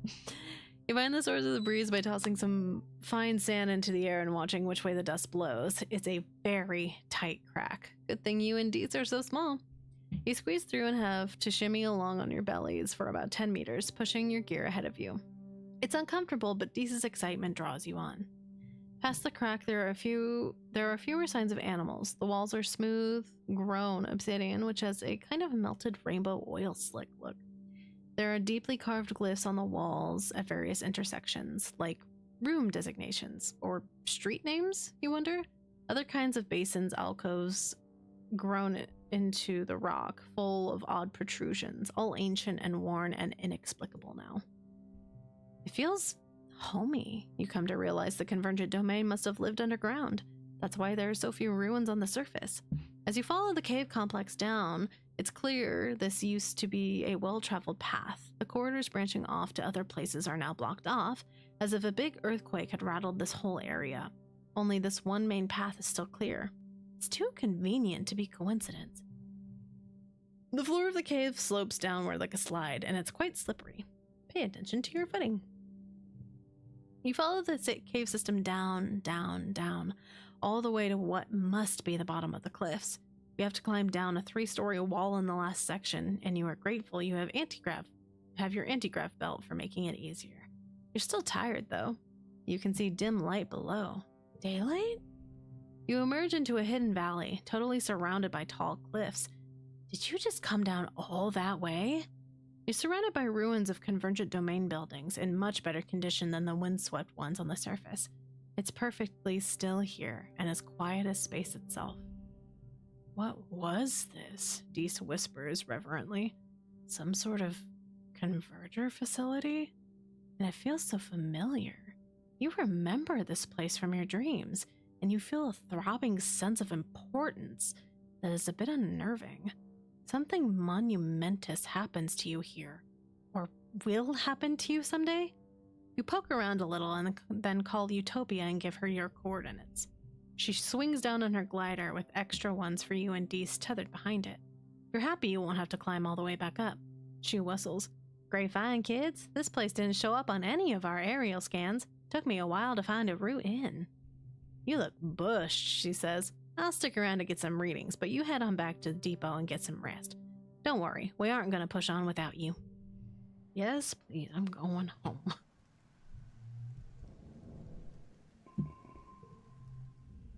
You find Tangent in engineering and set down the bag of squelchy, goopy hop-eye eggs. Her eyes go wide. You found them, she exclaims. That's wonderful. I was beginning to think you'd forgotten all about my request. Maybe. She reaches for the eggs but stops. Wait, what does that sound? Are they... They are. You hear a wet cracking sound coming from the bag. You're about to witness the miracle of life, for Tumnan style. What do you do? I mean, yeah, might as well analyze the process. You pull out your hollow palm and prepare to take notes. Why miss this opportunity?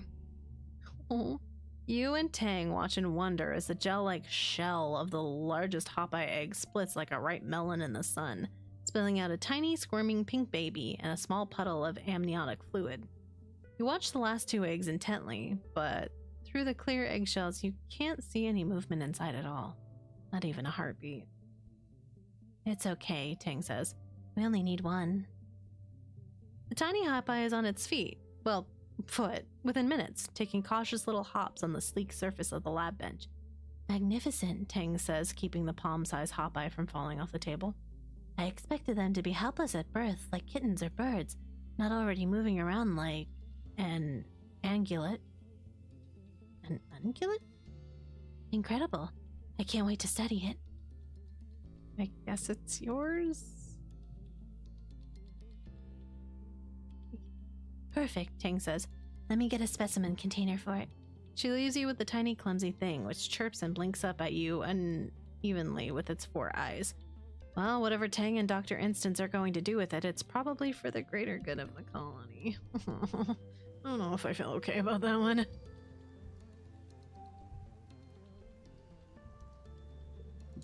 Forget I have to say.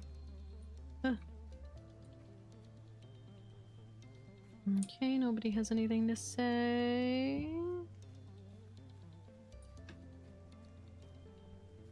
Yep, you two are getting chummy, alright. I'm not gonna look into that.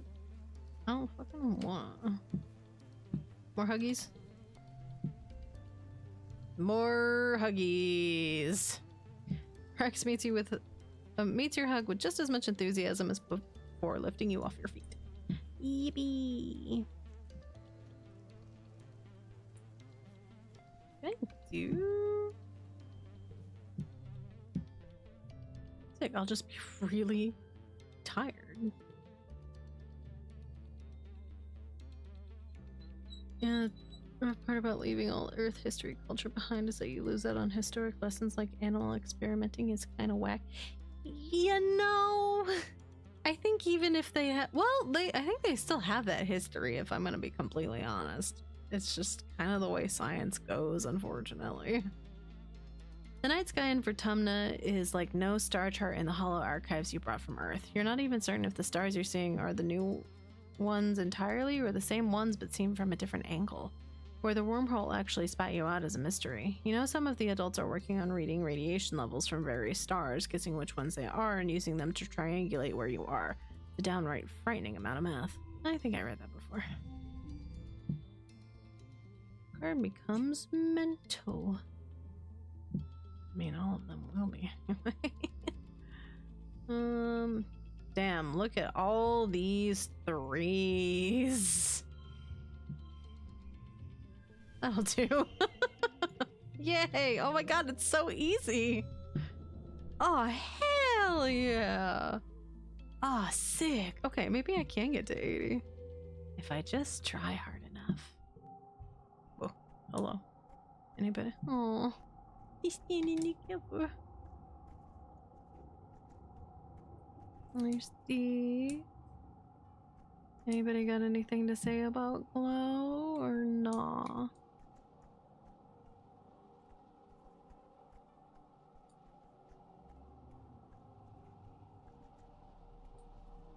Oh, there's crystal. Oh, I must be able to go out. I must be able to sneak out.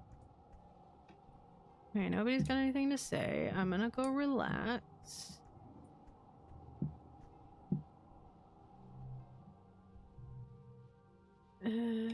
Yes. Okay, that's still the same. Absolutely not. I'm keeping those. You're relaxing in your quarters with your dad when you hear the colony siren. The enemy is here. Your dad looks up from his novel. Oh, seems early this year. We should head to the shelter in the lounge. You've been drilling on new evacuation procedures for the past month. There's no need to be a hero now that there are so many new soldiers from the Helio. It's probably best if you just follow instructions and head to the lounge with your dad. I'm gonna be honest? Yeah, I don't want to go on the front lines. The mood in the lounge is anxious, even though the colony's defenses are much better this year. Over hushed conversations, you can hear younger children crying inconsolably. Mars and Tangent are here, quietly reading something on Tang's holopalm. Some of the civilian kids from the Heliopause are here too, including Rex and Nomi. Base and Anemone are absent, probably serving guard duty. The only two missing are Cal and Tammy. Your dad runs a query through congruence to find them. After a few seconds, he smiles and quickly closes the window. Don't worry, kiddo, he says. They're okay. Good, because I got a little scared there for a second. Oh, I know, baby. Almost, okay? You settle in to pass the time. Someone brings word that it's not a faceless out there, at least. You hear a few loud booms from outside, so strong you can feel the shockwaves in the floor. People gasp and cover their heads, but nothing else happens. After the attack, Lum gathers everyone in the lounge and holds a big celebration for the soldiers. There's feasting and drinking and songs of valor. Nora, come here.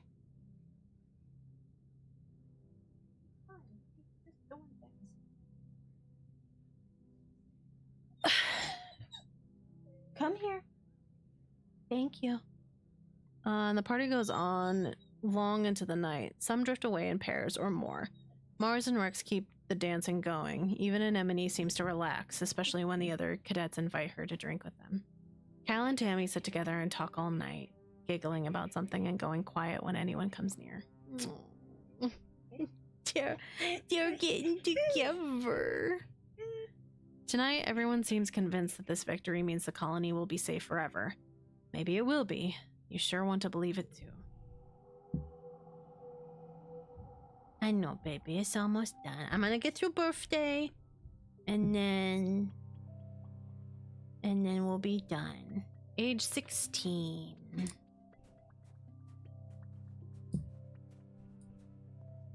Nobody has anything to say. It's a new year. Nothing? Like nothing? Not even mom and dad? Damn, you just leaving me out here to just do whatever, huh?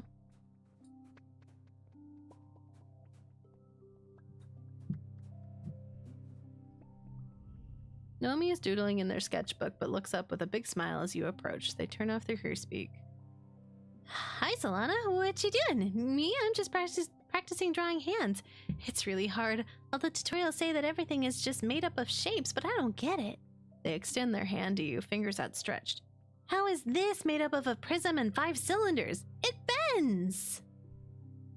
Oh, that's right. I need to do that. What did you like? I gave you... Did I give you cake?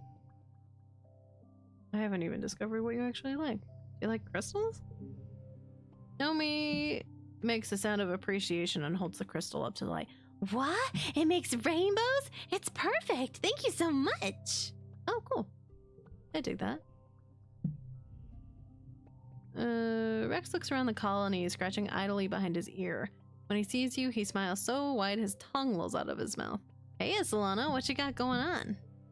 Huggies! You've seen that one before. My boy, can I present you another log? Yep. Oh, I'll be back for you. Just give me a second. I gotta give our sweet baby Bean. Oh, Tammy is working on blocking out a colorful baby quilt. She looks up as you approach. Do you like it? She asks. The colors are supposed to represent the 5 seasons of Vertumna. She looks back down at it and sighs. Someone will be allowed to have a baby soon, she says sadly. Nope. Have a flower. Okay, we're gonna talk to Tammy first. Tammy looks worried. She's hugging herself and pacing around. Every now and then, her attention turns sharply towards the east wall. Are you okay, Tammy? She's relieved to see you. There's something out there, she says in a quiet voice. Lots of somethings outside the walls. I think they're far away, but I can hear them. Well, what do they sound like? It's like... She struggles to describe the sound. Squeaking. Super high-pitched, really long sounds. Like metal or like a broken robovac scraping along the floor. Only there are hundreds of them. You shudder at the thought. My dad said he picked these ears as my augmentation to keep me safe, she sniffs. But all they do is make me scared. I hate my stupid ears. She bats at them with her fists, tears springing to her eyes. It's okay to be scared. She gives you a long, searching look. My dad always says being scared is an opportunity to do something brave, but... You're lucky to have such cool ears. Really? You think so? She lets you lean in close for a good look at her enormous elf-like ears. You wonder what it must be like to have such sensitive hearing. Can she hear the grass growing? Can she hear your heartbeat? Oh god, that's so rude. Oh, that's so sweet. One of these days I will build my life with Tammy. I have an idea. You ask if she's considered noise-canceling sound. The subdermal jawbone conducting hear speak for her holopalm could be calibrated to dampen or block out certain frequencies. She takes a moment to parse what you're saying. Oh wow, I've never thought of that. I'll try it. I wonder if I'll still feel like me without my special hearing. They're neat. You tell her that with her amazing hearing, she could be a great garrison lookout, or a musician, or a spy. She looks at you dubiously. I don't think I want to be any of those things, but thank you, she smiles. You're a good friend, Solana.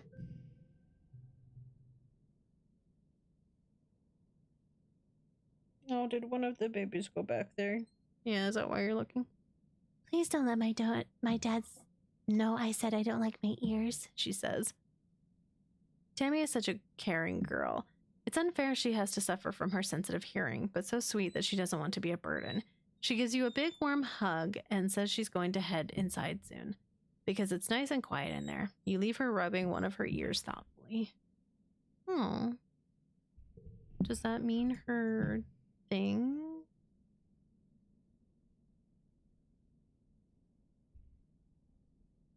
Oh, okay. Oh. Oh, yeah, because I have some of that from Cal. I don't have it on a lot of people because I haven't gone that far yet, but it's fine. Alright, the boy.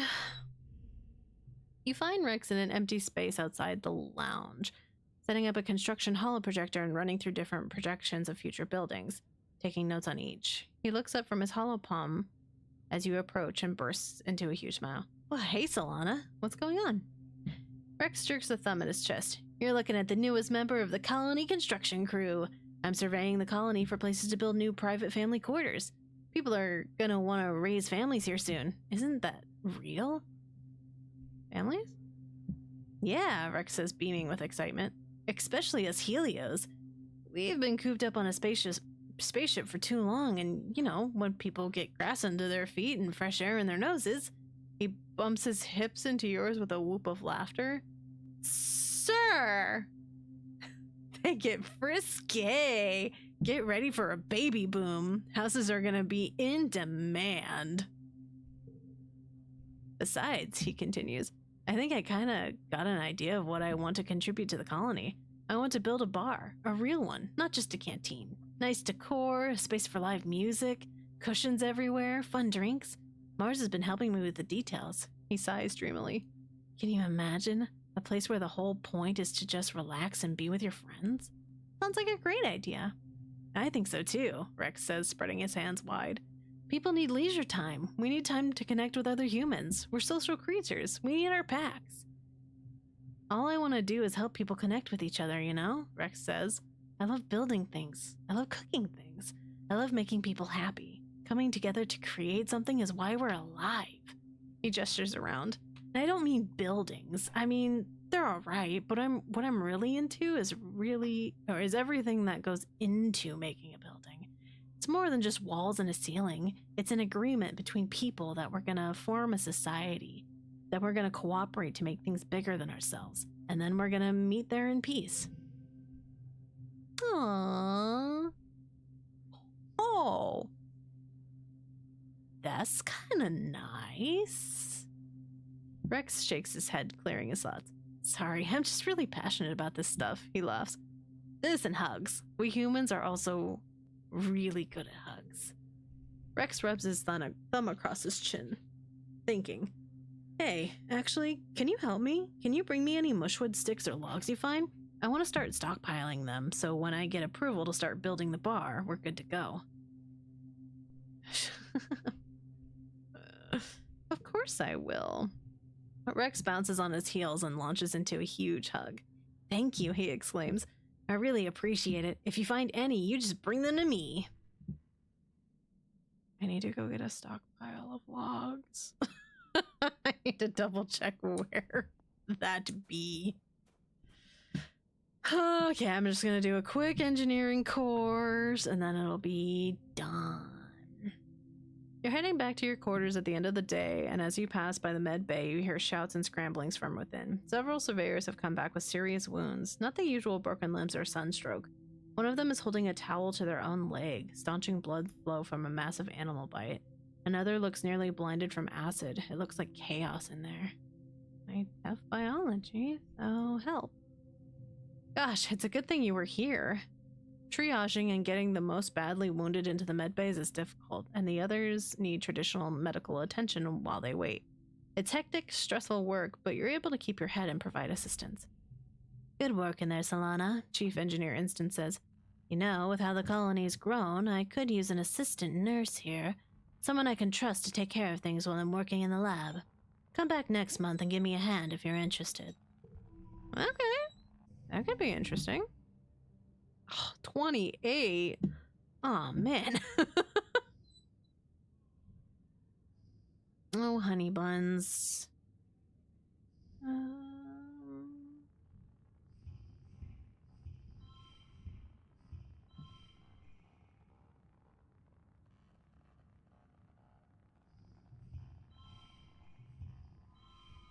That will do.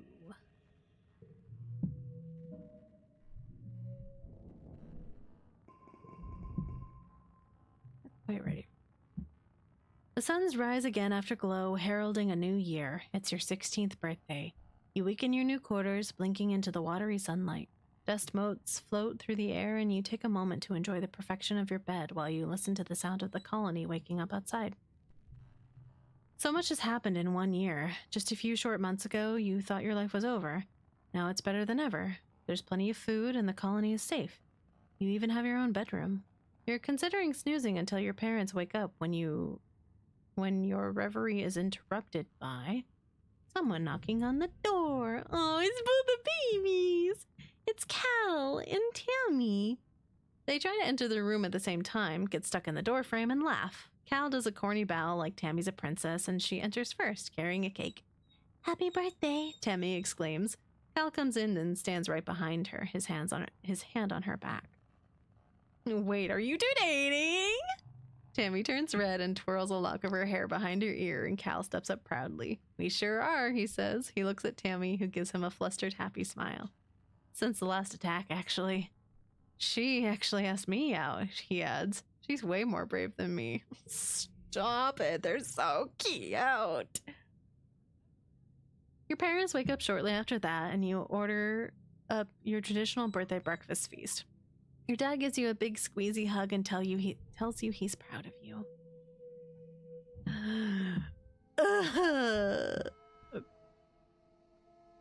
Okay. We're gonna do a save.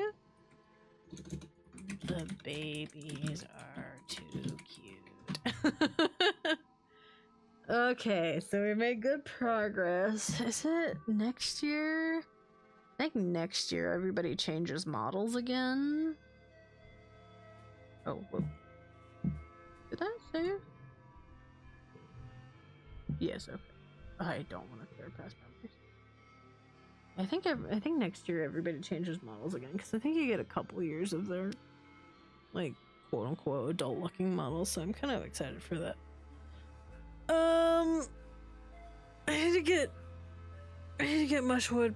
I need to go fucking farm that for my boy.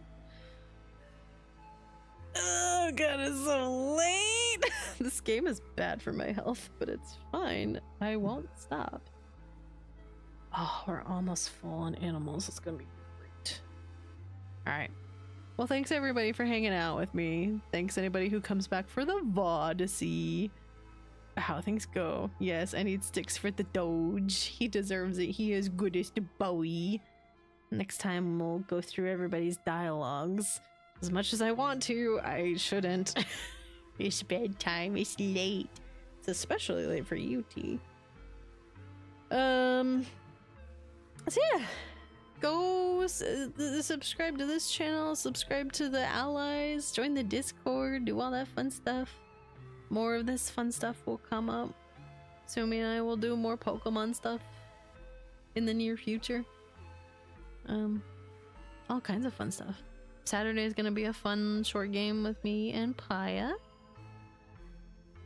And yeah. It's sleepy time. I'm gonna go take care of the fur babies and go fuck to bed. But thanks for hanging out with me, everybody. Fix your cashew-shaped bodies, hydrate or dehydrate, consume food, take your medication, get yourself some sleep, because I'm going to. And I will see you guys for the next stream. Bye, everybody.